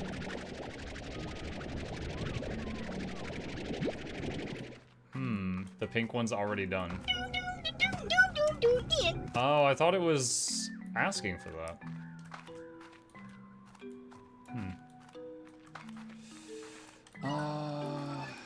Alright, we got 2 keys, so I'll use one here.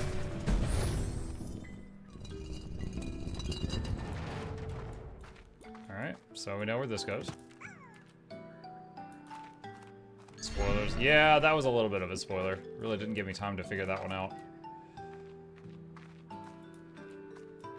He figures out a puzzle, yet it does the opposite of what is needed. Because it looks like it's saying put pink plorts here. Like, I thought this was going to glow up I thought they were going to glow one at a time. Like, bring me pink, and I do it, and then the next one would glow. Bring me blue, okay, and I do it, and the next one would glow. But you guys couldn't keep your big fat mouths shut before I figured it out. Okay, what are the others? So we got, what is that?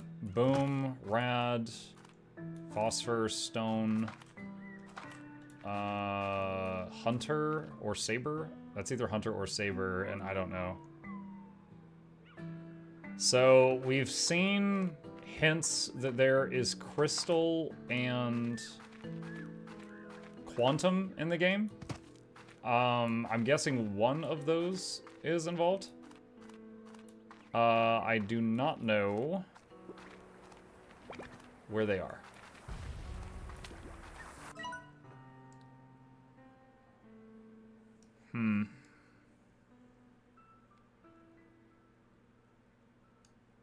I guess in the meantime, I can start making trips back here. I should have the ability to have the teleporter the next time I come back. Want a hint? If the hint is related to a slime that I have missed in an area I've already been, sure.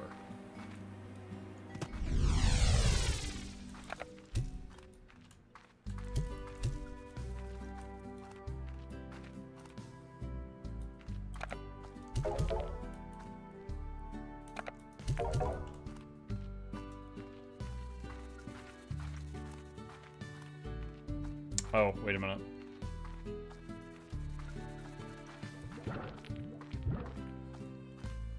Have you explored the east end of the quarry? Apparently not well enough.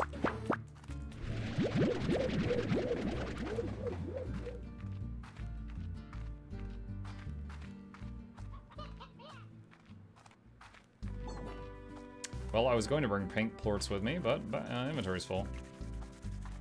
Only got 2 deep brine from that, too. I have no idea why you're only getting those 2 ornaments. There are dozens in the game. That's a lie. There are 2 ornaments in the game.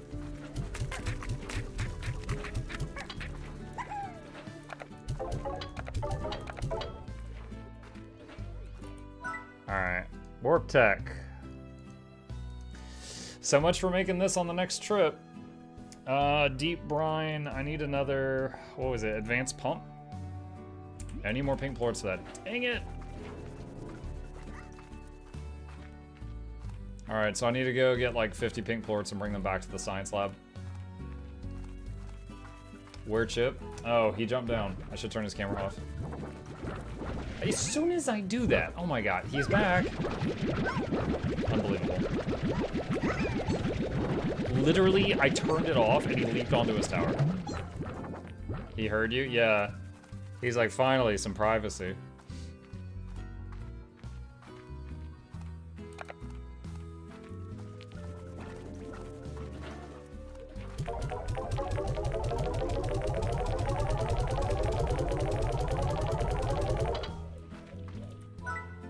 Alright, another advanced pump. I can go set that up. Right, while we're here, we should feed all of these guys.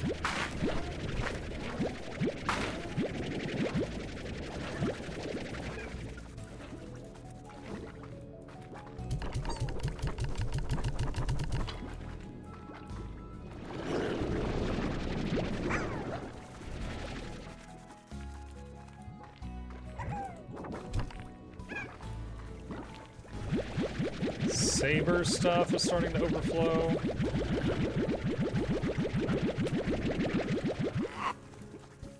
We'll bring that back.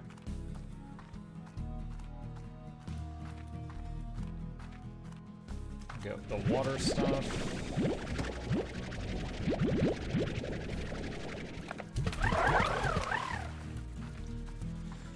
Alright, so I need one of each thing in the game potentially so far.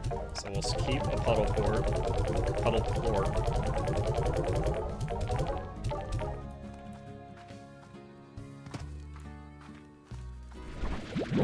the grandma strawberry candy. Good lord, that's a lot of key berries. How did that happen?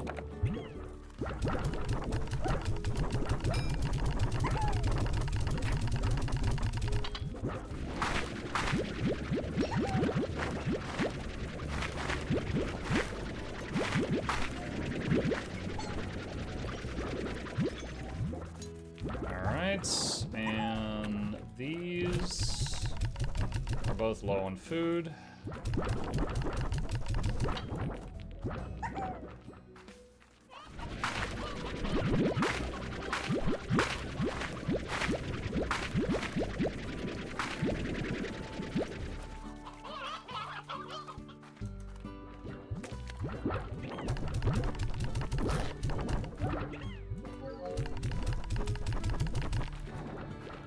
Okay, and then we just got just 2 more.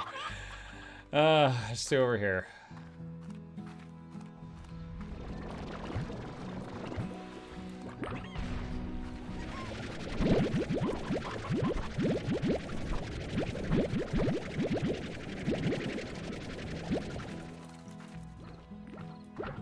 You could use some drones. Yeah, we're trying. Starting to feel like we're gonna beat the game before I get drones unlocked, though. Alright, last pin.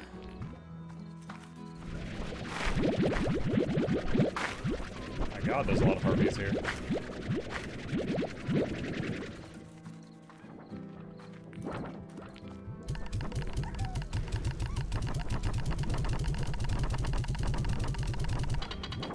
Alright. I'm gonna grab a handful of these and sell all but one, and then I'll carry one more thing with.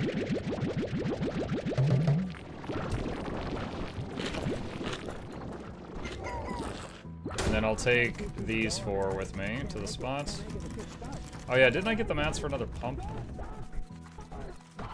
Let me go install that.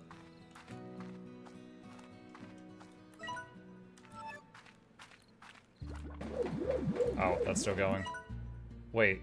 Oh, I didn't need another pump. I needed a drill. I messed that up. Oh well.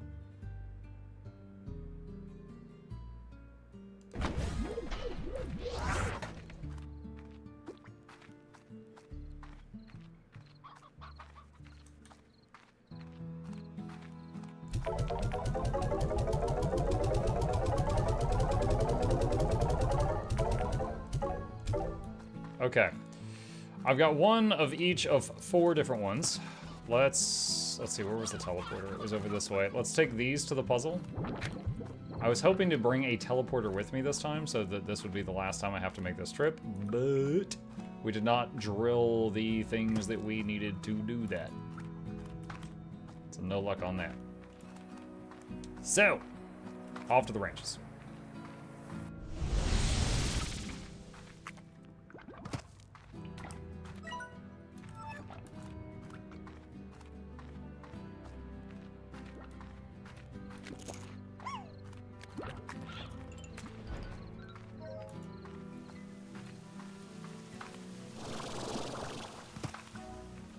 I actually don't know if that shallow water will hurt me. You know, in some areas you touch the water, you just die. I haven't tested. I don't want to test.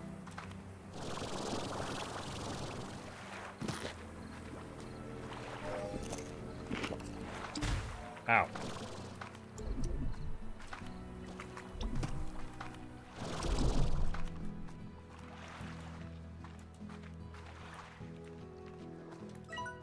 Okay, we're still going the right way. He keeps skipping caves. At the moment, I am a rancher on a mission. I'm going here with intent.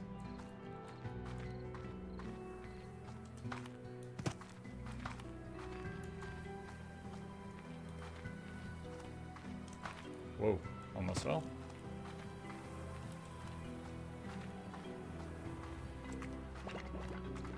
And I'm not intentionally skipping caves. I thought I had already been through all these caves. The ocean kills you because it's not water, it's completely slime. Horrifying. Is that stone? Puddle?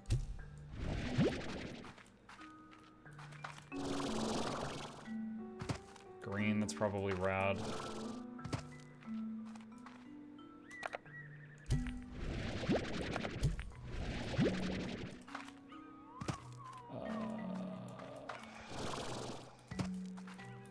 It's probably boom.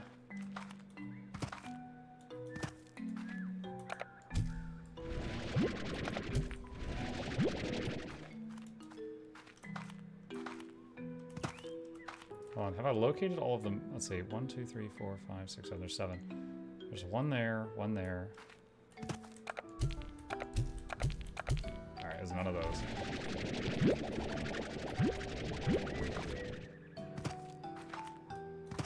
I'll just try all of them in each one. Nope.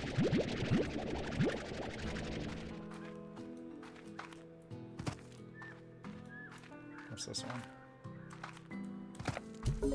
Oh, okay, so that was the rock one. Okay. If only those statues look like specific slimes.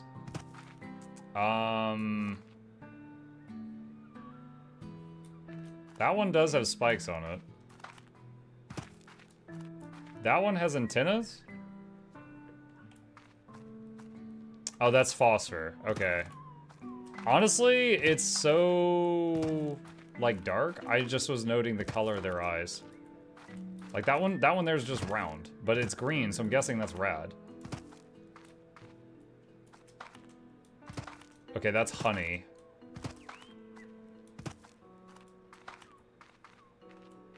That one I already guessed was boom. Okay, so honey, boom, rad, phosphor. What's the last one?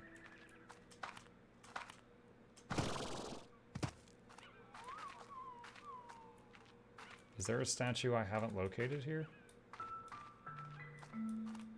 Why are the rocks picky eaters? I'm not sure.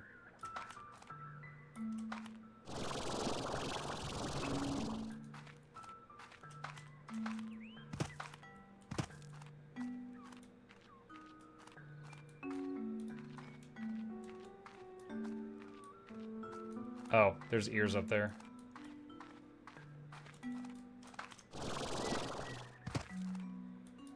Probably the early game cat or hunter. Well, I've got a hunter. It's not hunter, so it's the early game cat. Okay, so rad, boom. Wait, is there 5 I need? Crap, it's gonna take 2 trips. Ugh, I brought 3 that were not needed.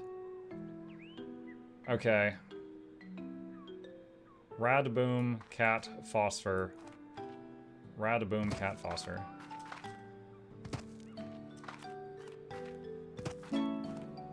Advanced apiary is now available. Okay. Alright, and then someone said check out the east end of the quarry.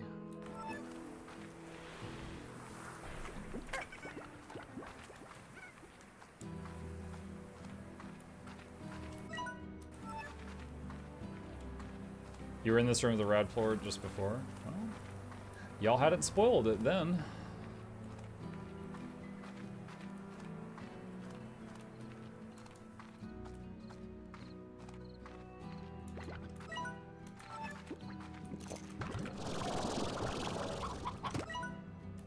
Okay. Ocean. Is this the top slime ranching Twitch streamer?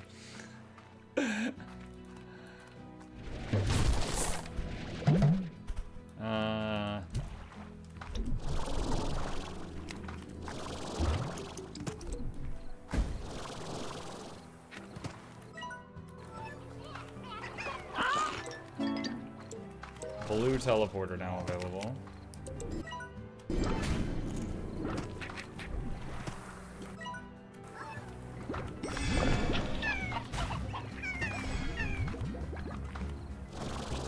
Can you collect the plorts here?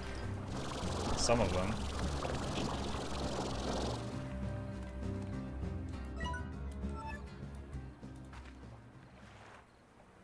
Is that a rock?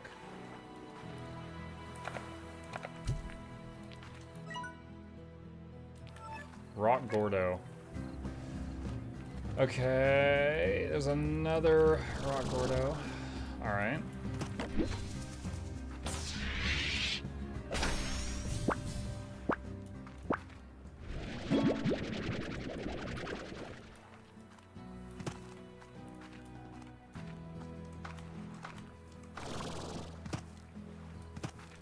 I need to find something to bonk it with so it goes on my map. There's a veggie.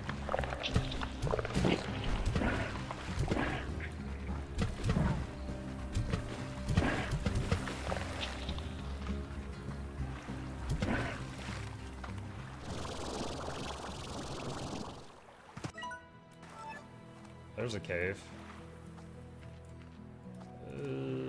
That's a bit of a float.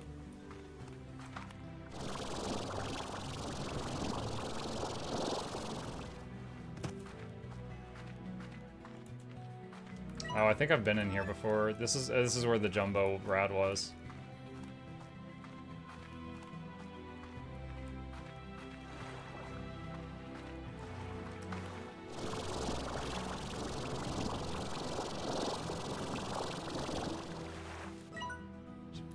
There. I don't know if I've been in that one. I'm waiting on stamina.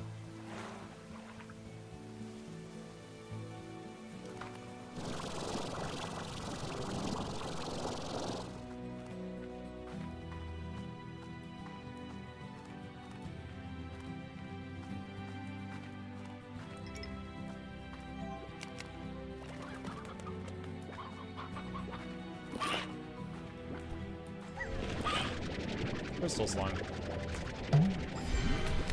Oh, that.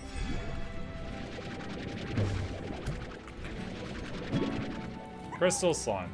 It's as clear as shiny, transparent rocks that these slimes are dangerous. Diet Veggie's favorite odd onion. Believed to be a cousin of the rock slime, the crystal slime is covered in a crown of shimmering crystal spikes. These spikes seem to form from the crystal slime, generating a tremendous amount of internal heat and warping the minerals around them. Truly alien behavior. Plorton, oh wait, Rancher Wrist. The sharp crystals adorned on the crystal slime crown will cause a great deal of harm if touched. Worse still, the crystal slime routinely creates large patches of hazardous crystals in the environment around them. Thought to be a means of expelling internal heat, these crystal patches are ultra hot and can be shattered if splashed with water. Plortonomics. Though the crystals produced by crystal slime are highly unstable, a crystal plort, like all plorts, is far more pure and can be used by slime scientists to engineer a variety of metals that are completely transparent.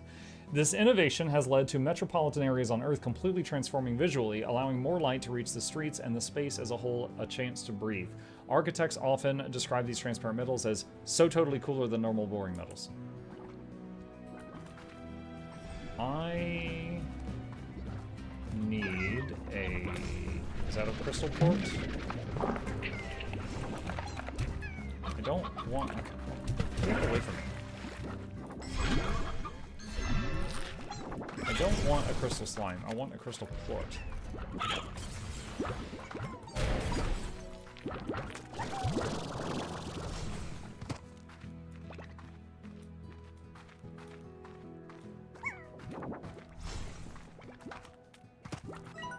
I once came here to collect crystals for a little project of mine. Was trapped here for nearly 2 days and those curious crystal slimes came rolling my way and started firing off those dangerous shards. I thought I was going to kick the bucket. The crystals were for a wind chime. I bet Thora still has it hanging from her porch. Worth it.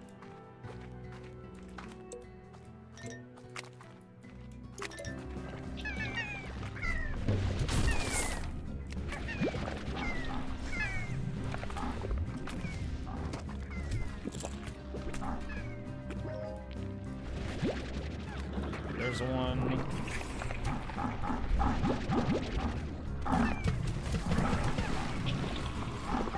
Oh my god. What the hell happened down there?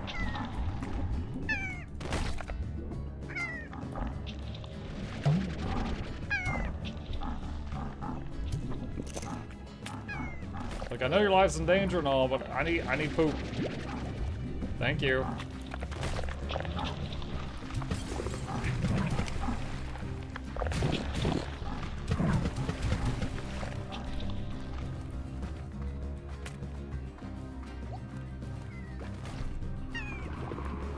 Alright, well, I got the bare minimum of what we need here, which is a crystal plort. We can combine that with the rads, and we can make rad crystals. Which sounds very 80s. Whoa, what? I have never seen one of that color, I don't think. I know you're terrified, just boop for me, yeah. Which honestly, I think helped with the, I think the terror helped.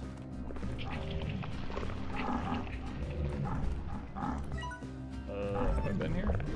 I think this is the same cave.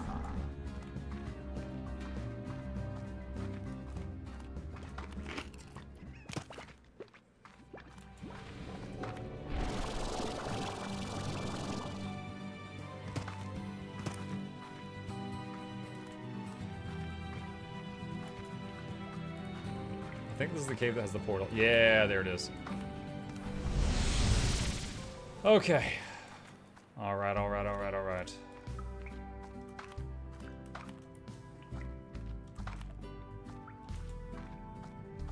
Scared the plort out of it? Yep. He plorted himself.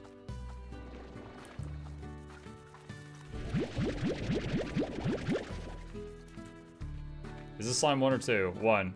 It's my first game. Alright. Crystal plort. You eat this. You eat this. You eat this. Oh my god, I almost died just getting near that thing. The most dangerous corral.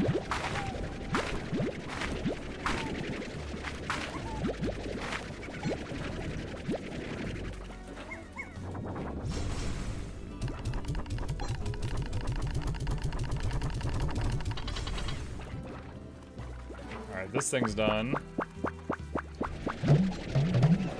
Oh crap, inventory's full. Alright.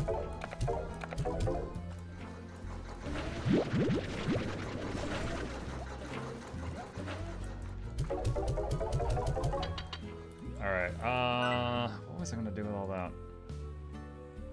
Drone still needs quantum. Pink still needs deep brine. Did I make another advanced pump yet? Need tabby plorts.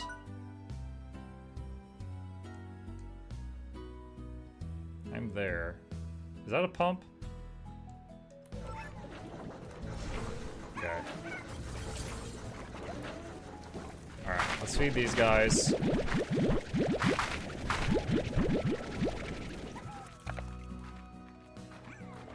So I'm gonna need to make 2 trips back to that puzzle room.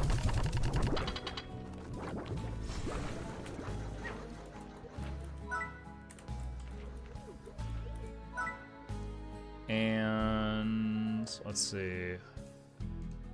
If I happen to have deep brine from the pump out here, I'll be able to hopefully set up a teleporter and then just make 1 trip back to the puzzle room. Let's find out.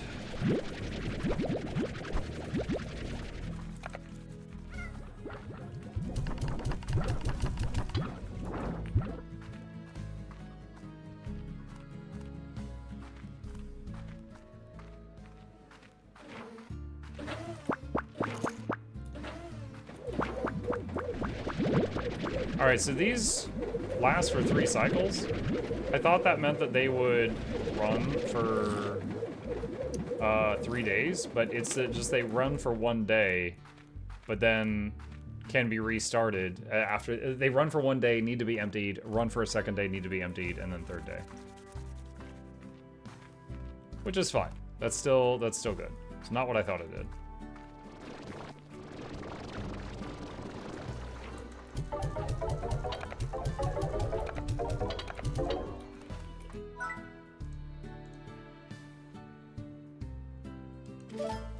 Okay. I have got pink teleporter, maybe.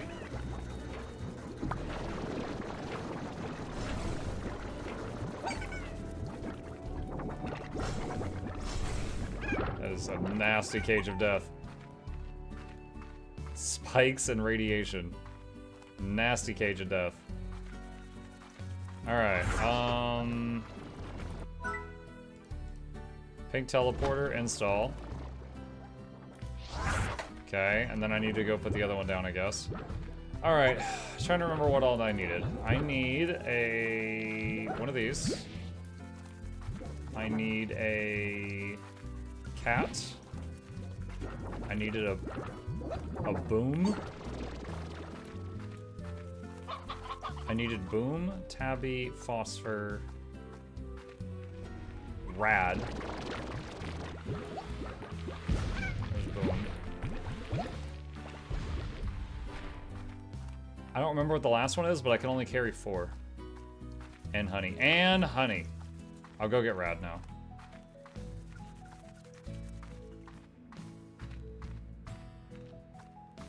Alright, so goal is to go there, turn these in, and then can make the other teleporter, come back, get the last thing, and port back.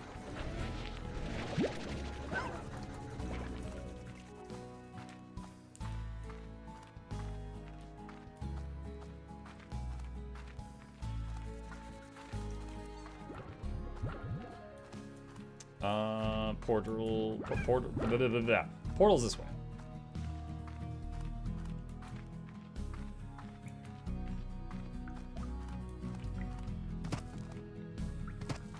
Morning, did Miss Quick Heal Scrapper testing? How was it? Hello. Yeah, we did it with Shortbow.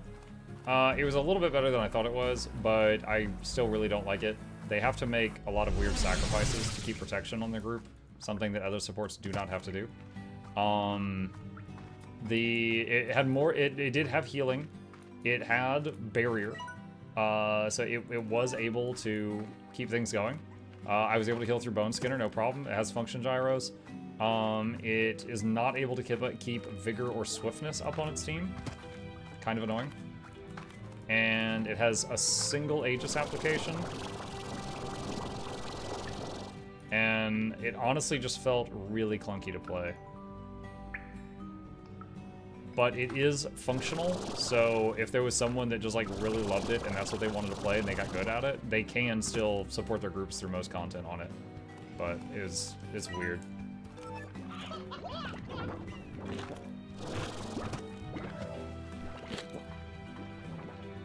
But if you're interested, you can rewind this stream to see it, and we'll have a video on the experience soon, TM.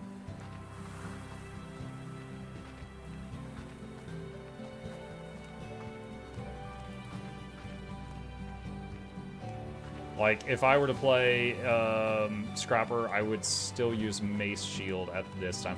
Oh, also, it had, like, no CC on demand. It had, like, no CC. What was the last one that I wasn't able to carry? Honey. It was honey.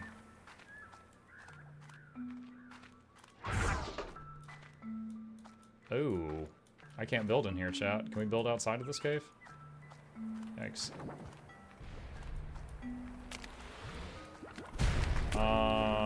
Okay, super yikes. Where's somewhere I can build? Went through all this work to make a teleportal.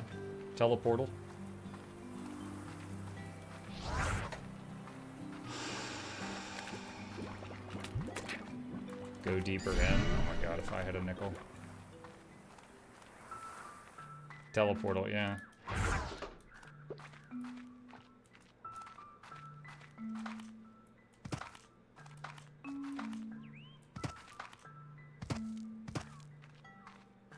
Okay. We'll come back to that. Boom.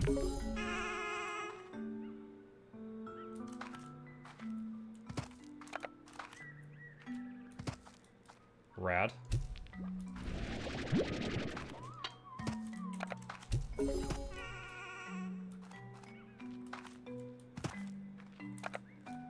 Phosphor.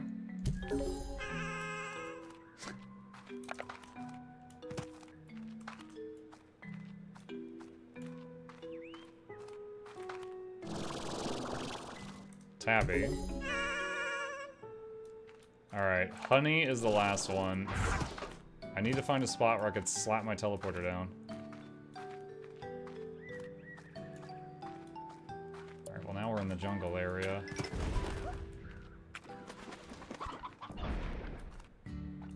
Oh my god, you can't build anywhere near this thing. So annoying. Alright, well, this is better than walking back.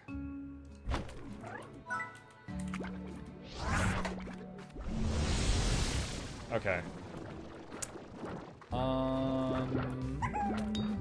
Let's check the food things.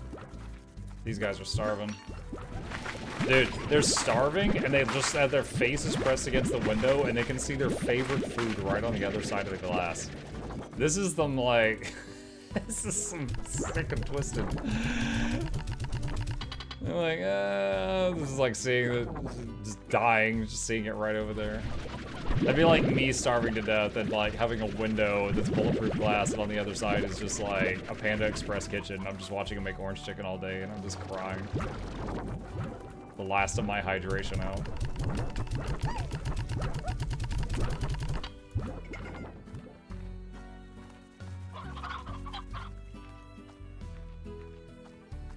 I'm hoping right on the other side of this door is a quantum slime, because that's what I need. Ow.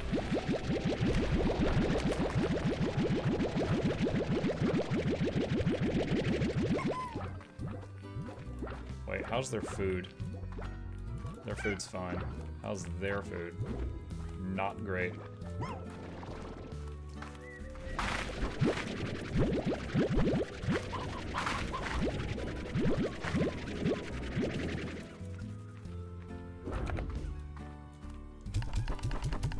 Muck is into slime cruelty? No! I'm not into it, it just happens naturally. It's not Fortnite? Fortnite? It's Fortnite. Although I was reminded of Fortnite when we were playing Pacific Drive and then the storm closed in around us. That's been an unexpected, like, I looked at that game and I was like, this looks like kind of fun. I'll see if I can get set up to a sponsored stream with them. And it didn't work out, and then they ended up sending me the swag bag and a free copy of the game, and I tried it, and I was like, shoot, I went from like, I'd be willing to try this, to I'm having a lot of fun playing this. That's kind of where I'm at on that. Ah, disorientation. That way.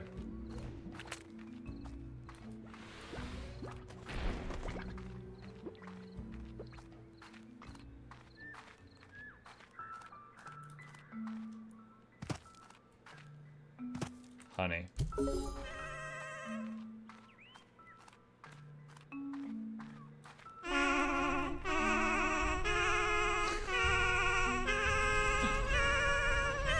And then a giant solar flare fires out of the gate and I'm just evaporated instantly. It's just charging up a death laser. Into the past. New Slimepedia entry, Ancient Ruins. All that is lost is eventually found and lost once more. Hidden behind a vast mountain range, the Ancient Ruins stand as one of the few known unnatural structures on the far, far range. Their origin remains a mystery, as do the strange occurrences that happen within.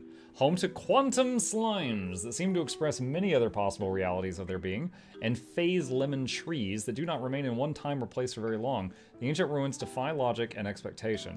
Only one thing is certain in the Ancient Ruins. Within its deepest chambers lie its greatest secrets.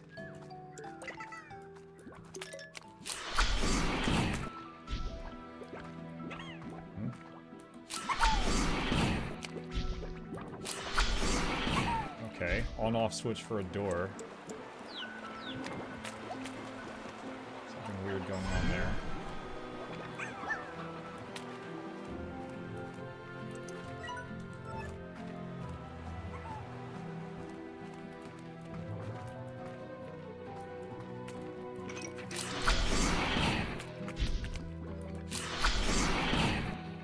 Okay, it's a toggle between the two doors.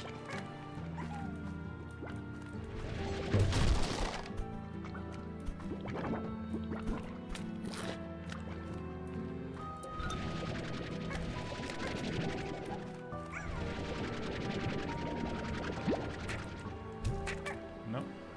Okay.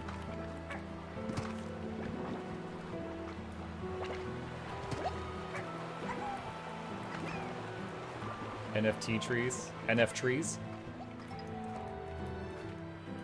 Oh. Quantum slime!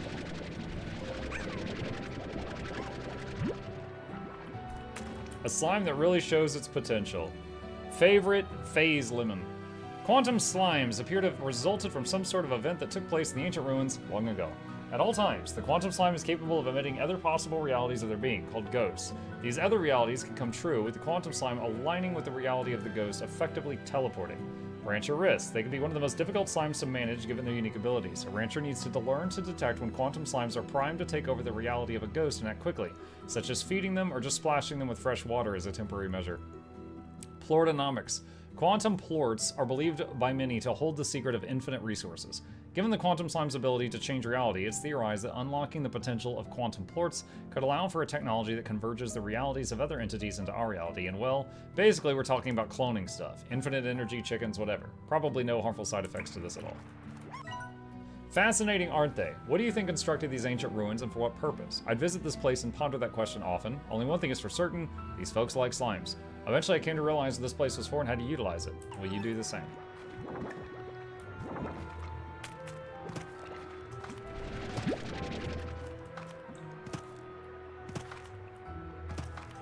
I wonder if I fire a quantum slime to this thing, does anything happen? Nope.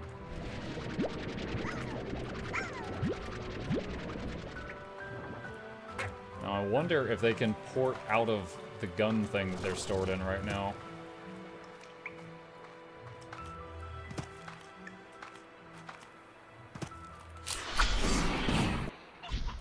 Wait, what? There. And here.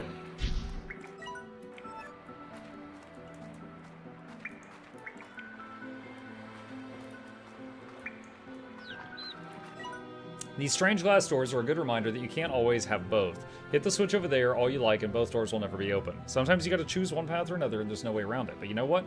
Either path you choose is gonna make you hurt some for want of walking the other. Life is filled with doors like these. Red Echo? A mode of light or perhaps a memory. Favored by not slime food. Within the crumbling walls of the ancient ruins, small traces of energy can be found, never staying in one place for very long. Called echoes, they are believed to be a phenomenon resulting from some kind of ancient event.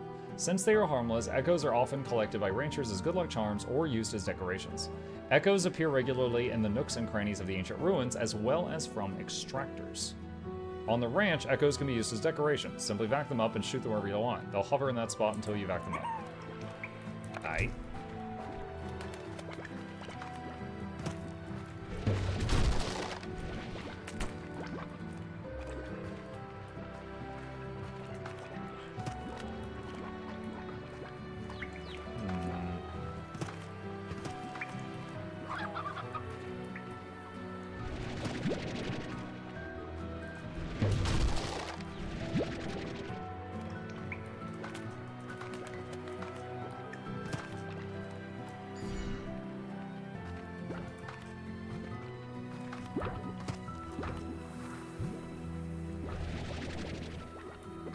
Oh, those are puddled plorts.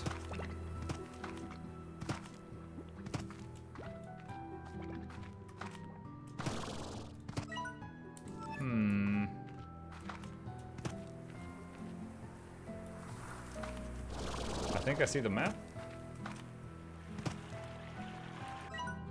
Hey, map. I wonder if those yellow things are the lemon trees? Are you a lemon tree?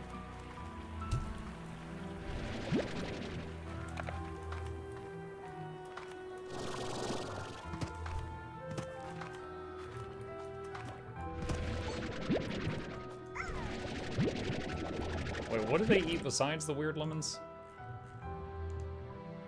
Fruit.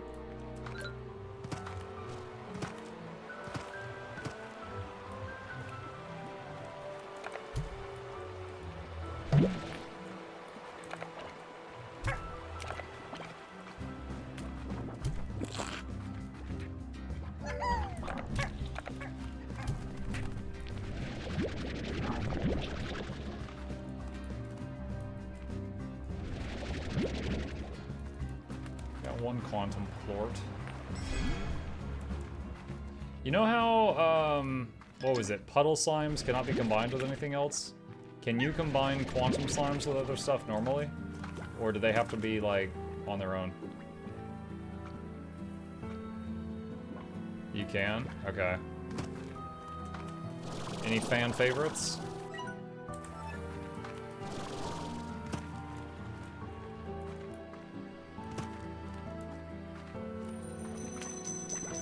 Oh! Crap. Nah. Nah. I don't see any fruits or veggies. I had nothing to shoot at it.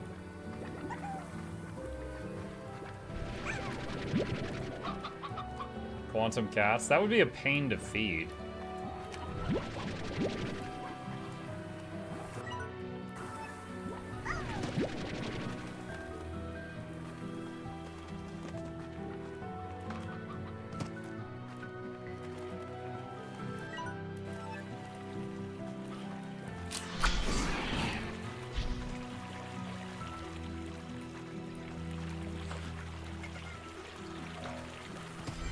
What did that?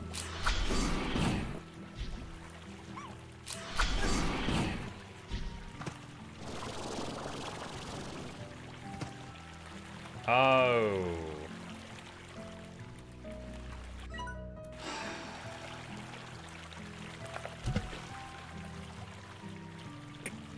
Okay.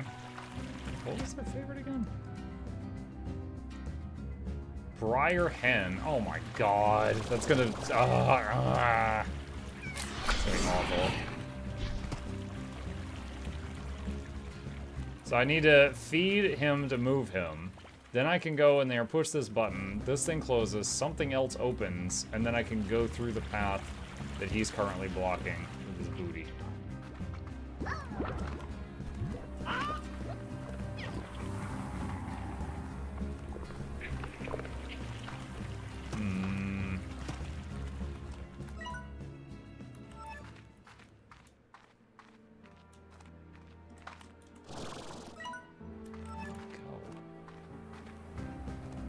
There's a door up there.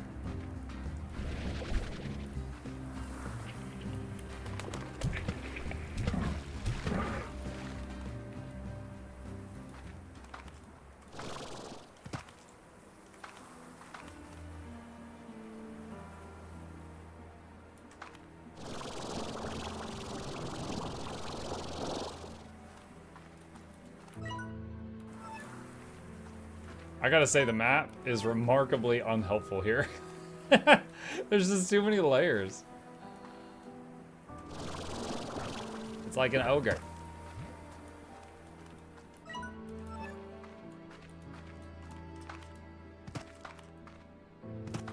I'll probably combine with the quantums with something that eats a plant so I can just put a vegetable garden next to it.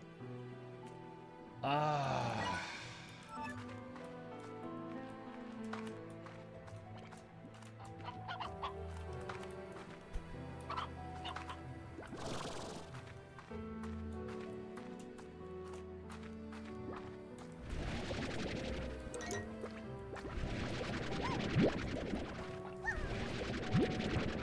Phase lemon isn't a plant. I haven't found a phase lemon. Is that a phase lemon? No, that's a quantum floor. I have not found any phase lemons yet.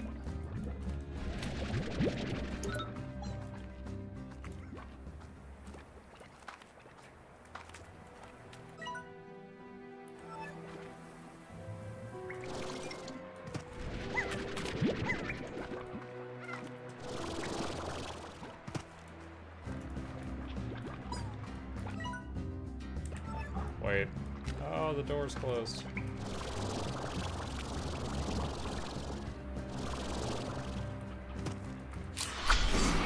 Okay, there we go.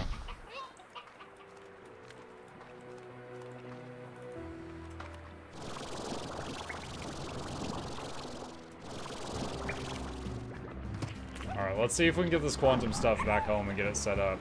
Because this is the last ingredient I needed to make, to make drones. Wait, what? Oh, that's fine.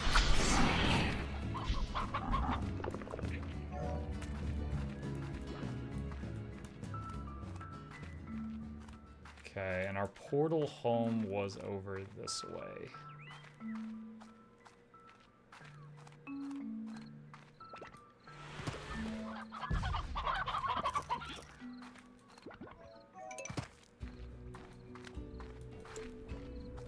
Try spraying water at the holographic trees.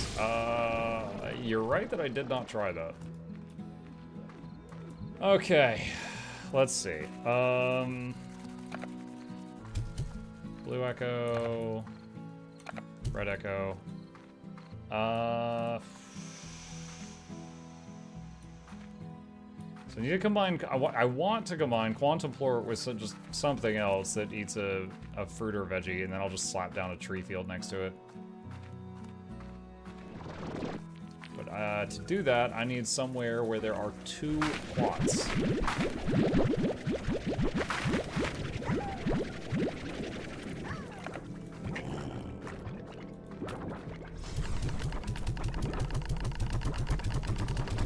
Cave? It might have to be the cave.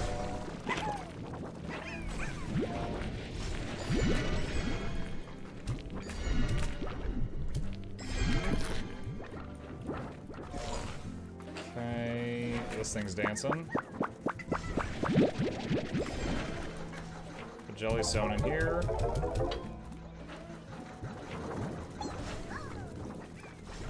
How are you guys doing? 17? Alright.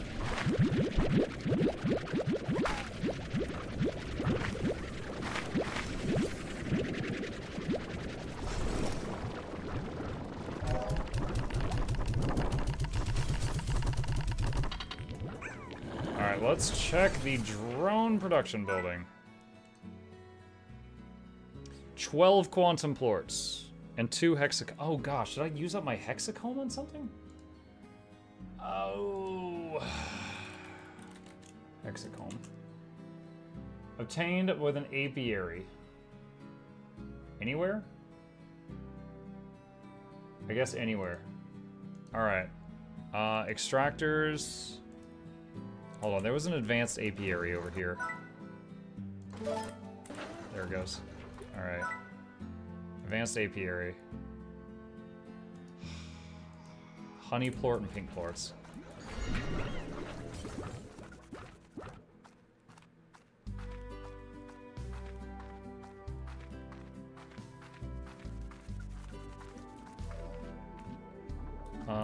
Let's see. Wait, quantum eats what? Fruit?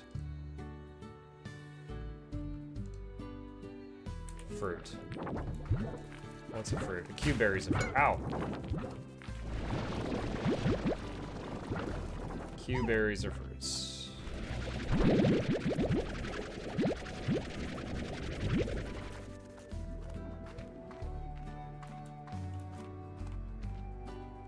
And we got plenty of money to do this. Alright, corral, high walls, music box, airnet, plort collector, auto feeder. And over here, garden, nutrient soil sprinkler, scare slime.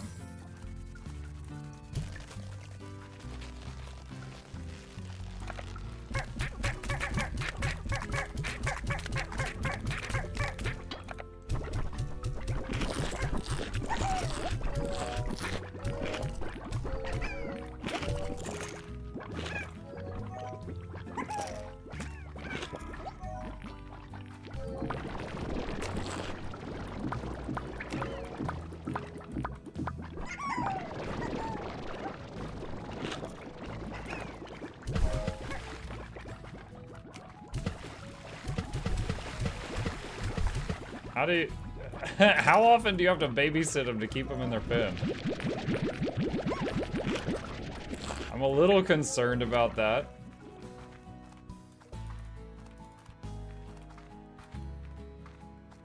Yes. Alright, what did I need? I needed pink and... Dang it. What was the other thing I needed for the apiary? I think it was honey. I think it was pink and honey.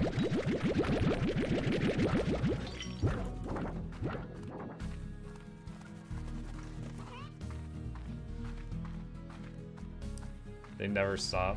I just need like a deep pit fit with just like concrete sides so they can't face to anything. Ow.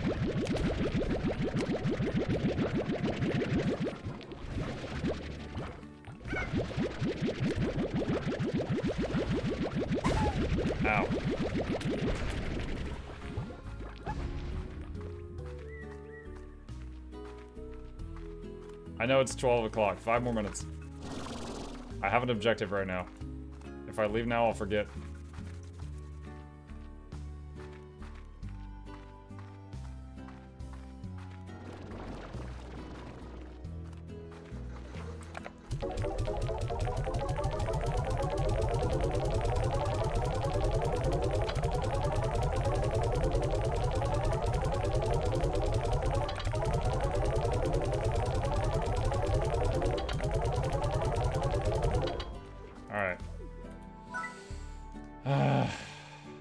Hunter Plort and Hexacomb. Hexacomb is from the Advanced Apiary. Does it have to be anywhere? Uncommon resource from an apiary. Doesn't really say anywhere specific. What else did I use it on? Oh, it's for Pink Teleporter. When I made the Pink Teleporter, it used it up.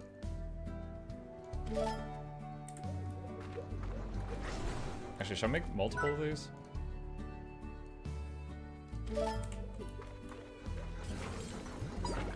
Alright, let's put them in the jungle area.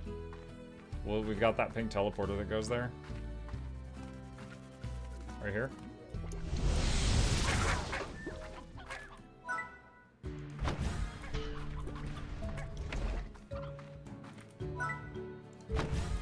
Imagine if the slimes could use the teleporters. Like, just at random moments, slimes from the jungle would just burst through here, just make an absolute mess of things.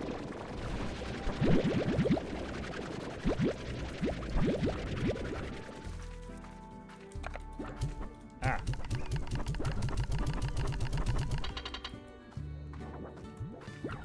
Okay.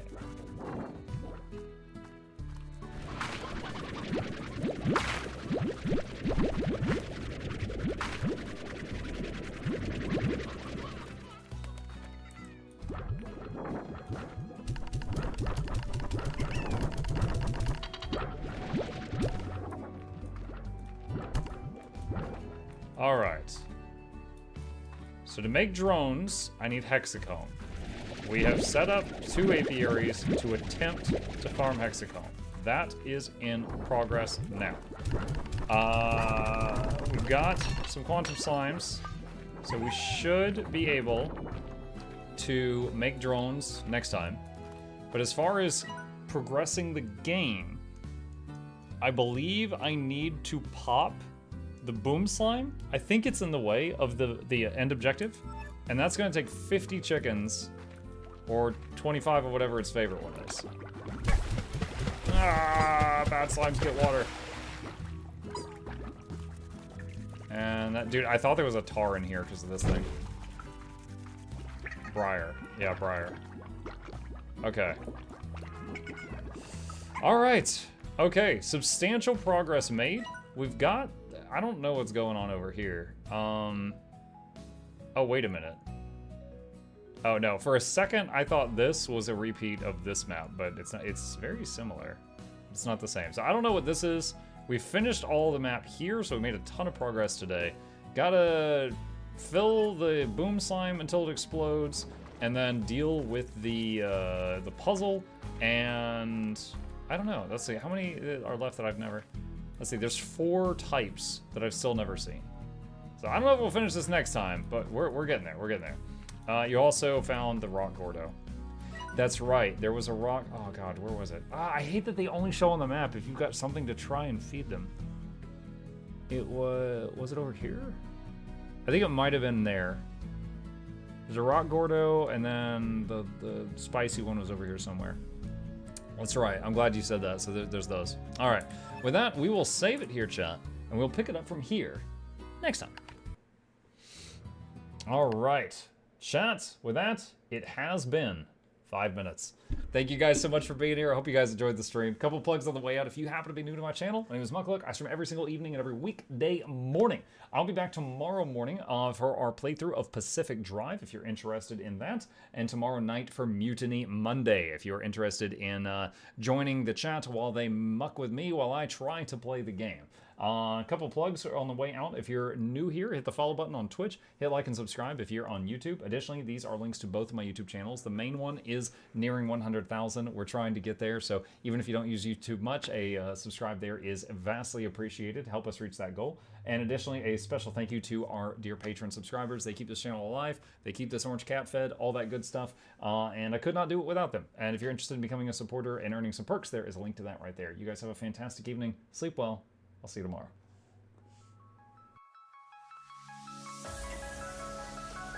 Say it backwards. Edge the need only you'll but see to take please. Week every giveaways, beakers, the touch don't speakers, the up crank way the on is entertainment. Stay the enjoy. You hope we lab the two viewer, dear you welcomes third the Snuffles Van Chauncey, Sir and fourth the Esquire, Reginald Bartholomew Douglas Mukluk. The words pour from his mouth, nearly tripping over themselves in their haste. My name is Zunikai. I used to be a slave here, but then I worked hard and they made me an overseer. I kept a good eye on the slaves, and if anyone slacked off, I whipped them hard.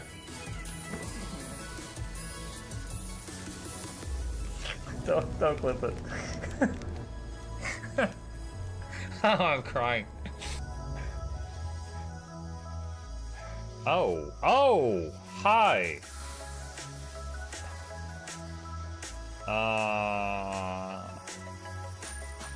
You stay there. I'm going that way. Deal. You broke the deal. Oh, Chauncey can swim. I didn't know that. Wait. How does he look so dapper while swimming?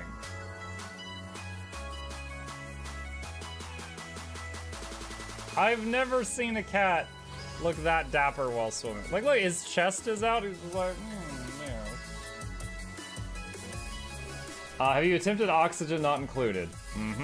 I played it on stream, and one very memorable memory is anyone who was at the stream, I was letting them name one of my replicants after them, and I said, Joe Niels, which one do you want to be you?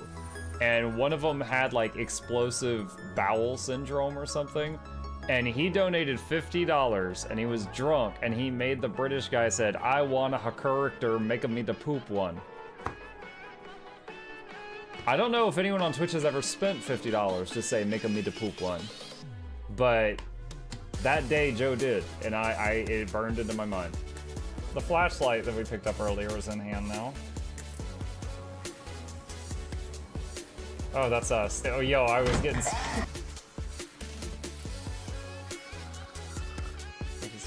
The cardboard, this is not going to go well. Run an update. I'm running software updates.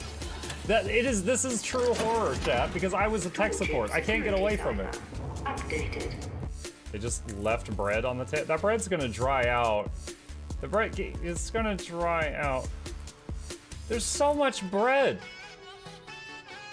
You don't, like, there's the baby's not eating bread. There's 2 of us. There's like 3 loaves of bread there and another 4 right here. What are you doing? Put some saran wrap on it. It's gonna dry out.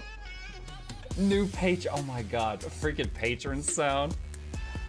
Oh, yeah, just like, a new arrival, and then Ed Wolf was sure to follow. Oh, hello, welcome, page. Sit down, you. Oh, Season, good to see you. I use numpad for my mounts. I use numpad for this, and this, and this, and this, and this, and this, and this, and this, and this, and this, and this, and this, and this, and other things. I'm trying to sleep here. Am I too loud? Okay. I love you. I love you too.